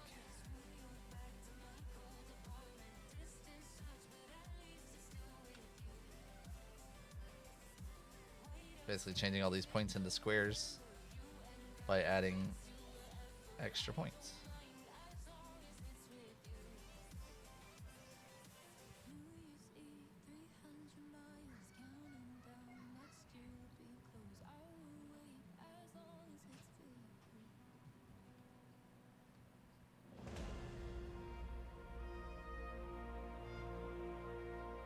Too far.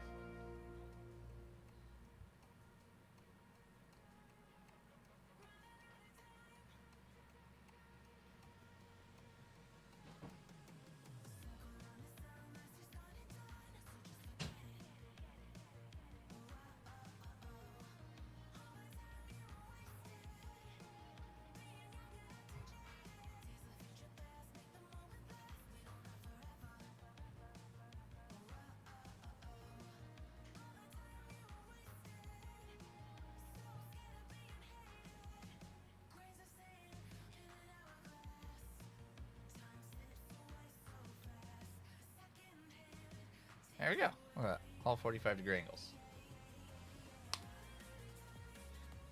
So strange, funky shape bases. There we go. Almost. We got the preview structures done.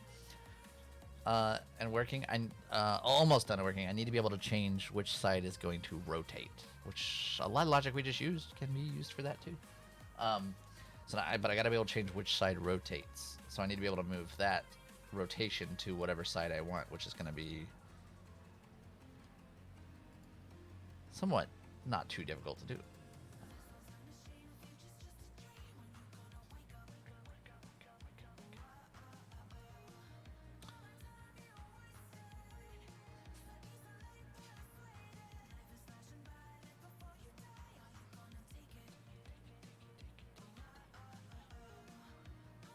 It's actually this logic again.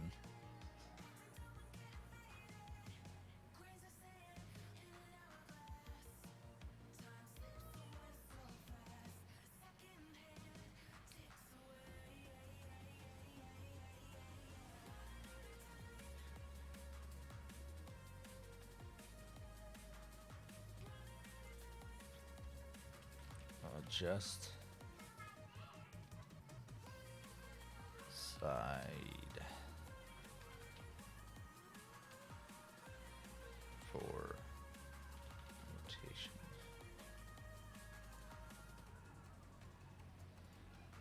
I need an input of an integer, or was that a float? I forget. What was it? It's a float. Distance along spline. Distance along spline. And then that's plugged into there. There we go.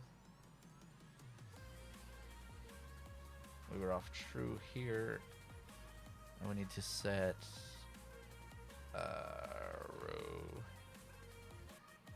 set side for rotation.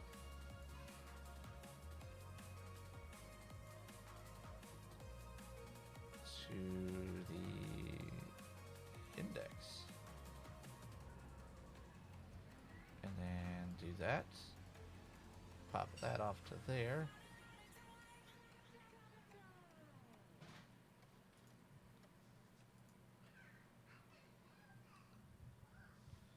Let me go back over here real quick.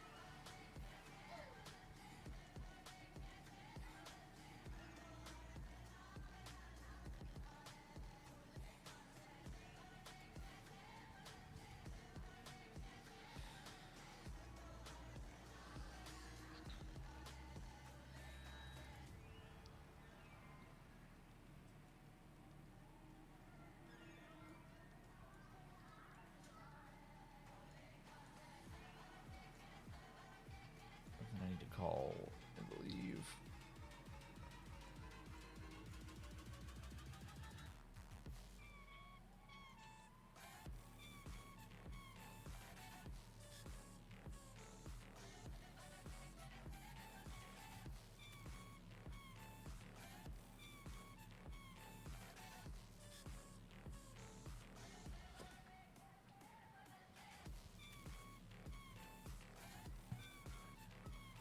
Yeah, if I just set that. Okay.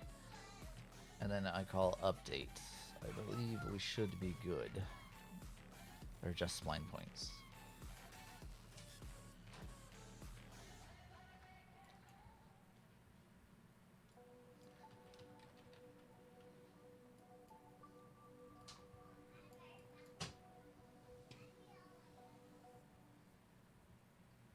Whispered promises straight to my heart.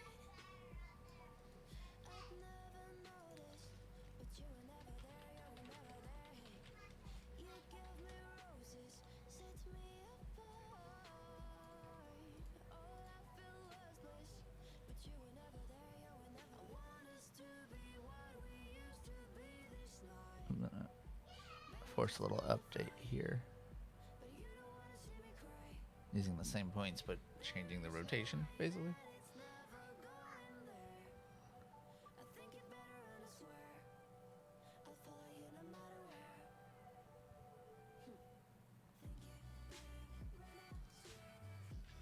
Seriously.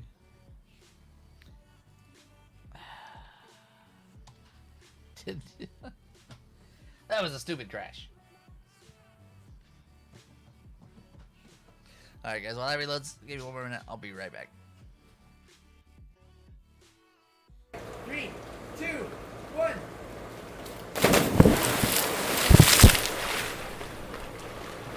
Oh, we definitely splashed out some water. Look at that. Shit. Did we hit the computer? Yeah. Oh, I see it dripping off of my phone. We hit the screen for sure. man, I'm gonna take a drink here. Just a let's sec. get away from I each other, spent wait, the night wait, with wait. a toilet in Russia, so I. I've got Jish. I've got He's rocking Bear. all the other Let's roll tricep. for it. Did you Yeah, say we can Bay? roll Bear. Oh, bear. Okay. Oh, you Bear. guys prefer Gilly over Flapper, right? Cause better durability. Oh. And it's nice, cheap. Cheap to repair, and you can repair it in your inventory. Hello, Urban. Welcome back to the stream, guys. Took a break to make a video and eat dinner. Why do we only have primitive whips? Well, whips don't really get better. Anything. What the hell? I want to get the still suit on this playthrough, so I don't have to worry about water. I can just drink my urine. It tastes so good when you first put it in. That's what she said. Wow.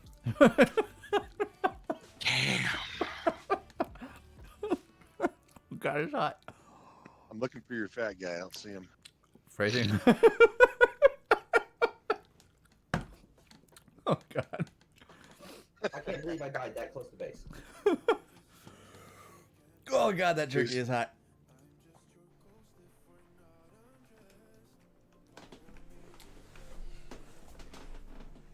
Alright guys, I think I'm gonna call the stream there. It's 10:30. We're gonna go eat, take a shower, get ready for bed, all that stuff. But because we have the 24-hour stream tomorrow at 10 a.m., guys, make sure you come and join the channel. We'll be streaming for 24 hours straight, starting at 10 a.m. through the New Year's to the first at 10 a.m. So hope to catch you guys there and see you when we start early in the morning, bright and early.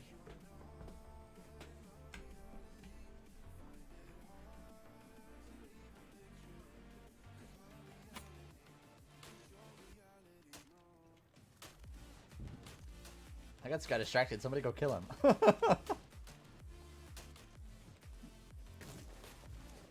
I just killed him. I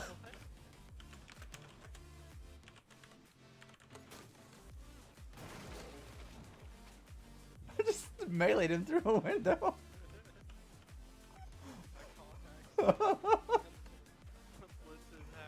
And I can't carry that.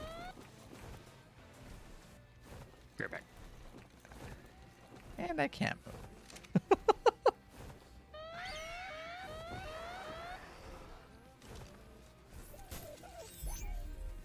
Where's my flamethrower? That's crazy. Die, dodos.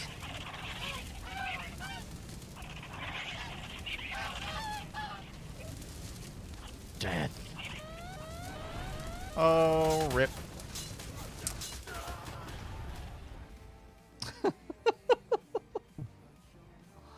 Oh, ouch. Might need help in the redwoods to get my body back. Oh god. Oh Jesus. Oh, there's a dodo wyvern right there. Ah! Thank you for the rip in chat, Dyer. This is wild. Alrighty, everybody, I am back.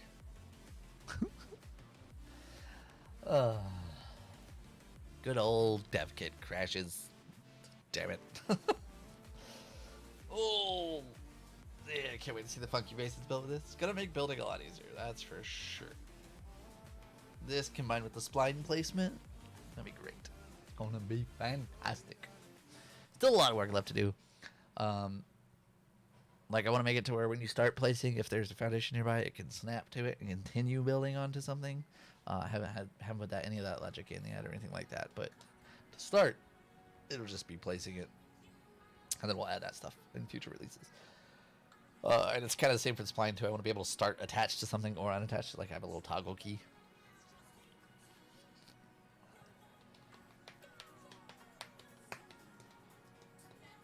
No. What? Yeah. 1 second, guys. I'll be right back.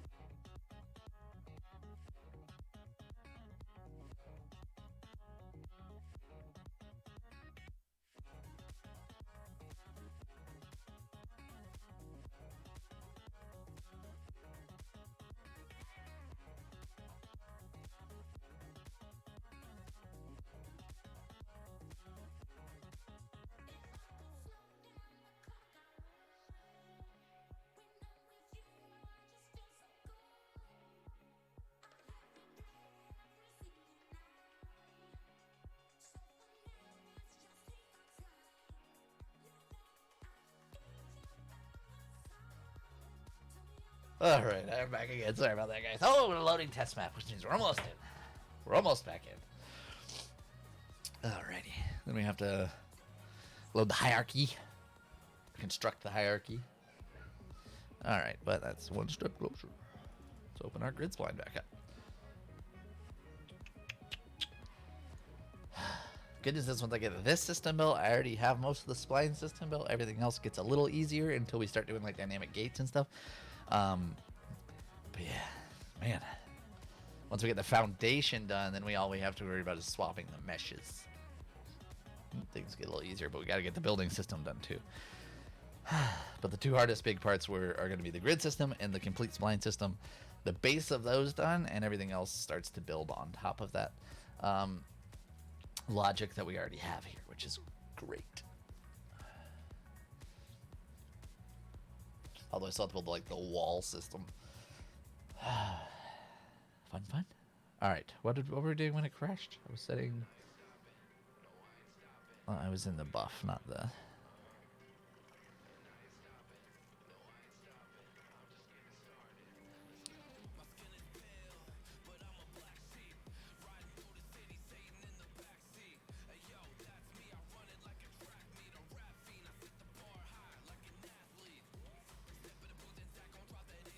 I think this is why it crashed.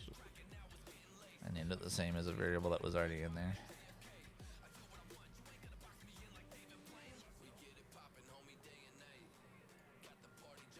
Well, I think I don't really need to adjust all the spline points just to change the rotation. I only need to adjust the instant meshes. No, I don't. I do have to adjust all the spline points because it has to rerun the logic with the rotation. Yeah, okay, so I do have to do this. I was thinking I could take a little shortcut and skip readjusting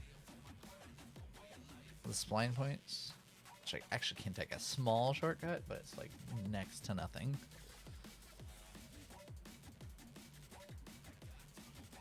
Because we're only... Actually, let me look.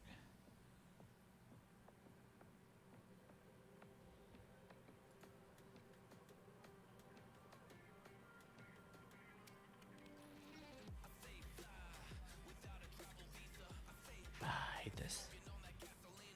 I gotta go fix that issue, which isn't an issue, but this is what I said. I had to use break pins. I split a pin of a custom. When you split a pin on a custom function, it breaks it for some reason. I don't know why. It does not like it when you do that. But on a built-in function, it works fine. Gotta let it rebuild the hierarchy again. Goodness, it's an easy fix. But it's just annoying. You have to break it instead of just splitting it.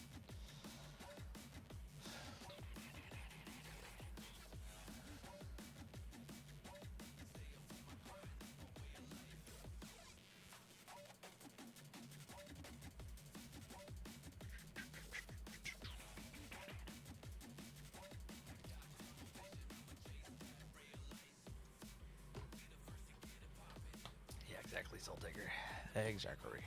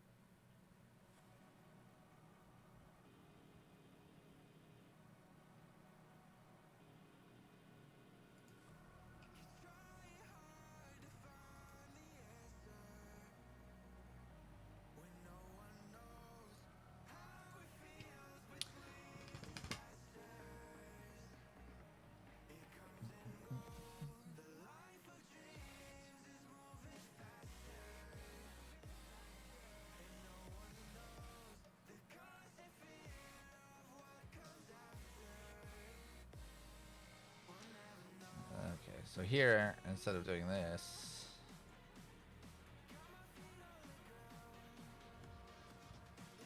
see, that just broke. For no reason. Like, why is that broken?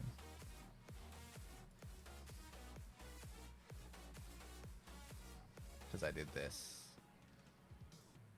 See, and and you see how it breaks the output pin, so you can't split them like that. It for some reason completely breaks. So instead, you have to drag it out and add make nodes, which is dumb.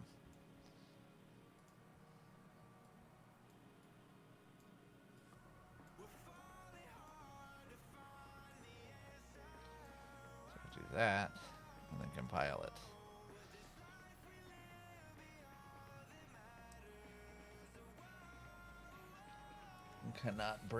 You cannot split your return node pins for some reason. Alright, then we have to come back over here and if we refresh this, hopefully it'll fix it. There we go. In location, start location.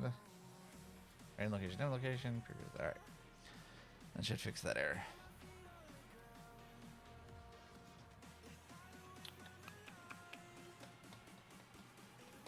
Fixed. For no reason it broke. And now what I was saying is I don't really need to redo my spline points.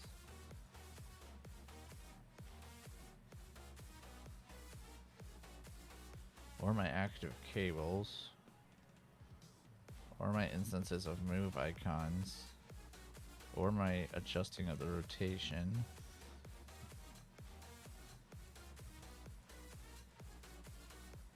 I really only need to do here. Let me try adding it here. Should work just fine.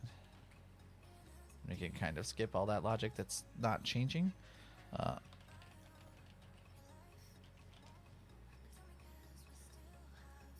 was a huge typo.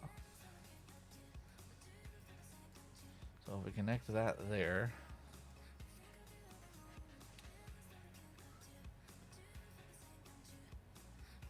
All that. None of this should really change. This is my cable changing. This is my arrows, which aren't going to change. So, and I don't need to change that. So if we go in here, and instead of here,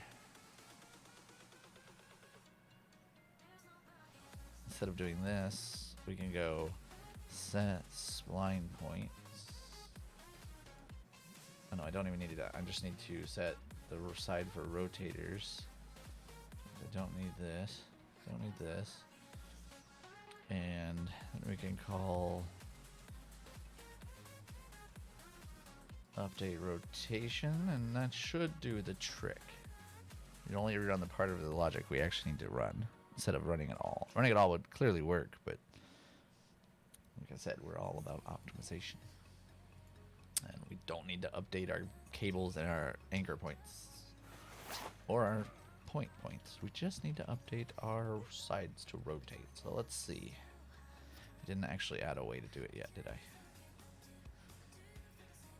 Don't think so. This is adjust side for rotation. When we hit G,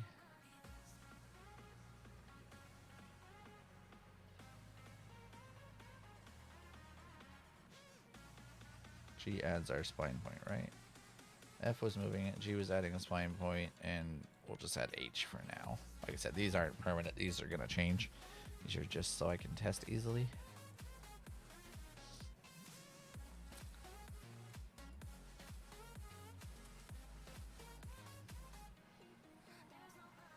And once again, we don't want to do this if we're adjusting.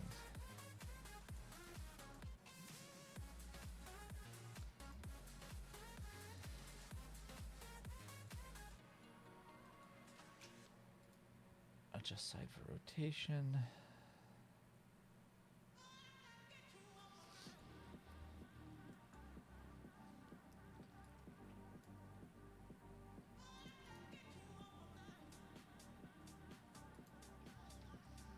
And then we want to kind of do that whole for loop thing we did before.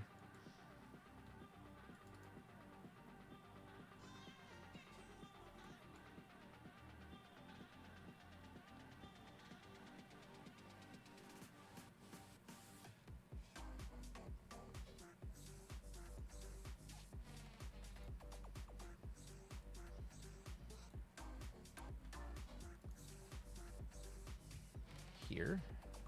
We want to do this. And then adjust side. If we do that,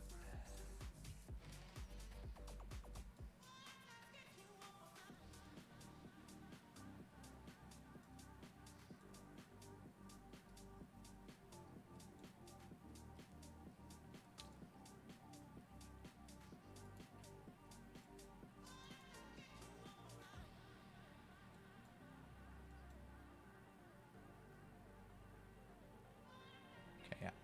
Get our distance along our spline.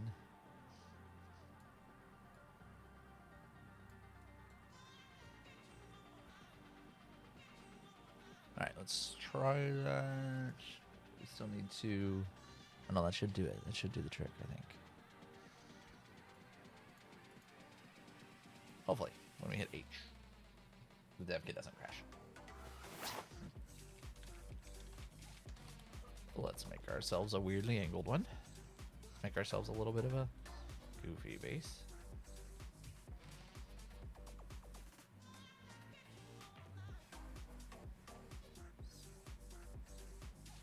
Oh, I grabbed the same one.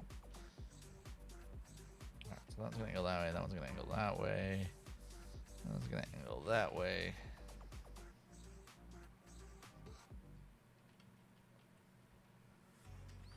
Okay, so now if I hit H, absolutely nothing happens. Okay. Let's figure out what's going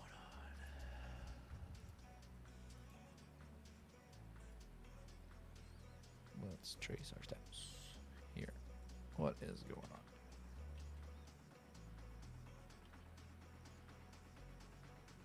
on? Oh.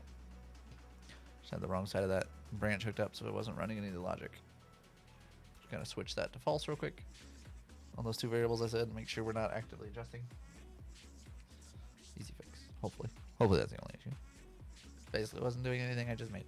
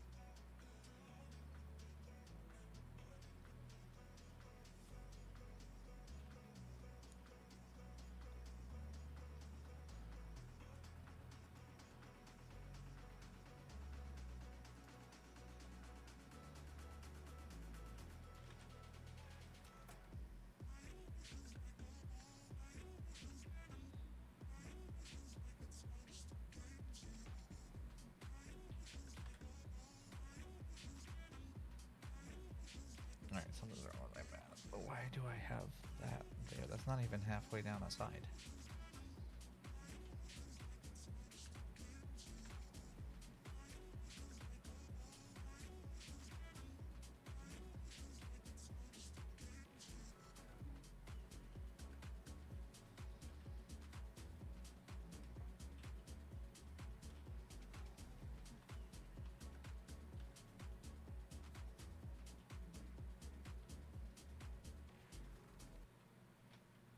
Alright, let's add some print strings in here.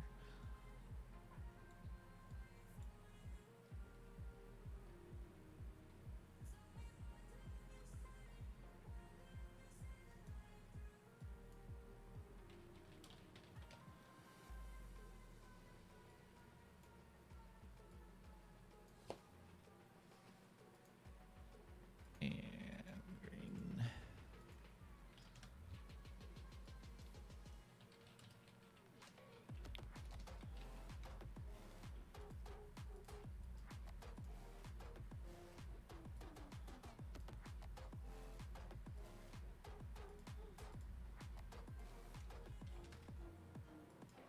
Alright, Let's test this.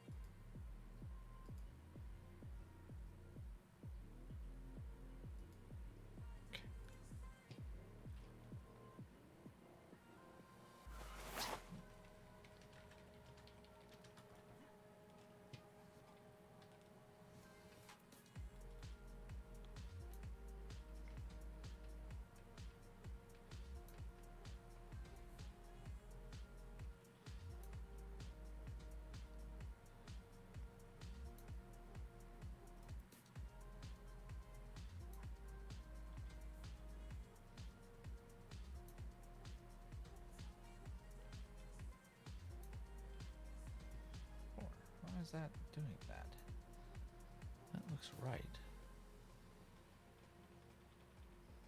Slide 1, 2, 3, 4.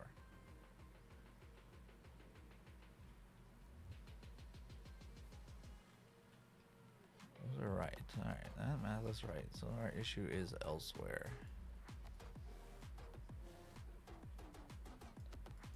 Not much great.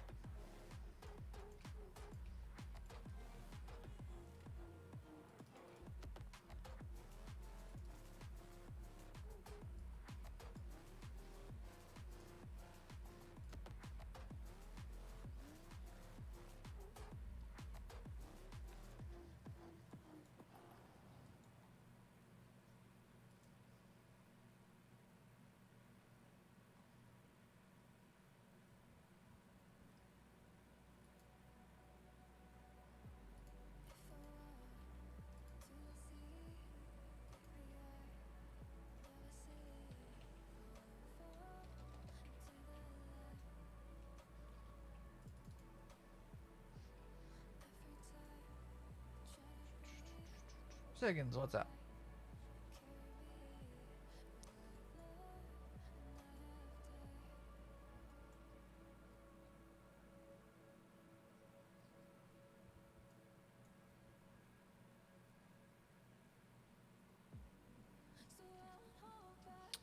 Okay, rotation at distance along spline.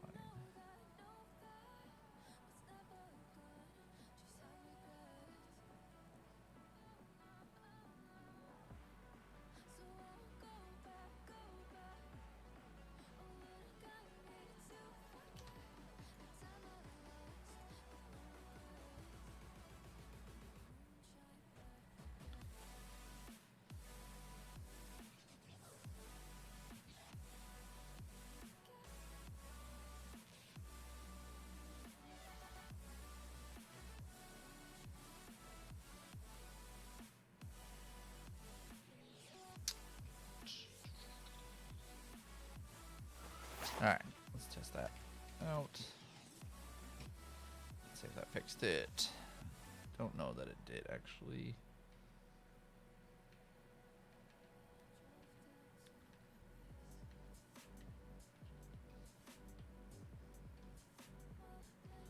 Yes, it did. Okay, it was that change that messed it up.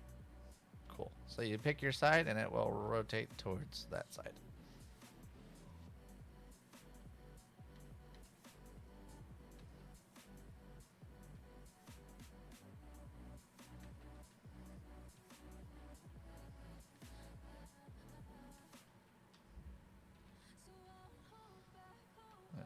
Let's test this. Yeah. Look at that. Rotates to whatever side you want it. Perfect. Oh, we're getting closer. Our placement is pretty much done, other than the keybinds aren't great, but like it's F. It's not bad. It's F, G, and H.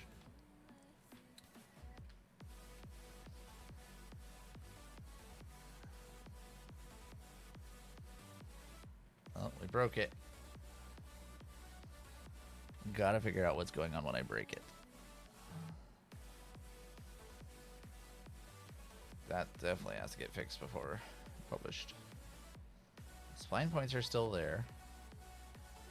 But what is not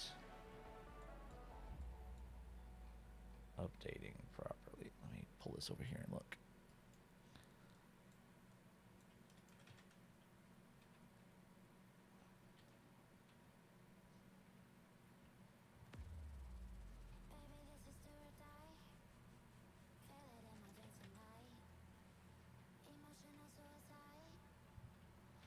My dev kit's not updating properly either.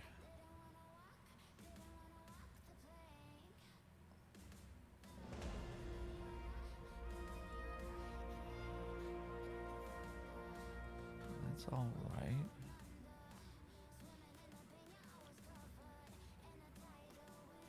That's good. That's good.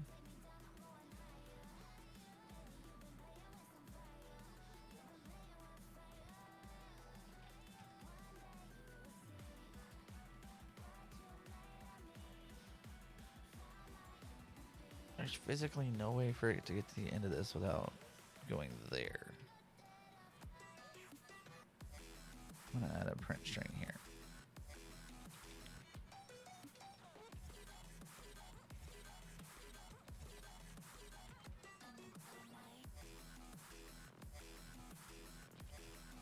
The only thing I can think is my formula for is inside has an error somewhere, causing it to error out basically.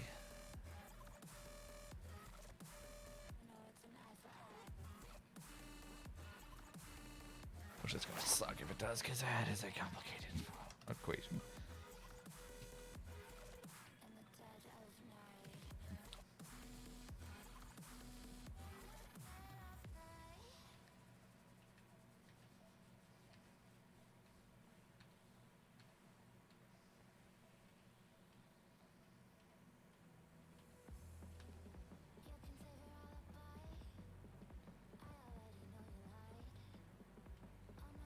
Come on, break for me again.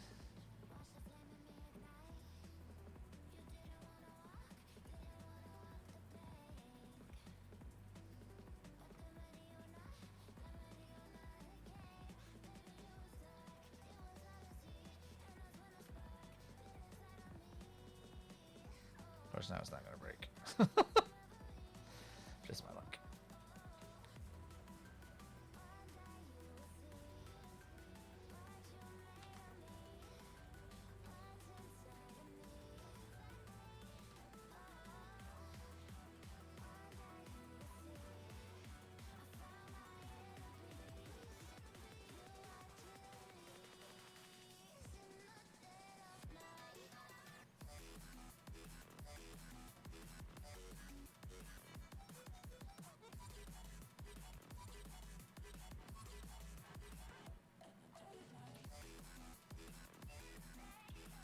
Your client's gonna lock up if you try to do one this big and when you make little changes, which is why it doesn't live update.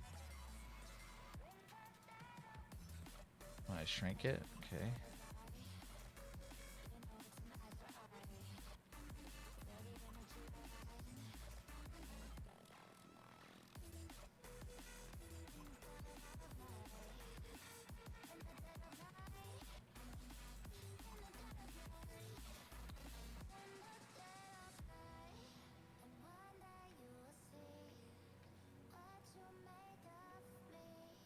So I said it never breaks when you want it to.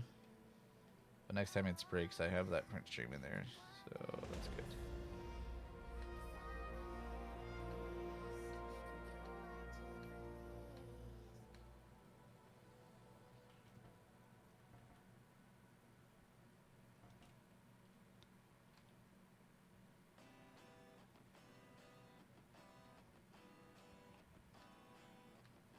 Adding all the sides.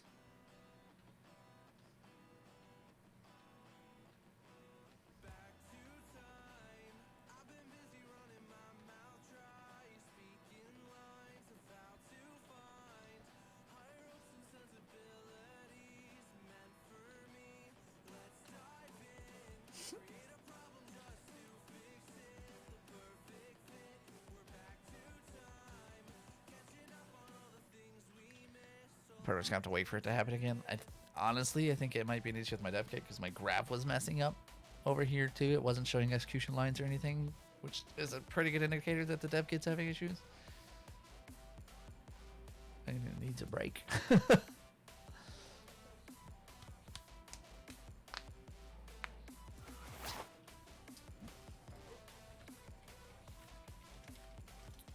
Alright, let's try to do this real quick. Let me try one more time here. Alright, let's take this corner and drag it out there. Take this corner, drag it way out there. Take this corner, drag it out there. This corner, drag it out there. Okay, that was the trace error I had. I do need to look up that one. That's not the same error.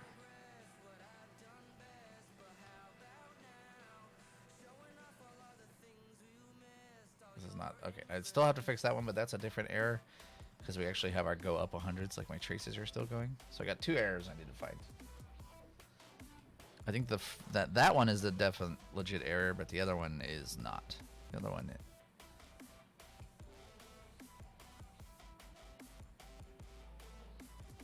That error is in here on my find next valid spline point. It's getting stuck here. This is printing, so we're hitting true here constantly because it can't.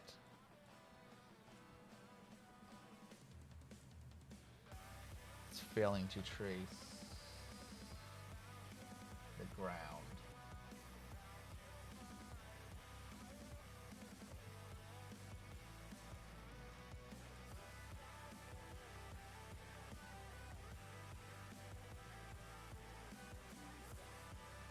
Actually, this means it's hitting a ceiling.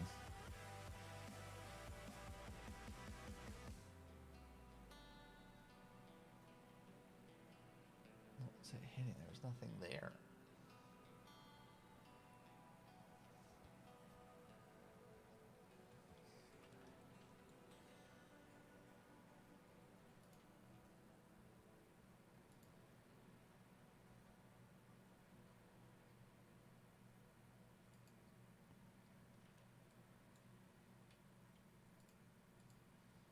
This is gonna get real messy real quick. Actually, I'm not gonna do it like this. Let's do.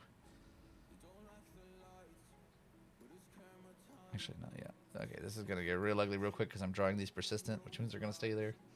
Hydrate. So this is gonna get ugly, but I need to make a big one. I don't know if it's even gonna be visible because I have to adjust.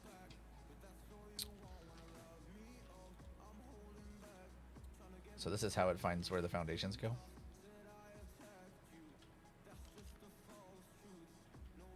Like I said, it's gonna get real messy real quick.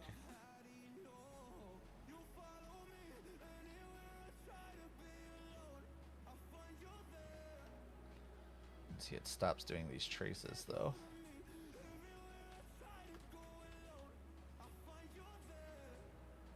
Because it hit this. Oh, okay.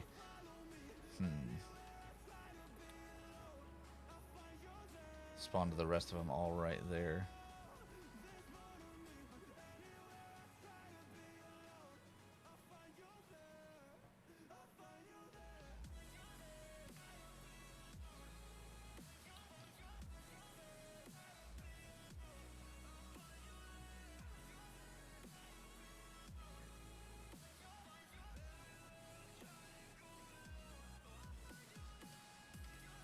This is an inverse overhang.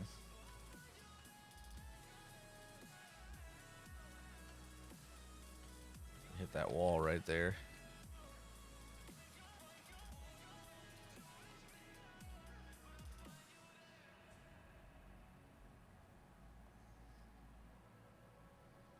When it was going over,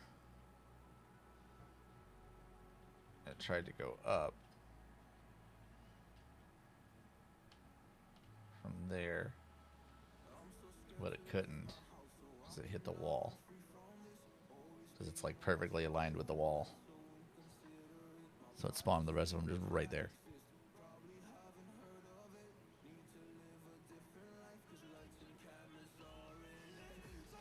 My issue is right here though. Why is that? Those should be aligned. those are not. My ground hit location isn't the same. So we get that slight gap, which is what's causing the...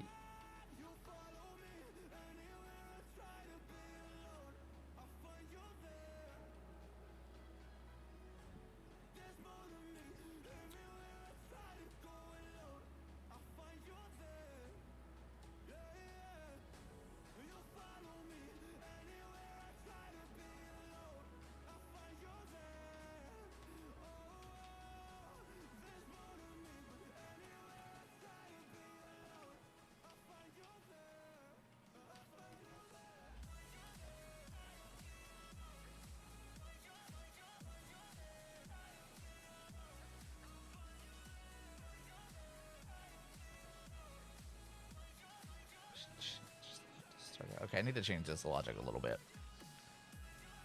for large scale. I'm doing it in...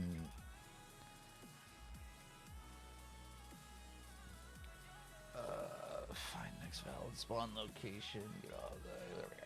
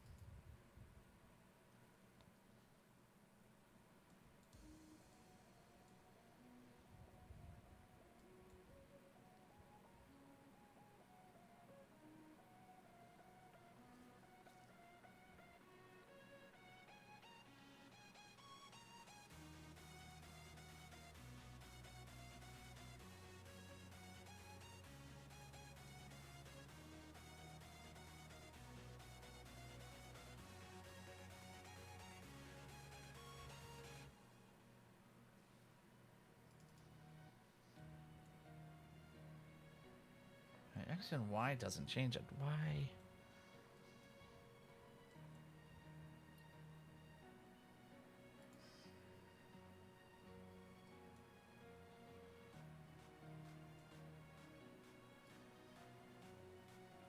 Why is there just... I gotta figure out why there's that small gap in there. And then I also need to fix...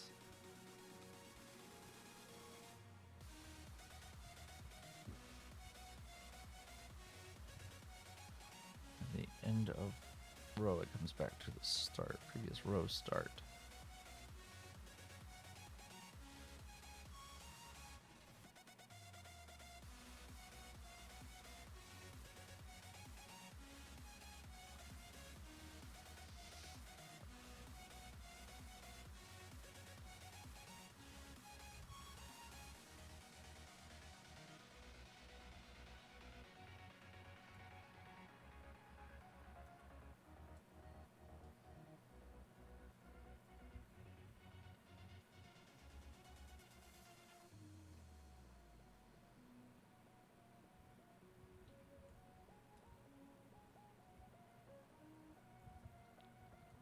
She might be right here.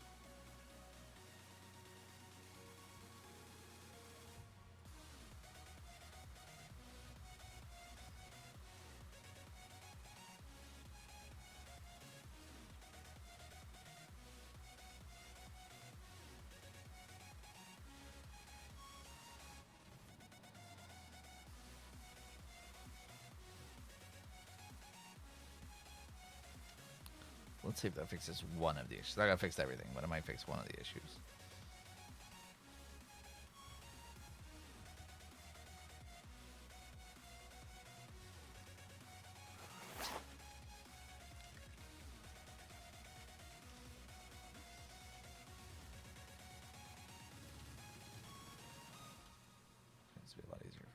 Actually, no, it would be a lot easier if I start here.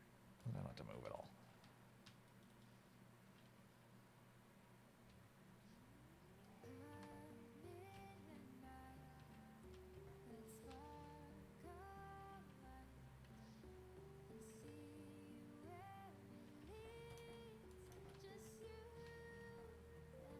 Okay, now that one broke before the water.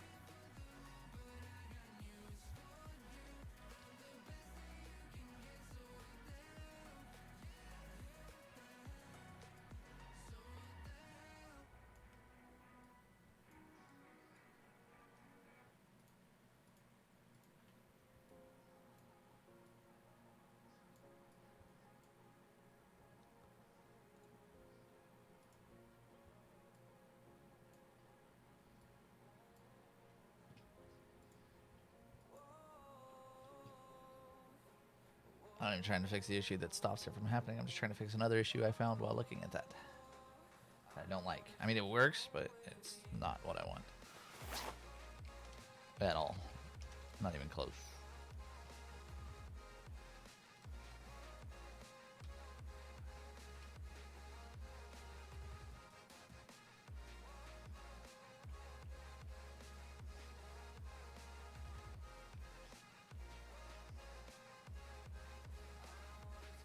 What happens after I adjust? Why?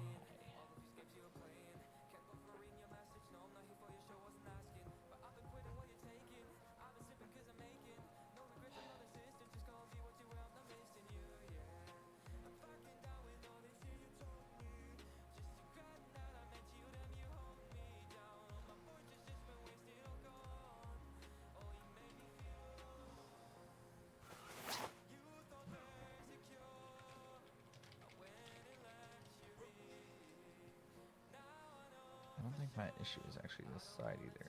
See, no, it's definitely not. That works just fine. As it was supposed to. Issue that I'm seeing.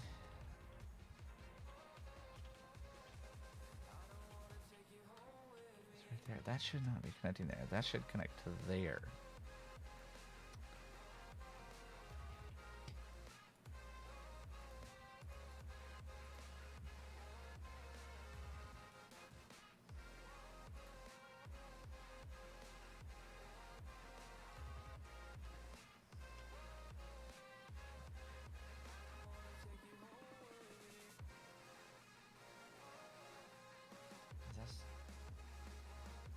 That's the starting point. So this is columns, and this is rows.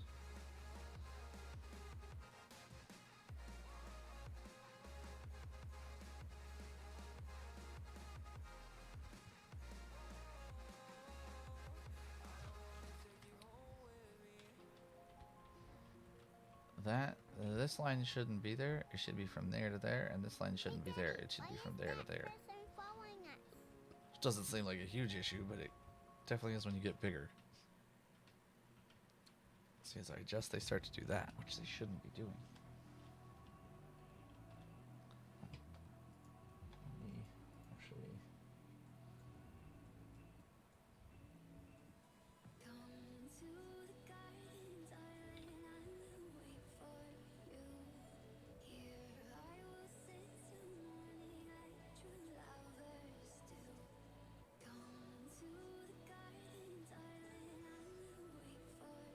They're both 0. I set them.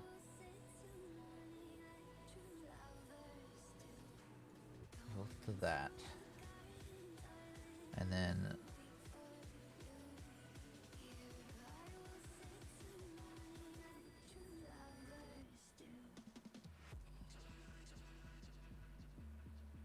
my X's.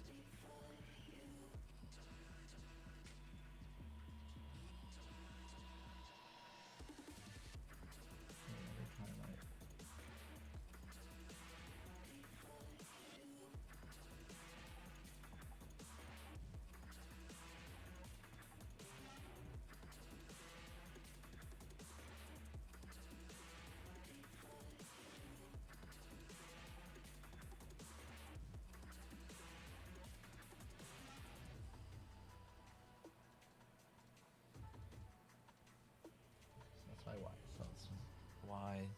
Then every time X goes to 0, gets the previous row start. Gets it from there, adds it to world space, and then sets that as the previous row start. And then the series spawn location should go there. I don't understand how this is.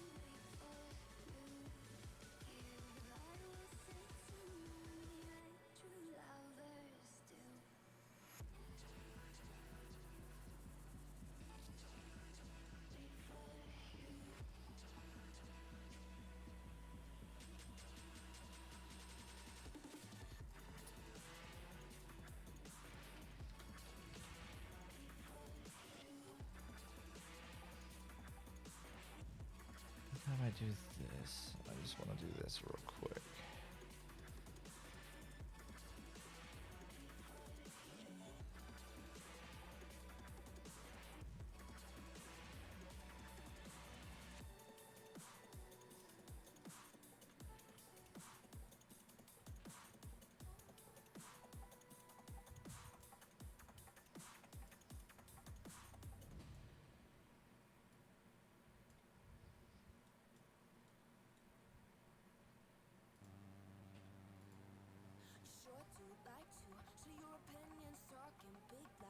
Nobody's listening. Nobody's listening. So funny games until it doesn't trust me out now. Hit the ignition. Now you listen. Hop up in the window. Smaller and smaller you fade out. Hop up in the window. Yeah. You gotta get my vibe. No, there's no way I'm flying high above all your gravity. Trying to bring me down, but I'll never stay. Hey, hey, watch me levitate. You gotta get my vibe. No, there's no way. You can say what you want, throw me inside. Trying to bring me down, but I'll never stay. Hey, hey, watch me levitate. Watch me levitate.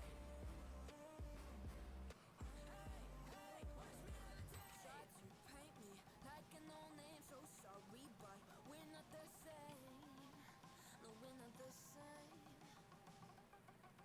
Boo-hoo, poor you, please forgive me, 'cause I don't feel any pity. I'm fed up with lies, you wanted my demise, now you're watching me rise, rise, rise. Up in the window, smaller and smaller you fade out. Up in the window, yeah. You gotta get my vibe, no, there's no way I'm flying high above all your gravity. Trying to bring me down, but I'll never stay. Hey, hey, watch me levitate. You gotta get my vibe, no, there's no way. You can say what you want, throw me inside. Trying to bring me down, but I'll never stay. Hey, hey, watch me levitate. Watch me levitate.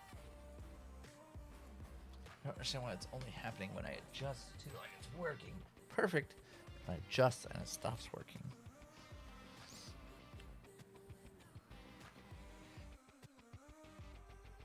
I mean, technically it's still working, but it's not working how I want, and I want it to work how I want. And I don't know why adjusting anything would make any difference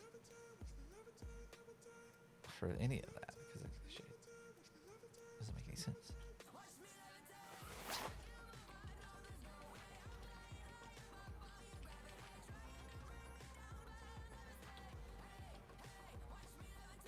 See, the first round it works great. There's no diagonals in there, but as soon as I move like any of these, bam, it starts doing the diagonals.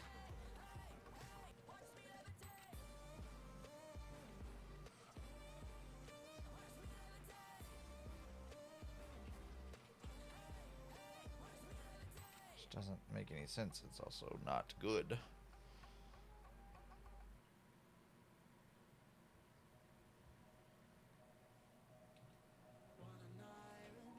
So I don't want to trace from the end back to the beginning. I just want to trace over one at the beginning of each row from the previous row position, like this one did. So something is going on when I adjust, causing this. So we don't want this zigzag. We want line and then over, and then line and then over, and then line and then over. But it's taking your previous spawn position is set as the last one in that, which it shouldn't be.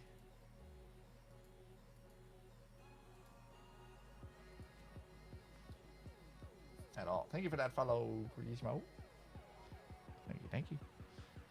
So we gotta figure out why that's happening, which is all happening right here.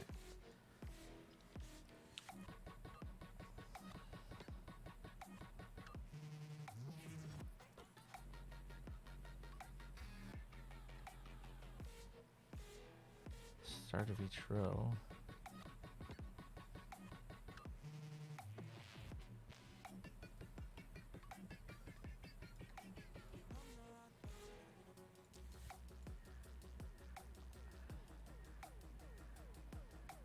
Let me do something.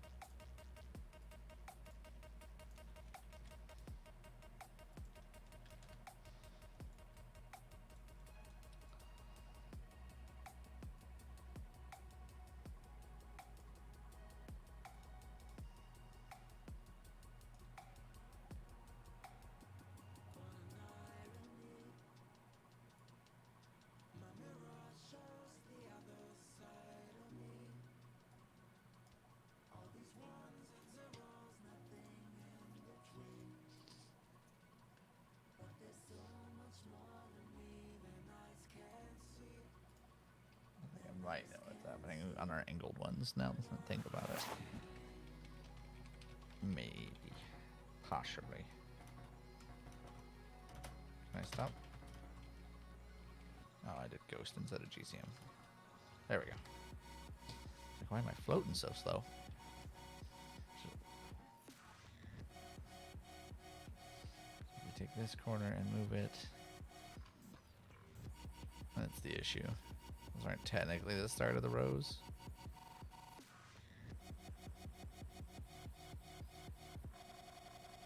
They're all ones, but why?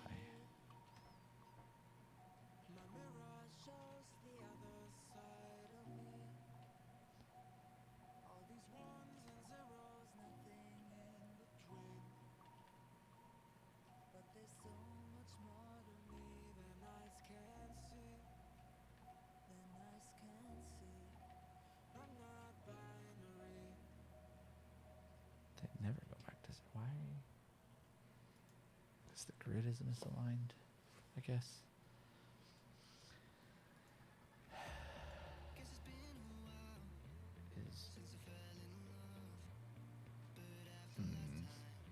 I see why it's happening now. Okay. Makes sense. If I'm gonna need to edit this, I can't just go off these loops.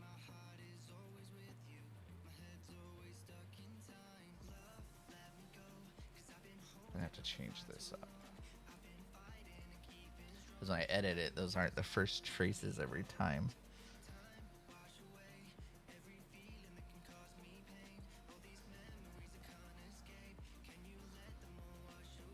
When I get my rotated stuff, am I changing my min X and min Y? Yes, I am. Okay, good.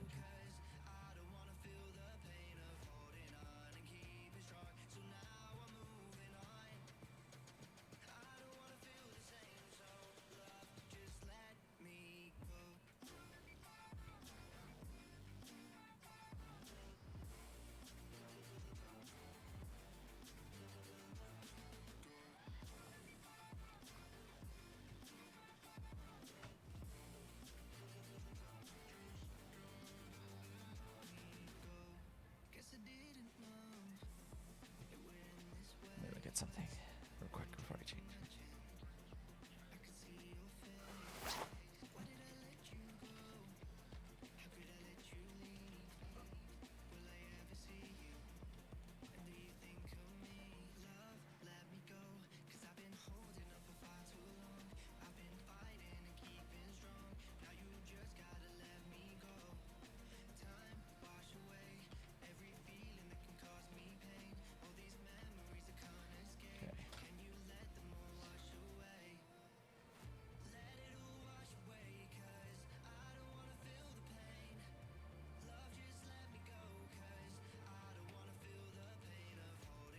Alright, I think I know what I need to do.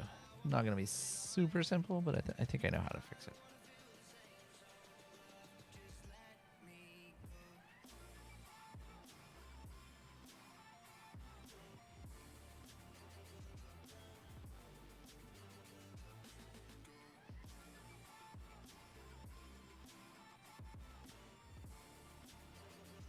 Tomorrow night at 7, SpaceX just tweeted this. Tomorrow night at 7 Central Time, Elon and T-Mobile's Mike Sievert will announce plans to increase connectivity.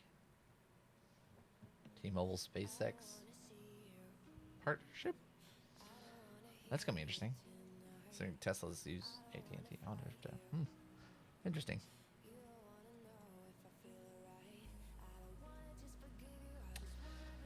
Alright, so I need to loop through, but I'm not always starting at the first one, so I need to know which one I start at first for each of these. So what I need to do, instead of doing my branches really here, I kind of need to do the first one that's inside will be the first of the starter row.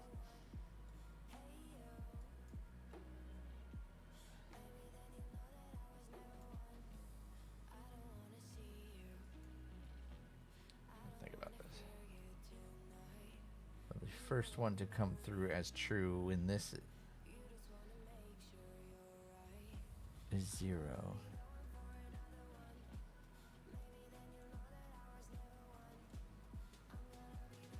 My first trace.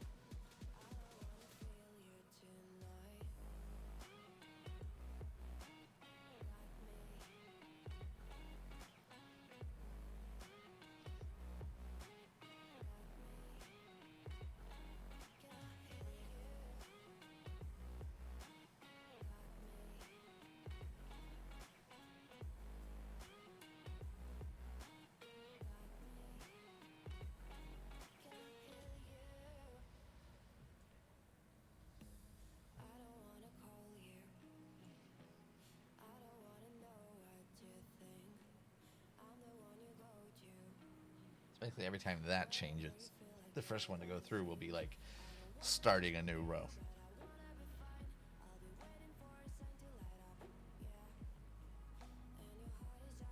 I'm gonna have to add like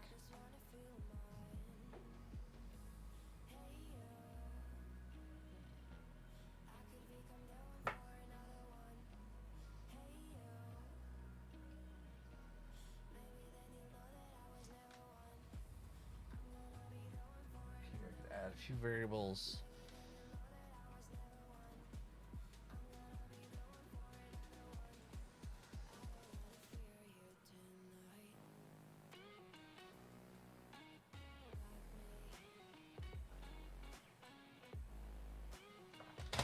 Ow.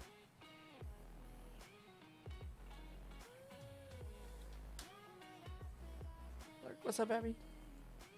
I might move all this into a function, to be honest. That way I can use some local variables to make this easier.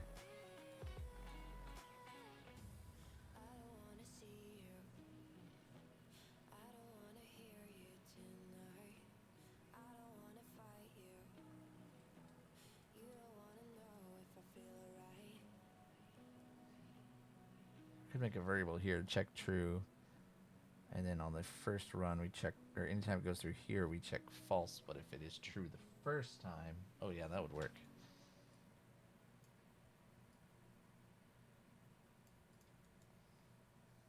All right, so let's make a new variable real quick.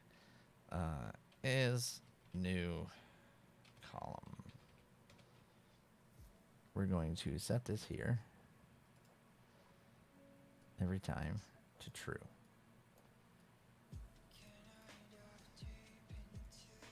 Then we're going to come over here.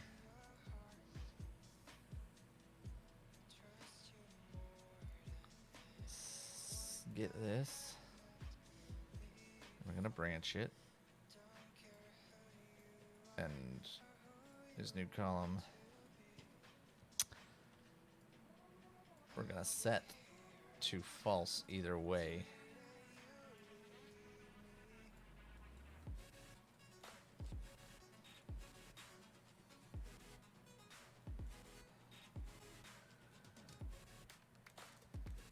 But if it's true,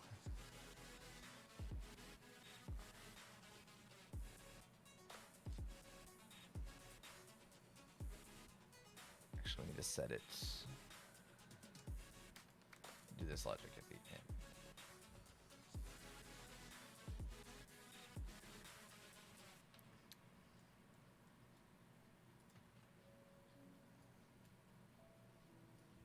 Every time this runs, I need that to shit. Let's make sure it's false, basically.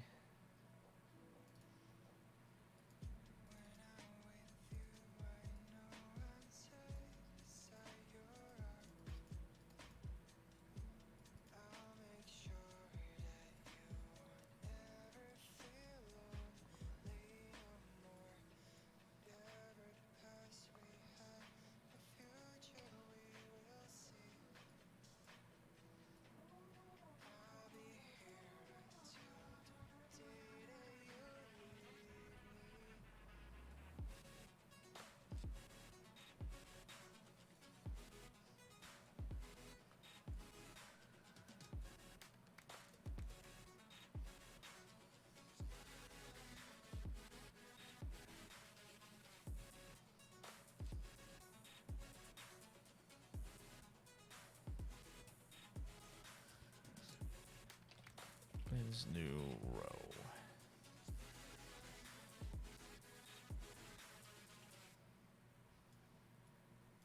This.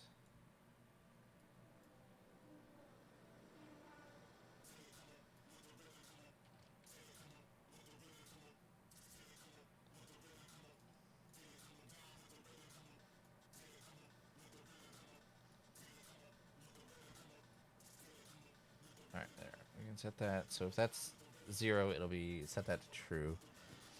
So then we can go get rid of these. His new column is true. His new row is true.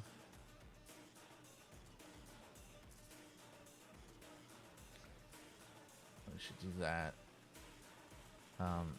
if is new row is true, do that and set is new row to false.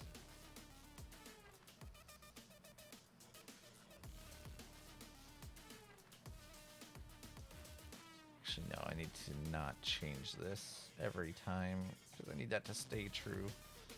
I didn't need that. Oh, oops. But I'm going to branch here. So if that is equal to 0, set it to true. Otherwise, just don't touch it because I do want it to stay true until it's not. Until that runs. And then I need to also set it here as well, actually.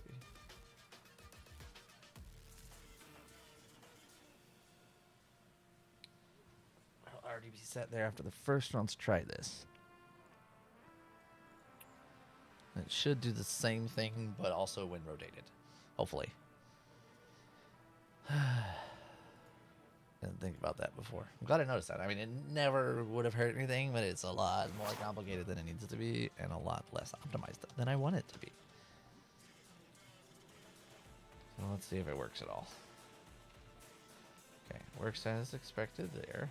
But if we move that, does it work as expected? It does.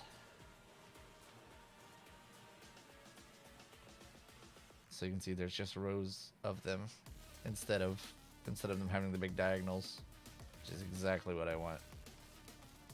And probably not gonna fix this big issue I had with the size, but as you can see, except for that weird. Oh, I know why that's like that. Because we hit the tall one here.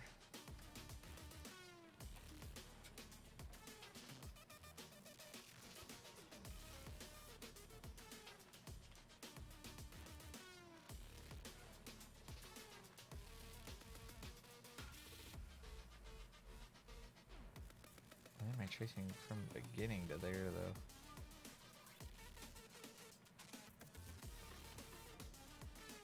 I don't want it to trace from the first one. I want it to retrace from the previous. Okay, we still have a little issue. I don't know.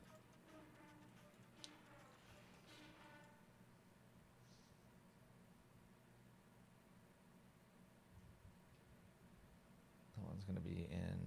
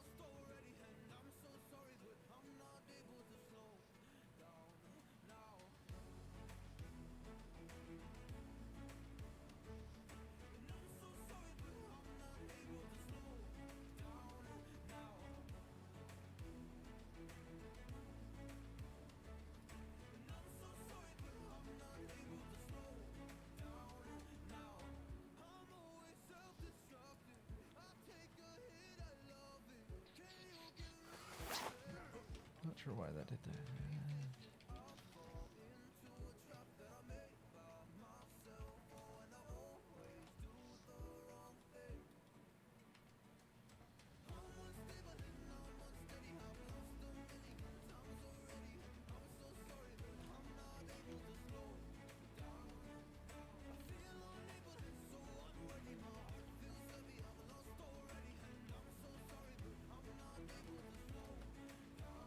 Okay, I think that was actually the diagonal hitting it, which makes sense. That's supposed to do that.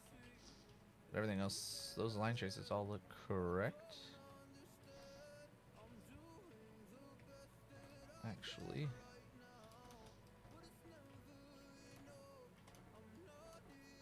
Yeah, they all look correct. Nothing's tracing long distance anymore. I I think I have fixed it all.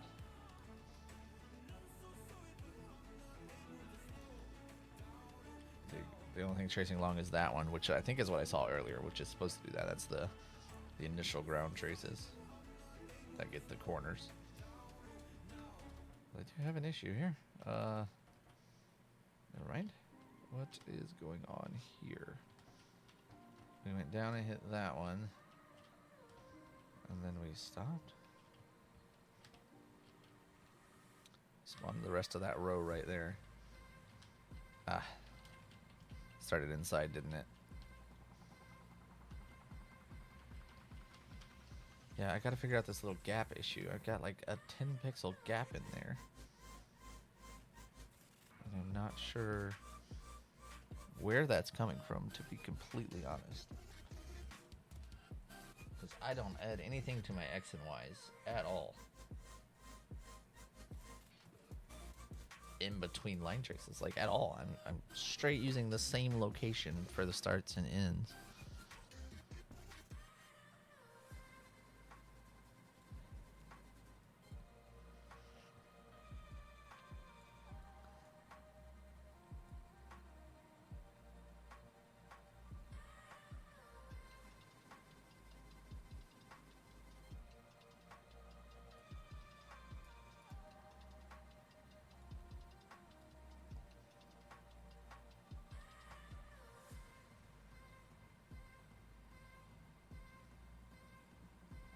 It's coming out of this add mesh transforms, which I need.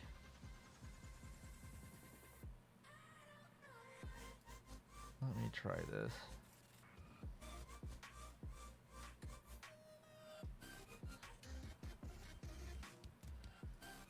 Just might screw it up a little bit.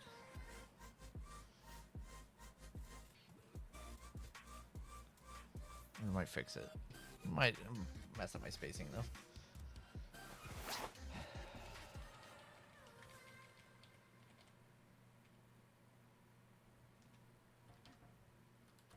Find out real quick.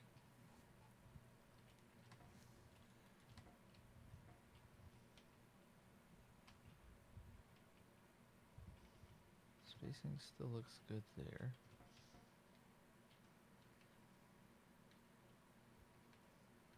Alright, let's adjust it nice and big. Aha! I think I fixed it. Spacing is good, I think. I need to get some regular foundations in here to test, but they should be overlapping a little bit. Oh no, see? Spacing is off.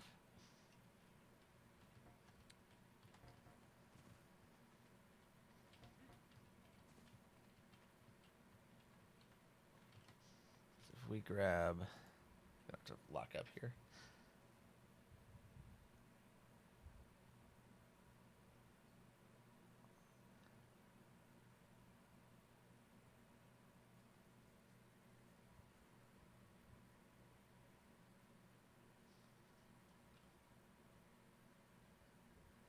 Come on, replicate for me. There we go. Metal foundations.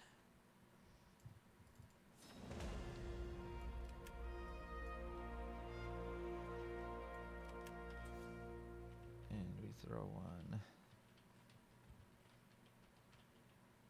right.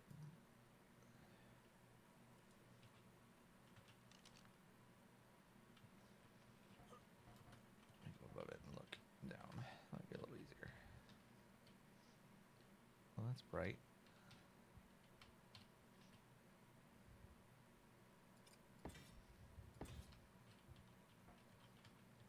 You'll see my sideways is perfect.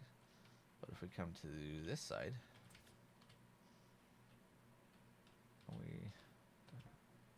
Okay, I have flat over here. It's like I don't have flatness here. And we line it up with that one and that one. Actually, our width that way is good. Huh. Why am I angling like this then?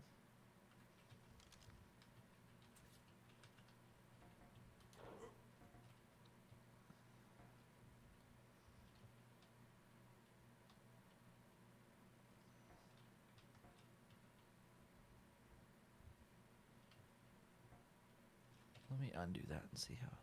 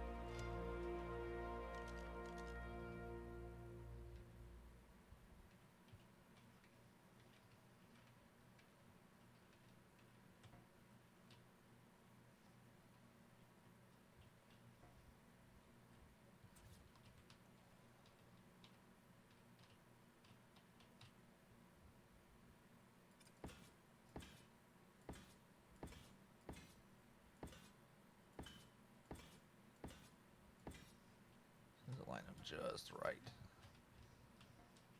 with them spaced out like that?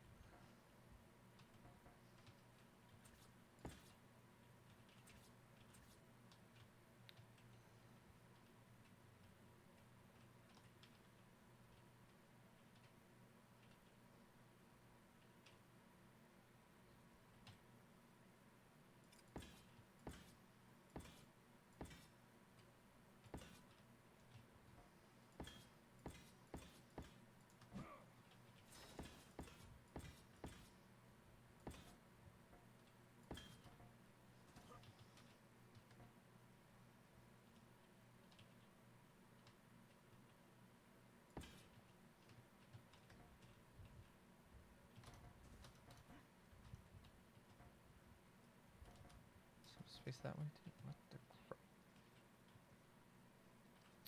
Alright, now let's test it. With that little discrepancy. Hooked into there without adjusting mesh transforms, which adjusts for all of that.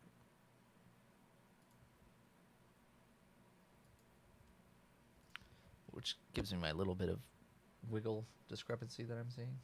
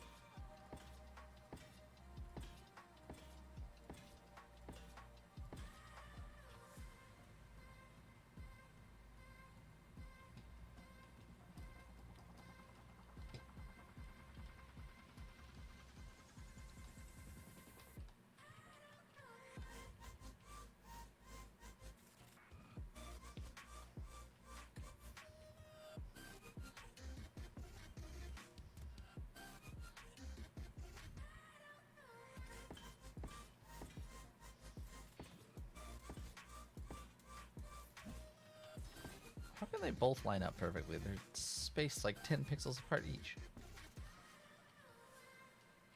I am very confused as to why those both... That's lining up exactly, though. For sure.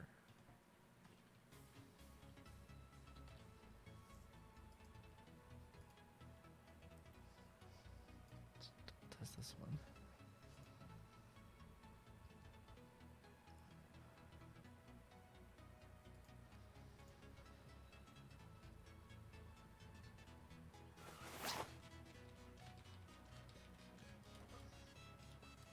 That one I just had should be the accurate one. But it's giving me a little issues. I'm not sure why here.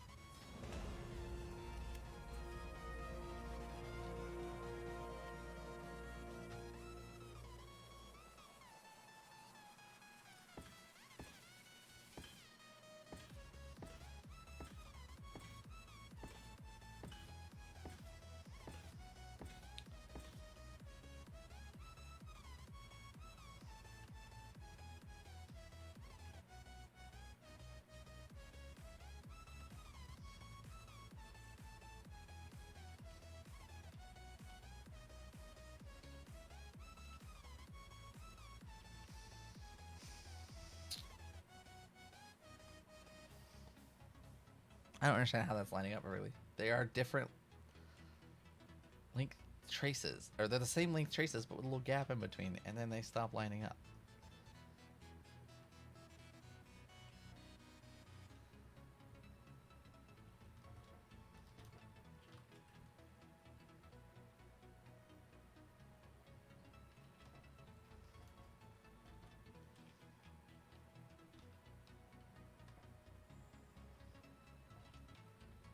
The main issue comes here. Those don't line up in this method. Do they line up in my other method?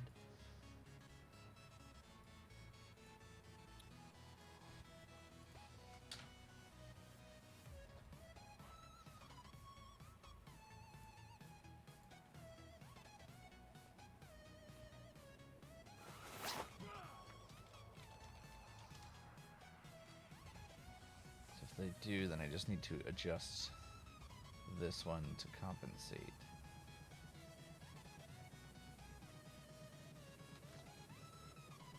That discrepancy. No, they don't.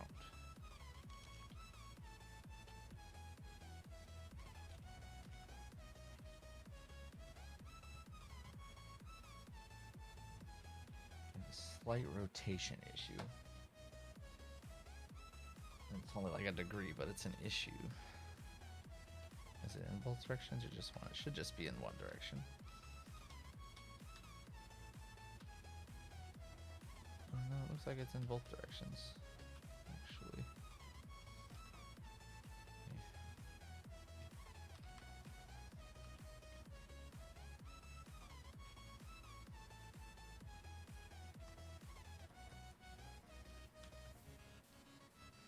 Alright, I'm gonna have to look into that. I have a slight rotation error. But I think this issue can be fixed by keeping it like this, like I've done with all the rest, not after mesh rotations, mesh transforms. We don't want to do that. So that fixes that issue, but we have a slight issue with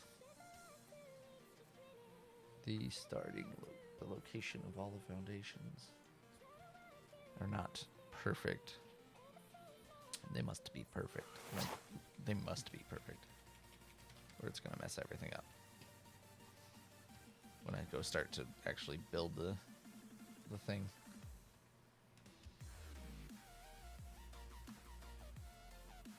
See, those should line up perfectly straight, and they're not. So they're slightly rotated a little more than they should be, which is going to be most notable at like 45 degrees like it was.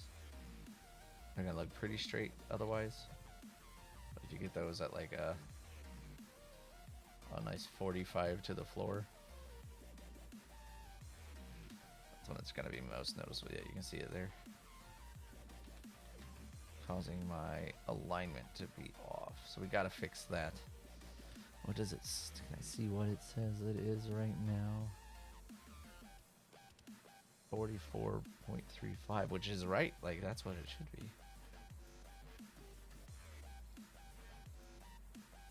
I wonder.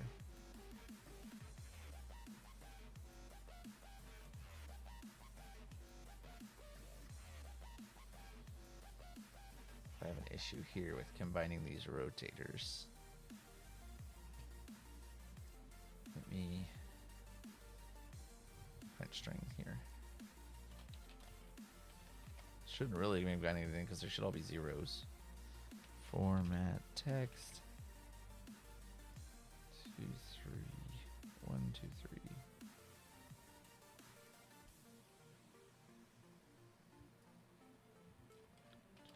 String. So let's see what this comes out as first. I was gonna add the rest, but I want to see what this comes out as first.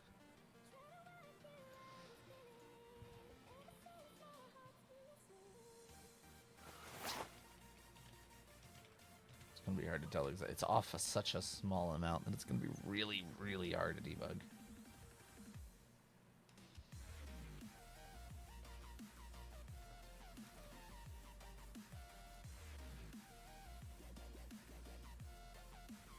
Still off 0, so let's take this one and try to get it like exactly right there. 52. That might actually be right. Find out in a second here. I'm gonna try to get this one exactly right there. 44. Man, that's like a degree off. That should. I mean, I'm assuming these are squares. That might be right.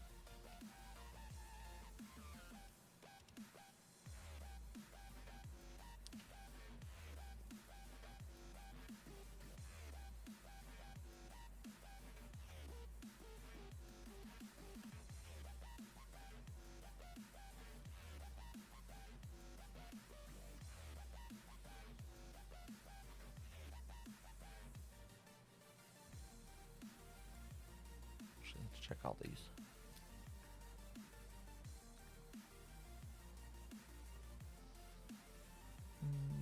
Change my mind. Okay, let's go A. Let's see, A plus B equals C.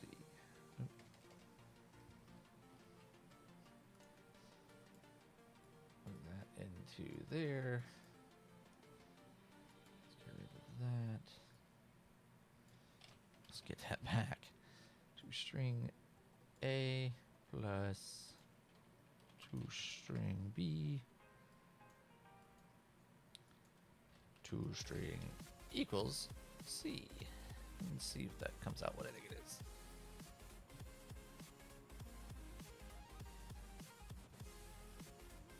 Also, that might be in radian degrees. I'm not sure. I think they're in degrees. They should be in degrees, even though the Unreal Wiki says they should be in radians. For my testing, they are in degrees. Okay.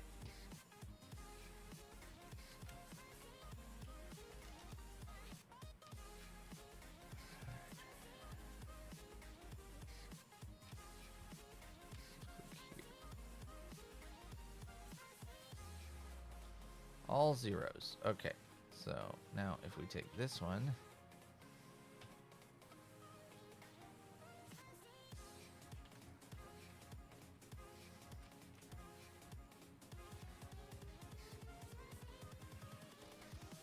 $44. I gotta put that on the screen longer.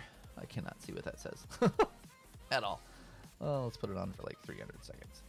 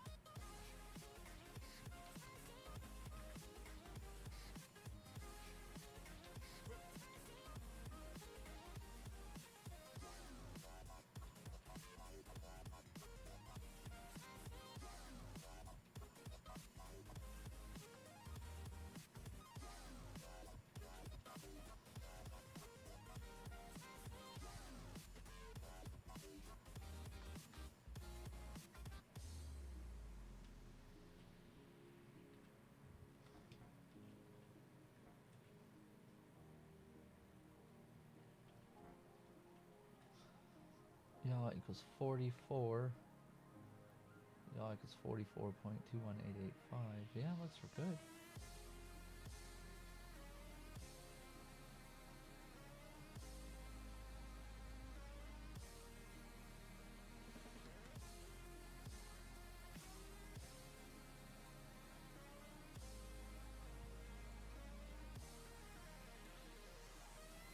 See if that prints all zeros or not. Wait, no, that did, because that was a 0. Okay. So yeah, this doesn't seem to be any issue with my combiners, which is what I was worried about.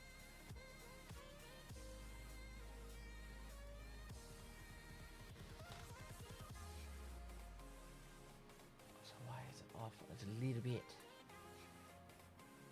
I mean, that's where...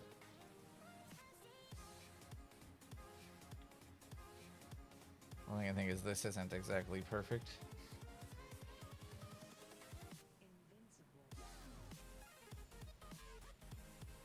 So I may come up with a better solution for this. Right now I'm just getting the world rotation on the spline point halfway between the 2 points, which might be a tiny bit off. So what I might do is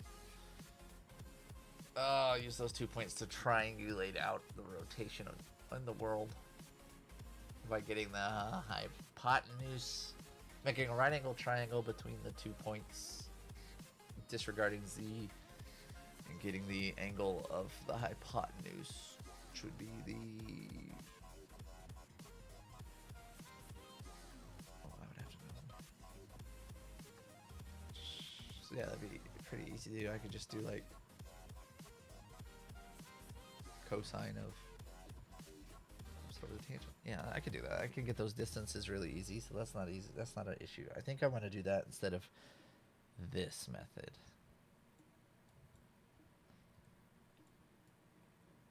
So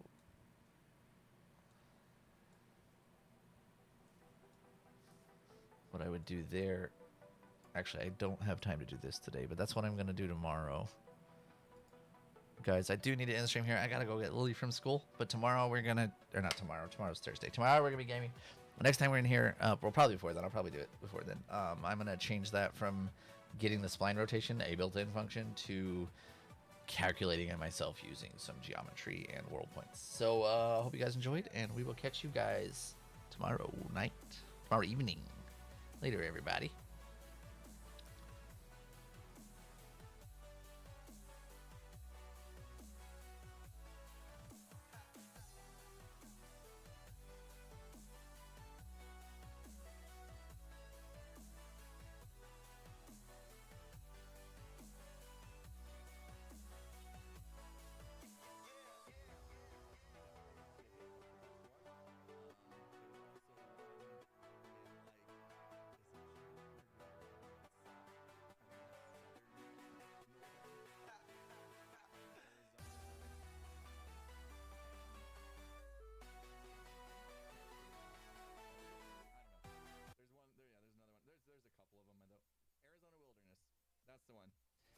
Get yourself a PB&J burger, duck fat fries. You won't regret it. They're amazing.